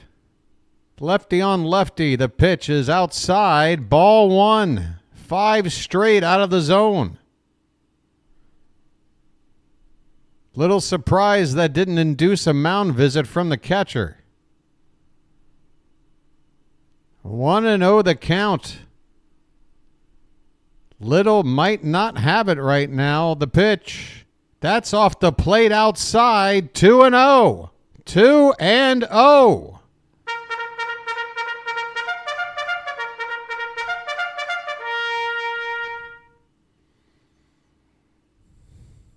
The 2-0 pitch. That one is just on the outside. It could have been ball 3. It didn't look like it caught the edge, but it was right on the tip.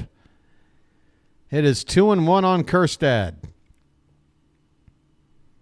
The pitch. This one is a comeback. Is it fair ball? No, foul ball. That ball was just hit a couple of feet in front of Kjerstad. He waited a moment before deciding to take off for first, but the umpire indicated foul ball. 2-2 the count. Westberg goes back to first. Nobody out here in the bottom of the 7th. The Orioles are down 3.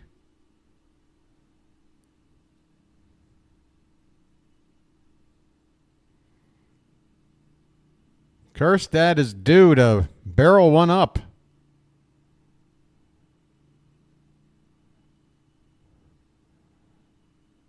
He hasn't had many opportunities against left-handed pitching, but from what I can remember, the stats aren't so bad. This is a breaking ball, and that is a front door slider called strike 3. Kjerstad caught looking. That was a good one. That ball looked like it'd be inside. It was inside all the way until the final moment, and then just kissed the inside corner. Not much Kjerstad could do about it. Here's Urias. And that one's lined right side, but foul. Nearly found extra bases in the right field corner. Urias 0 for 2 tonight.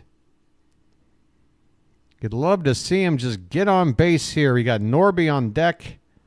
I'd think about pinch hitting for him to be. Well, he did have that double. I keep forgetting he had the double. He had the double his last AB. Maybe he's locked back in. All right, let's just get on base and see what Norby can do, Ramon. Come on, Ramon. Come on now, keep the line moving. 0-1 the count. The pitch from Little is lined again down the right field corner and again foul. Almost the exact same location as the previous swing.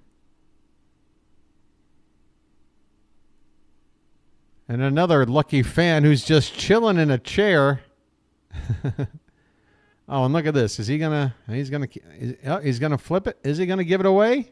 Give it away. Oh, he does to a little girl. Oh my God, folks! I love this game.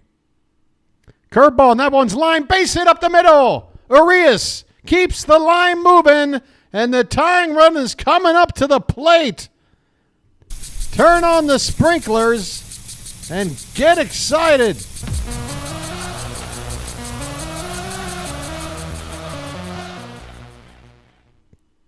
Tying run coming up in the form of Connor Norby. Here comes the manager or the pitching coach. I can't tell anymore. Nobody wears a jersey. And I don't know these guys. They all look the same. They shave their heads. They got veins popping out of their neck, and they all look the same to me. All right. We got a right-hander up for the Blue Jays here. A fella by the name of Green. He's getting loose. Norby, again, doubled his last time up after going about 0 for 8, 0 for 9 before that. He's got some pop. I'd like to see him just go opposite field and shoot the gap. Maybe it'll have enough to reach the bleachers. Don't try to pull one out of here, Norby. We still want to keep the line moving. We've got a big hitter in Cowser who's hot as hell on deck. Just find a way to keep the line moving. We got the tying run at the plate here, folks. 1 down. And the first pitch from Little is swung on and missed. A fastball that was right down Broadway. Norby could not touch it. 0-1 the count.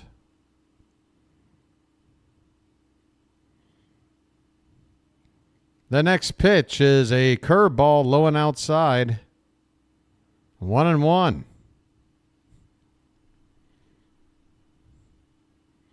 Come on, Norby. Connor. Oh, hi.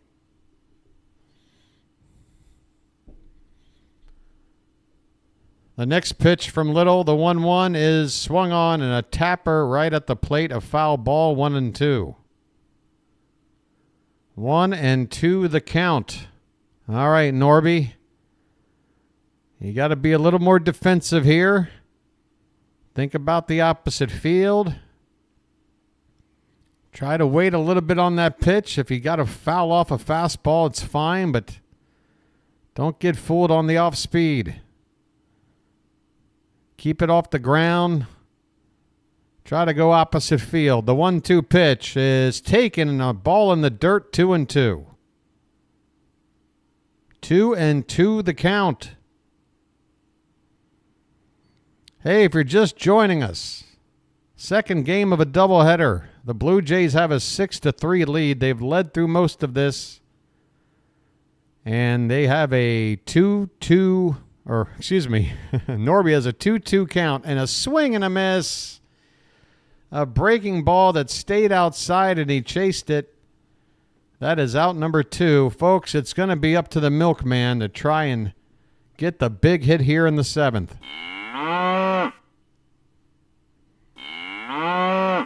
We just need one more big hit to put us right back into this thing. We're only down 3. 2 runners on, 2 out. Cowser went deep in his first AB of the night. Get those cows up. The pitch. Taken low and outside. Maybe just low right on that corner. Ball 1. Yenier Cano is up for the Orioles. Westberg at second. And Arias is at first. The pitch is outside. 2-0 the count. Hitters count for Cowser. Fastball count. Let's see if Cowser can get one that he can turn on here. The 2-0. That one is hit on the ground, and it's a foul ball first base side. And probably for the best. That first base line is pretty well guarded over there.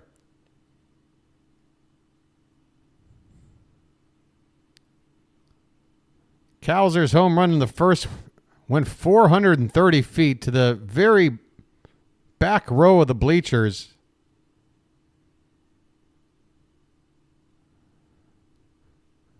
He has been maybe the hottest bat in this Orioles lineup over the past 10 days to 2 weeks. Certainly since the All-Star break. We've got a little bit of a delay here. Still 2-1 on him with 2 down and 2 on. All right, Little is back on the mound. He gets the sign.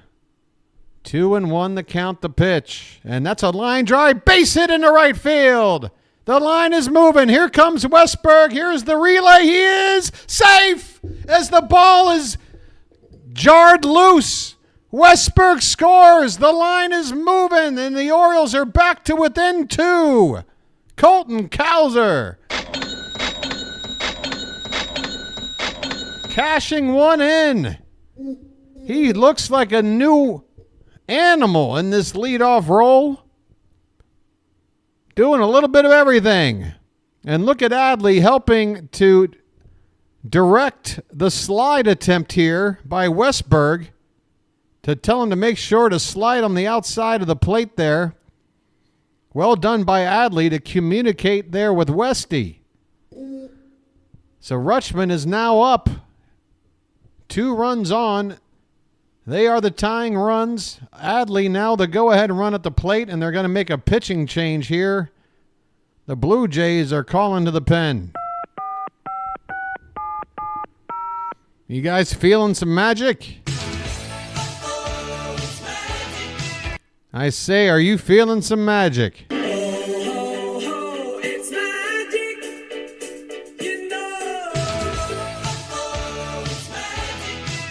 We got a break in the action.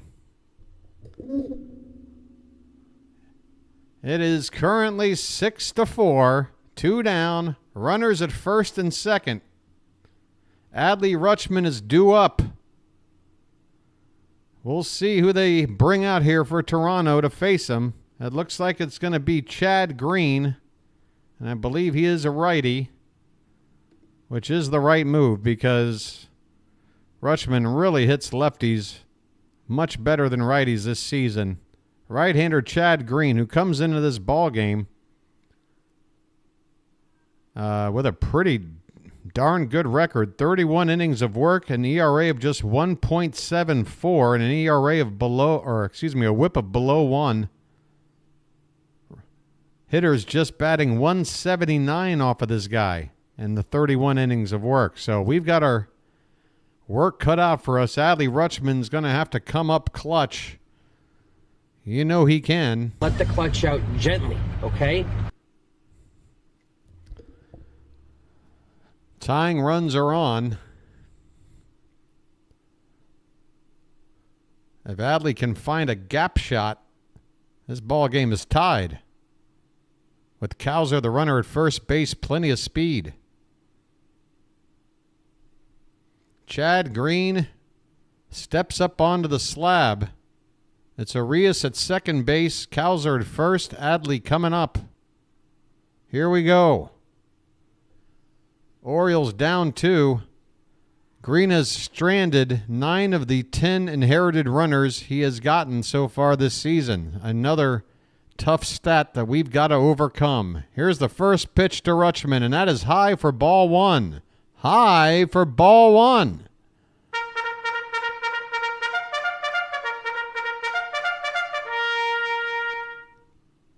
Adley is 0 for 3 tonight.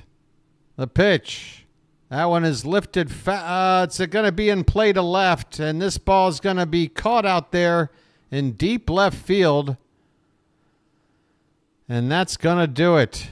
Davis Schneider with the catch. Adley probably should have waited for a better pitch or not try to go after a home run there to the opposite field. The inning is over. Adley is 0 for 4 tonight. That was the moment for him to come in clutch, and he could not do it. The Orioles do manage to scratch across a run and make this a 2-run game. We go to the 8th. It's the Blue Jays 6 and the Orioles 4.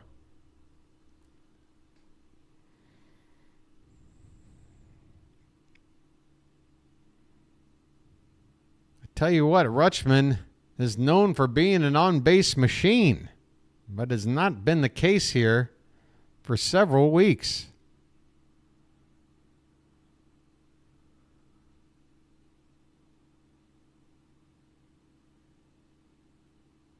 The last person I ever thought would be in any sort of a long slump is Adley Rutschman. He just seems like Mr. Consistency and has been until, I don't recall a slump of this much length for Adley in his young career.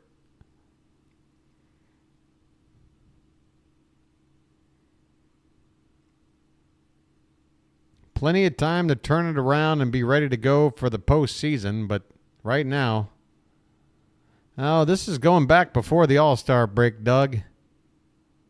His average through the first 2.5 months of the season, so let's say mid-June, was in the 290s.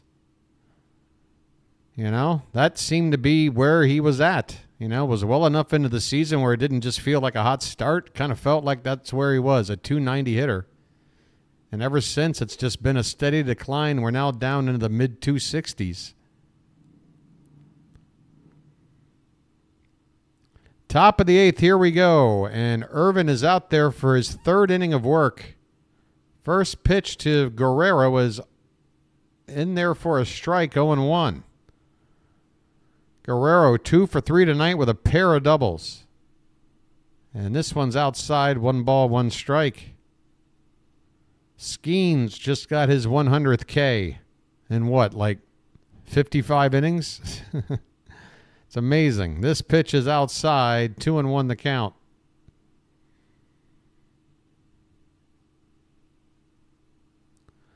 The Orioles and Yankees are currently tied with 63 wins. The Orioles ahead by a game because they played 2 less and lost them both. This one's hit well by Guerrero deep to center, and it is over Kowser's head and over the wall. A line drive home run to dead center. An absolutely ridiculous display of power there by Guerrero.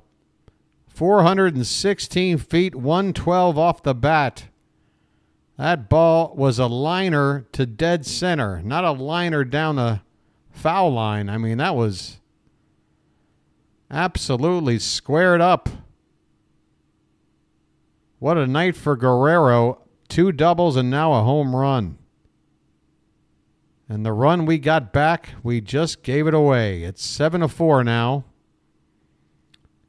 Schneider at the plate. He takes a called strike. I don't know, Calvin.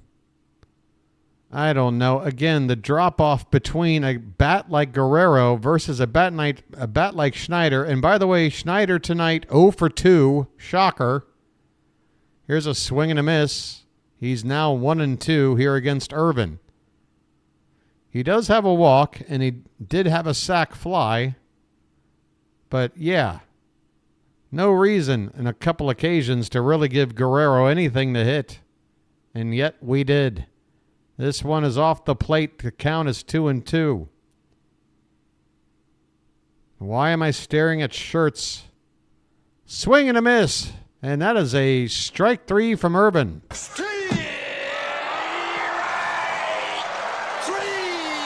Well, y'all come back now, you hear? Down goes Schneider. 1 day at a time. And here comes Clement. 2 for 4 tonight. First pitch is right over the middle of the plate, and he lines it into left field for a base hit. That ball was a batting practice pitch. Right down the middle. 1 on, 1 out, and a run already in here for the Blue Jays in the top of the 8th. But thanks for continuing to make me stare at these advertisements because I can't wait to drop $36 on a Toronto Blue Jays 12 by 16 inch framed dog in a jersey print. Are you kidding me? This one is reached for and fouled away by Jimenez. Clement was off with the pitch, and he will go back to first. 1 on, 1 out. 0-1 the count on Jimenez. Anybody want this dog with the jersey? It's only $36. This is a swing and a miss. 0-2 the count on Jimenez. Oh, boy. Your boy might be getting a little bit loopy here. I'm almost over the line, folks. But, the thing is, I don't want to almost be. I want us enough time to get back in this thing. The 0-2 pitch. Foul back. Still 0-2. I mean, I'm doing something I've yet to do before. This is quite the test of stamina. So if I'm a minute this long, I will stay in a little longer, and hopefully we can mount a comeback here. An 0-2 pitch. Hit on the ground softly to third. On a bounce. Arias, he double clutched it. I don't know why he bothered throwing after that first clutch. And the runner will beat it out. It was a long charge in for Arias. Transfer to the throwing hand, though, was not solid. A double clutch, and the runner will reach on an infield hit. I don't think you can give him an error on that one. 3 errors on the night, 1 by O'Hearn, 2 by Westberg. 1 out, 2 on in the top of the 8th. Brian Serven hitting .071 with no homers and no RBI on the season. Can we please just get this guy out? The pitch. Over the plate but low for ball 1. This guy's got a double play ball written in him.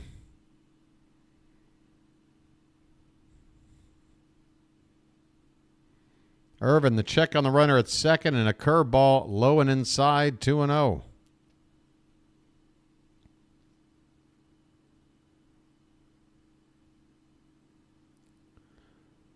Yeah, I don't know how long that first stream was, but I just realized I got a counter here. We're over 4.5 hours into this one. The 2-0 pitch is outside, 3-0.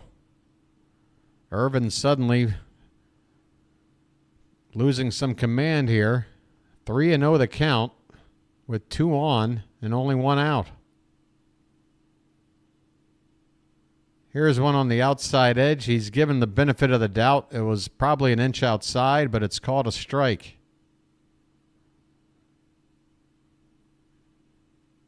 7-4 Blue Jays, top of the 8th. 2 on, 1 out. The 3-1 is delayed as Serven asks for time. Katron, you had a message deleted? Oh, Katron, we don't have swear words in the chat. You might have swore, and don't take it the wrong way there, Katron. Matt, Katron's a buddy of mine. We go way back, roommates and everything. This one is a pop fly to right, down in the corner, and out of play, foul ball. And a high five there between a couple of young fans as one of them gets himself a souvenir. Full count on Serven. No worries, Katron. Oh, that's right. 8th inning earmuff. I never really put it into play, did I? I don't think. Well, man, it's a lost opportunity. I didn't officially put it in, even though I did mention it earlier. This one is fouled away. Still a full count on Serven. Can we put this guy away? 071, no RBIs? How do you have no RBIs, but have enough at-bats to get an average like an 071? This guy can't be any less of a threat other than me at the plate. Come on, full count. The pitch. That ball's in there, and he fouls it back. The count is still full. Who didn't sew anything wrong? Is there a word missing in the question? I'm lost too.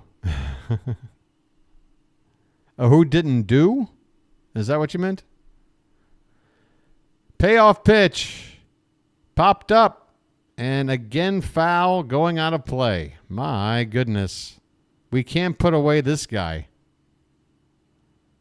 Hey, an Orioles staff member who's about 50 years old. Super excited. And then flips the ball to another kid. A lot of kids in the crowd in a late night getting some free baseballs. The 3-2 pitch in there, called strike 3. 3. Well, y'all come back now, you hear? All right. 2 down in the inning. All good, K-Tron. You just got a fresh pair of binoculars, my friend. Here's Kiermaier. Here's a ground ball, and Urias thought about a tag and now barely gets the throw off to first. My goodness, that was almost a completely boneheaded decision that cost us. We do get the out, and the inning is over. A ground ball to third. Urias looking at the runner going to third as a potential tag out. Just believe in yourself and throw the ball to first. Good Lord. Did a complete 360 after attempting a tag. All right, bottom of the 8th coming up. Let's get some runs. I am so out of energy. Oh, my God. This tank has never been any more empty.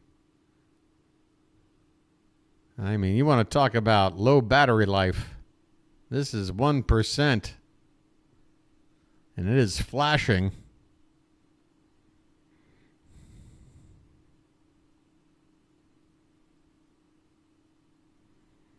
Yeah, Ramon Urias is of Mexican descent.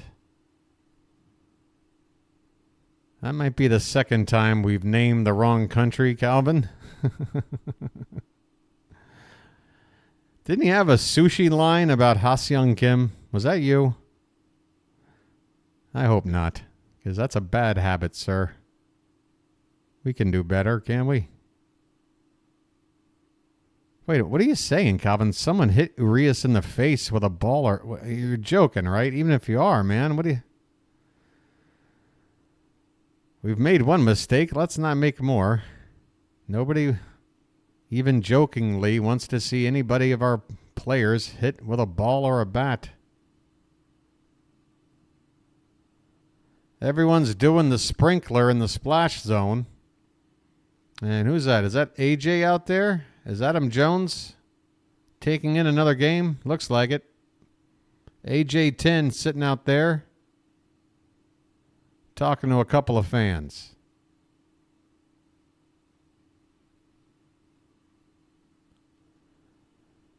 And here is a called strike to Anthony Santander. I don't think at the stage of Urias' career that he's going to go to some developmental facility to work on his fielding when he's got a gold glove to his name. Either we work with what he's doing or we let him go. Somebody else picks him up, whatever. I don't see that happening. 0-2 the count on Anthony Santander, leading off the bottom of the 8th. All right, come on, folks. We got to lock in here. This pitch is off the plate, 1-2. Craig Kimbrell is getting loose. I don't know if he's going to be used while we trail or if they want to wait to see if we can tie it up or something. Here's a ground ball, left side of the infield. Santander is going to be retired. Ernie Clement with the assist. 1 away.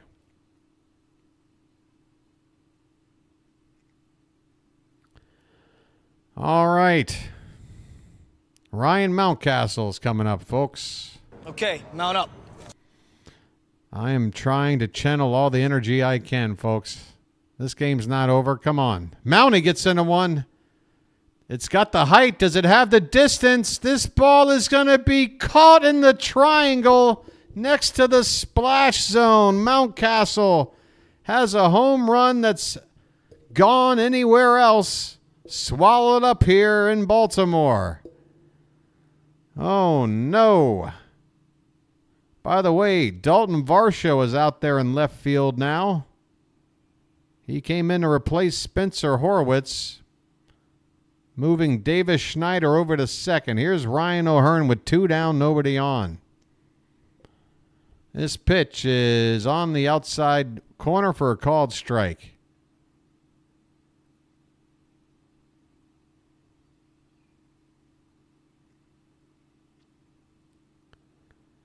Next pitch is pop foul out of play. O'Hearn quickly in the hole 0-2.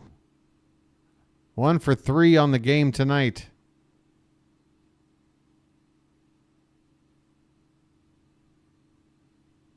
We are in the bottom of the 8th. The Orioles trail it. Toronto ahead 7-4. This one is low and in. 1 ball and 2 strikes. 2 more games after tonight. 1 tomorrow and 1 on Wednesday against these Blue Jays. The pitch. Swing and a miss. O'Hearn goes down, and that's it. The Orioles cannot find any offense in the 8th. We head to the 9th down by 3. It's going to take something, and it's going to be the bottom half of our order due up in that 9th. Craig Kimbrell might be coming out of here down by 3 runs to pitch an inning, and if there's one thing Hyde might have gotten right tonight, it's to use Kimbrell in this situation. 9-1-2 due up for the Blue Jays.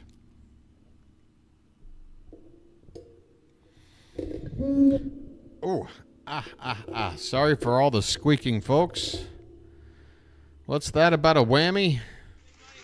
Big buck, stop it all. Whammy.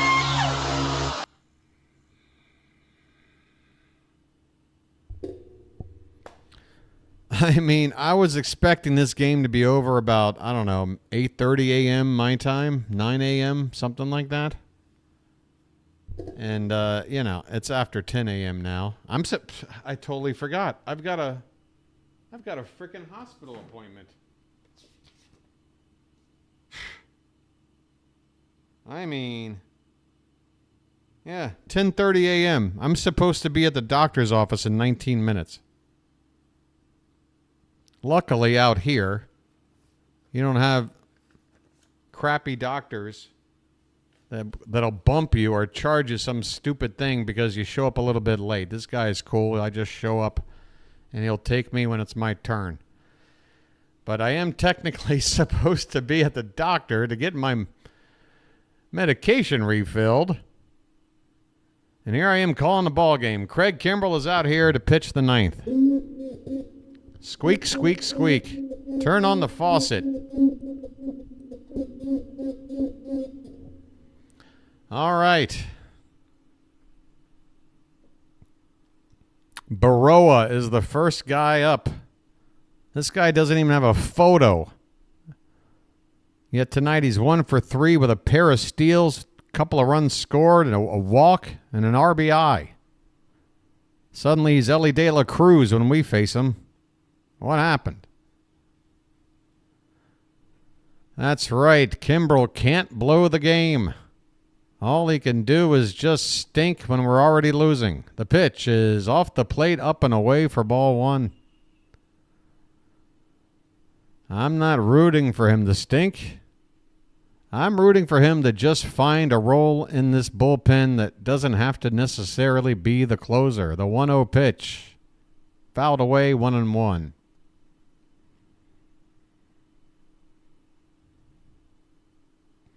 Yeah, Cujo, I'm well aware. I was ready to move to Canada straight out of college. My parents thought I was insane. The 1-1 pitch is right in there for a strike. 1 ball, 2 strikes. I had a calling to go to Vancouver. I'd never been there. I still haven't been there. But for some reason, when I was coming out of college, really had a desire to move to Vancouver. Never went. 1-2 the count to Baroa in the top of the 9th. And this pitch is way high. 2-2 the count. Katron is kidding, of course. Katron, you have to understand that not being around here hanging out, that a comment like that could be taken not in the sarcastic way that you mean it to be. But folks, I promise you, Katron is a good dude. He just might not understand how to assimilate into a chat and maybe make a friend or two before attempting a joke like that. This is a called strike 3.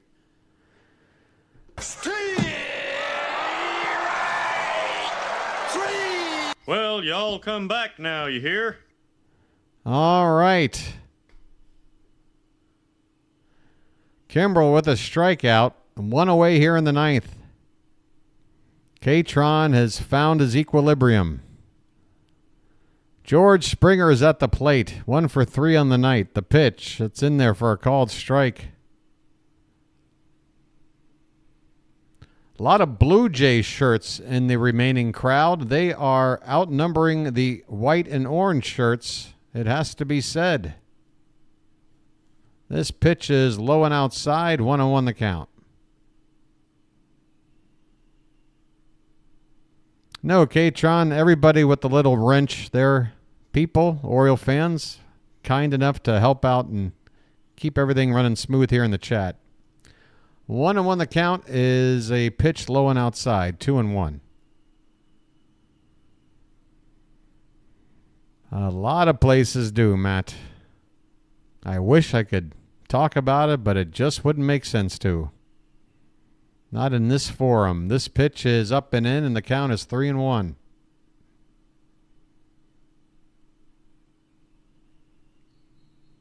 Tough game, K-Tron, but we're still watching it because we're hoping we can find a way back. Otherwise, we'd probably all be off to Betty Bye here. This one is up and in, and that is ball 4 to Springer. A 1-out walk.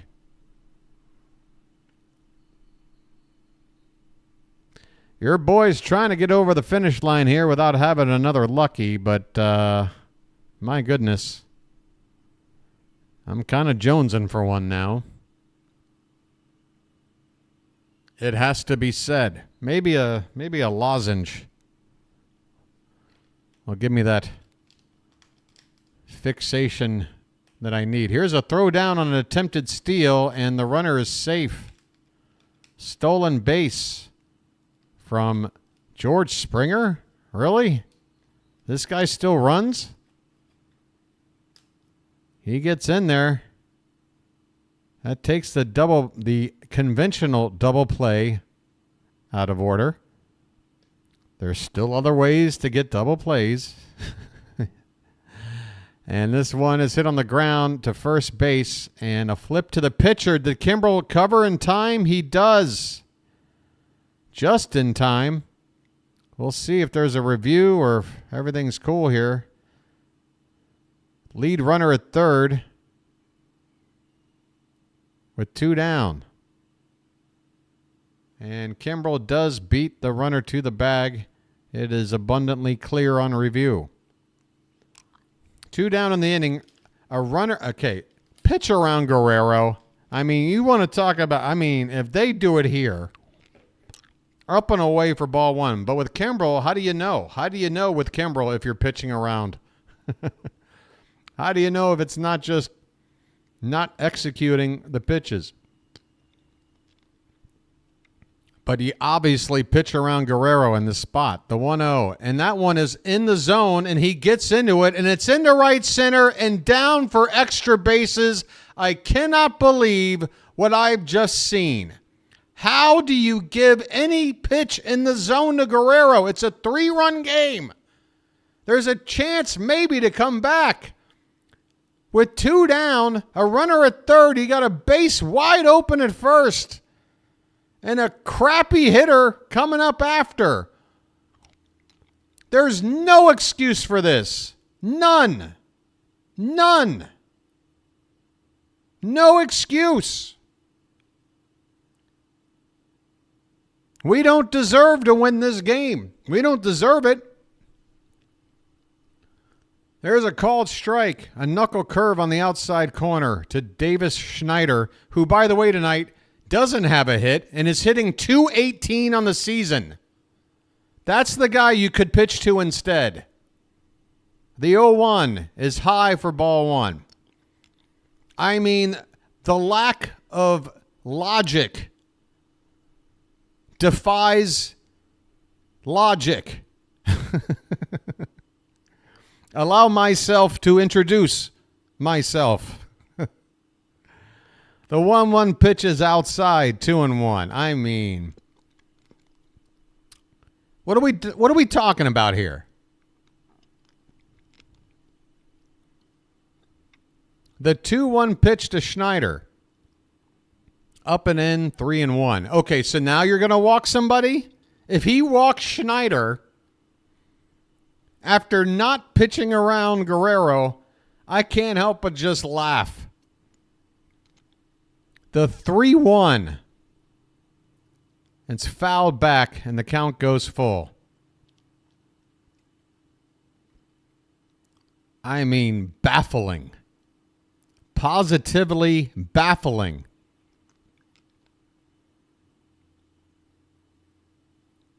What can you say? The 3-2. That one's hit on the ground and backhanded it short. Long throw. They got him. Inning over. Hey, what do you know? We can get the guy after Guerrero out. Guerrero. All he's done tonight is get 4 hits, including 3 doubles and a home run. What can you say? What can you say? I'll tell you what you can say. It's, I don't know. Do I have anything for this? What do you say about this? What? Nobody here in Maryland understands a single word you're saying. I guess that's what I would say at a Brandon Hyde press conference. What? Nobody here in Maryland understands a single word you're saying.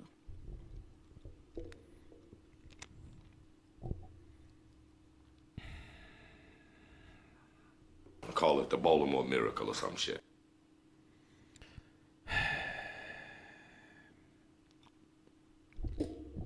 All right, Rob, you ready to come back? All right. Book Doc, you ready to come back? All right, you guys are going to pump me up. All right, I see. I see it. I like it. I like this turning of the tables. All right, let's go. LFG. Let's go. I'm ready. I'm ready. I've seen crazier shit happen.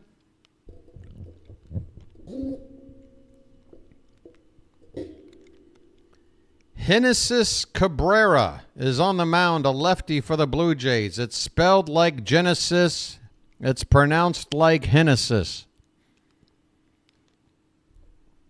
And speaking of Genesis, what we've done in this ball game can be summed up with this phrase: land of confusion.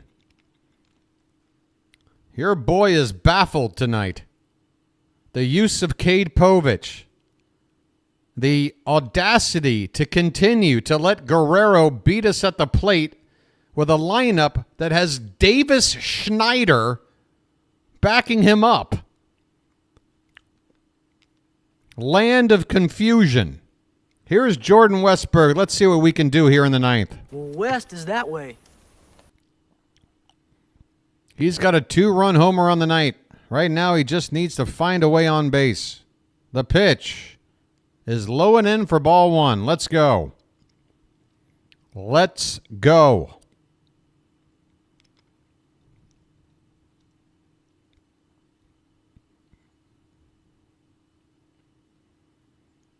The 1-0 from Cabrera is low. That's not close. 2-0. That's a good sign.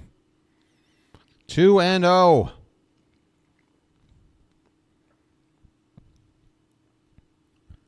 Westberg just 1 for 2. He has a walk as well. The 2-0 pitch. Outside, ball 3. As your boy's voice is down to its final. There's 1 chord left in these chords. I'm hanging on by a chord. It's 3-0 on Westberg. The pitch. And that is a called strike, a delayed call there on the outside corner, 3-1. 3-1. Any way you can, Jordan. We need some momentum. The pitch. This one is hitting the right side. Base hit! Base hit in the right field. All right. All right. Leadoff man on. Let's go. Subscreen. Let's go. Faucet. Turn it on. And let's get up to 17. Hey, you want to win this game? You want to come back? Prove to me. 4 unsubbed people out there. Sub it up. Let's get to 17 hundo. And let's pull off a 9th inning miracle. Here's Heston Kjerstad at the plate. First pitch is swung on and missed. 0-1.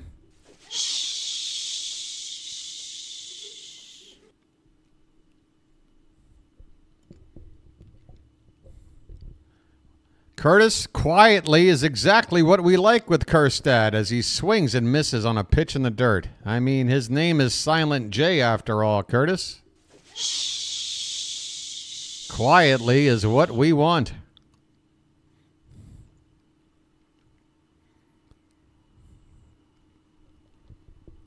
He's got work to do here, down 0-2. Lefty on lefty. Nobody out in the 9th. The Orioles trail by 4. A runner on at first base. The pitch is hit on the ground and thankfully foul. That had a double play ball written all over it. 0-2 the count on Kjerstad. Another young man getting a foul ball. Why does that kid have a Phillies hat on? The 0-2 pitch. That is low and away. Ball 1.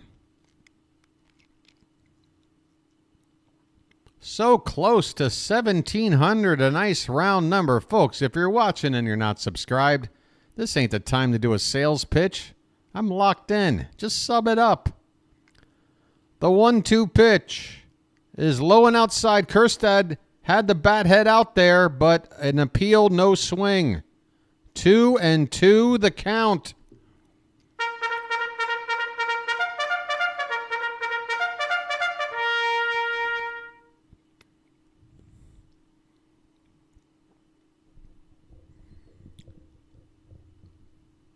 Here comes the 2-2 from Cabrera, and that is a swing and a miss. 96 on the outside corner. Kjerstad can't touch it.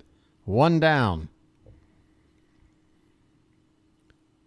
All right, now we've got some lighter bats coming up. Ramon Arias is due up next. Do we have anything better than this? Apparently not. This is probably a great spot for a guy like Austin Hayes to pinch hit, but we no longer have his services. Here's a called strike to Arias. 0-1 the count. Arias does have a hit tonight. Sorry, my lozenge got stuck there.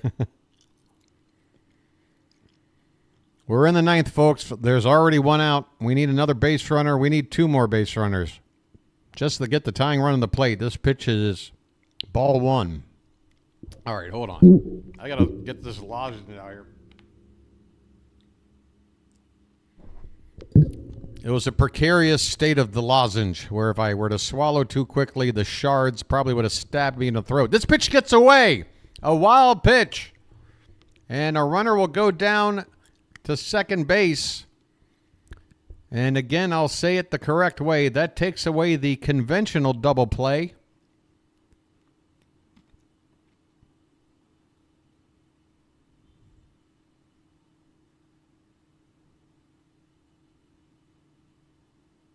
All right. 2-1 the count on Arias.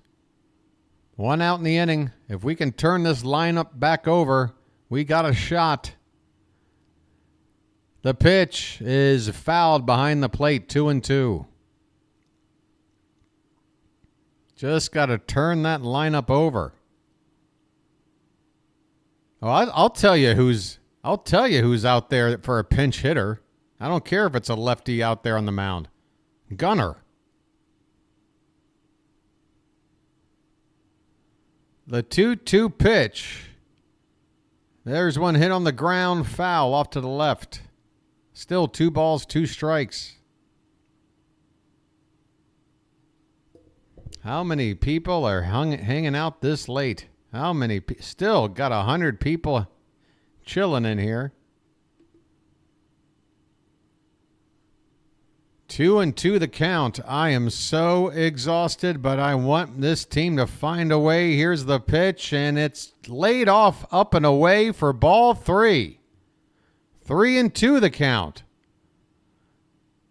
And the remaining scattered Oriole fans around are starting to make a little bit of noise. The payoff pitch to Arias is swung on and popped up. Shallow right center. Camped under it is Kiermaier, and that is the second out in the 9th. The Orioles are down to 1 out. Connor Norby has got to keep this game alive. And again, if we can just turn that lineup over, it's going to be Cowser, and then Tony would be the tying run.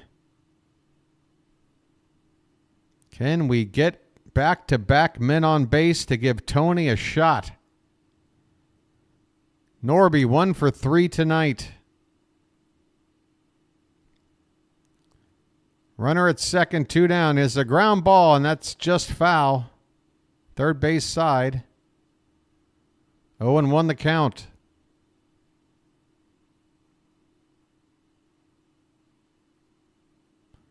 Folks, no matter what goes down here, I just want to get it in before things might end. And that's just to tell everybody what a great job you guys have done as Oriole fans today during this long day of action here in the ballpark. This ball is fouled back, and the Orioles are down to their last strike.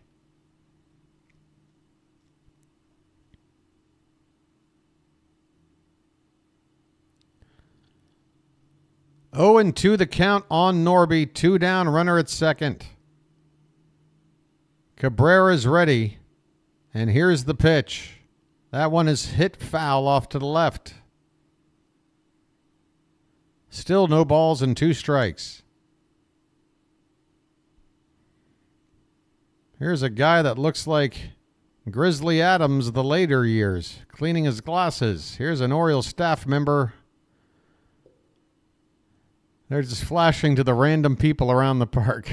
Here's an 0-2, and this is swung on and missed. Norby goes after one, nearly in the dirt, and that is the end of this ball game. The Blue Jays earn the split of the doubleheader. The Orioles, man, oh man. Again, I point to the 2 glaring problems I have with this ball game: the management of Cade Povich and the inability to recognize when to pitch around a batter for what has got to be now the 4th time in memory. We're talking about Jose Ramirez in that Guardians series. We're talking about Jazz Chisholm recently in that Marlins series. And we're talking about Jerks and Profar just a couple of days ago. Situations where there was a clear better hitter at the plate and we could have pitched around. We didn't, and then they beat us. It's happened 4 times. 3 of them since the All-Star break. 2 of them are and all 3 in each of the last 3 series. It's nuts. It's absolutely nuts. Folks, I wish I could sit here and give you a better piece of analysis than that, but I'm late to see a doctor, and I'm kind of worried about how some of my vital signs are going to look, like blood pressure and whatnot. I mean, I'm a mess over here. So I'm going to have to sign off. I'm going to give you one more thing to look at, and that's tomorrow's ball game, start, pitch time, and matchup. Because I want everybody back here tomorrow, because guess what? I'm probably going to sleep all the way through till then, but wow, 5:30 a.m. Now that is a start time I can handle. Here we go. Tomorrow, it's going to be Corbin Burns, our savior. A chance to regain the lead in the series, take a 2-1 lead, Record of 10-4 going up against Chris Bassett. We've seen this guy enough over the years. So a matchup of a couple of veteran right-handers. And, yeah, hopefully Burns is going to have his best stuff. If he does, I think we got a good chance. Folks, thanks so much again for your support. Thanks so much to the mods for doing a bang-up job, especially on a day like this. We sort of had to try our best to split up the duties so that nobody had to spend the whole damn... I think Rob has been here the whole damn time, right? I think Froggy was here earlier. Jen came on later. Matt's brand new and hanging out here. Thanks, guys. Also, thanks to all of you regular bird watchers and new bird watchers out there. Folks, I need you to do me a favor. One favor in return for what has got to be the most exhausting test of my strength yet in this doubleheader today. And all I ask you to do is, next time the subject of baseball comes up around somebody, bring up the bird watcher. We need a grassroots campaign to help grow this channel, folks. I can't do it alone. I need your help. That's all I'm asking, all right? Think about it. Let's get some more people in here in time for the playoff season, man. Man, I tell you what, when the weather starts to get cool and it starts to get dark a little earlier and you can smell that autumn weather and you know October baseball is coming, I want this chat packed. You hear what I'm saying? So let's find some more people and get them on in here. By the way, the Blue Jays left 14 men on base tonight. The Orioles just 5. My goodness. All right, folks, I'm done. Have a great night. Hey, Katron, it was great to see you again. Thanks for your donation and becoming a Magic member. Come hang out anytime, my friend. You know, sometimes it's a fun hangout beyond just the baseball. I spent a solid half an hour playing Yatzee. Hell, I might make a separate clip out of that. I could get 10,000 views. You can't tell with this YouTube crowd. All right, folks, I'm going to go pass out. I'm done. You guys have a great rest of your night. It was a, half good, half bad day. Maybe it would have been better to start off bad and finish off good, but either way, I mean, I usually expect a split in a doubleheader. It's just normally how it goes. And I got to sign off. Am I going to? Yeah, by half a game, Book Doc. You want to take a look at the standings? We can look at that for a sec. Let's take a good look at the updated standings here. Where the hell do I need to go for that? The Orioles currently have a record now of 63-44. So they're split today, so they remain 19 games above 500. And where are the standings? I don't want to go to MLB.com because that website stinks. Let me just type in MLB standings. I mean, is this updated? See, this one isn't updated. So, yeah, it's 44 losses right here. We got a better record away from home than we do at home. How about that? What's going on at the yard? We got to make our home ballpark, in our favor a little better than this. All right, guys. I am done and dusted. Thank you so much. This has been the Bird Watcher, and I'll chirp at you tomorrow. Have a good night, everybody.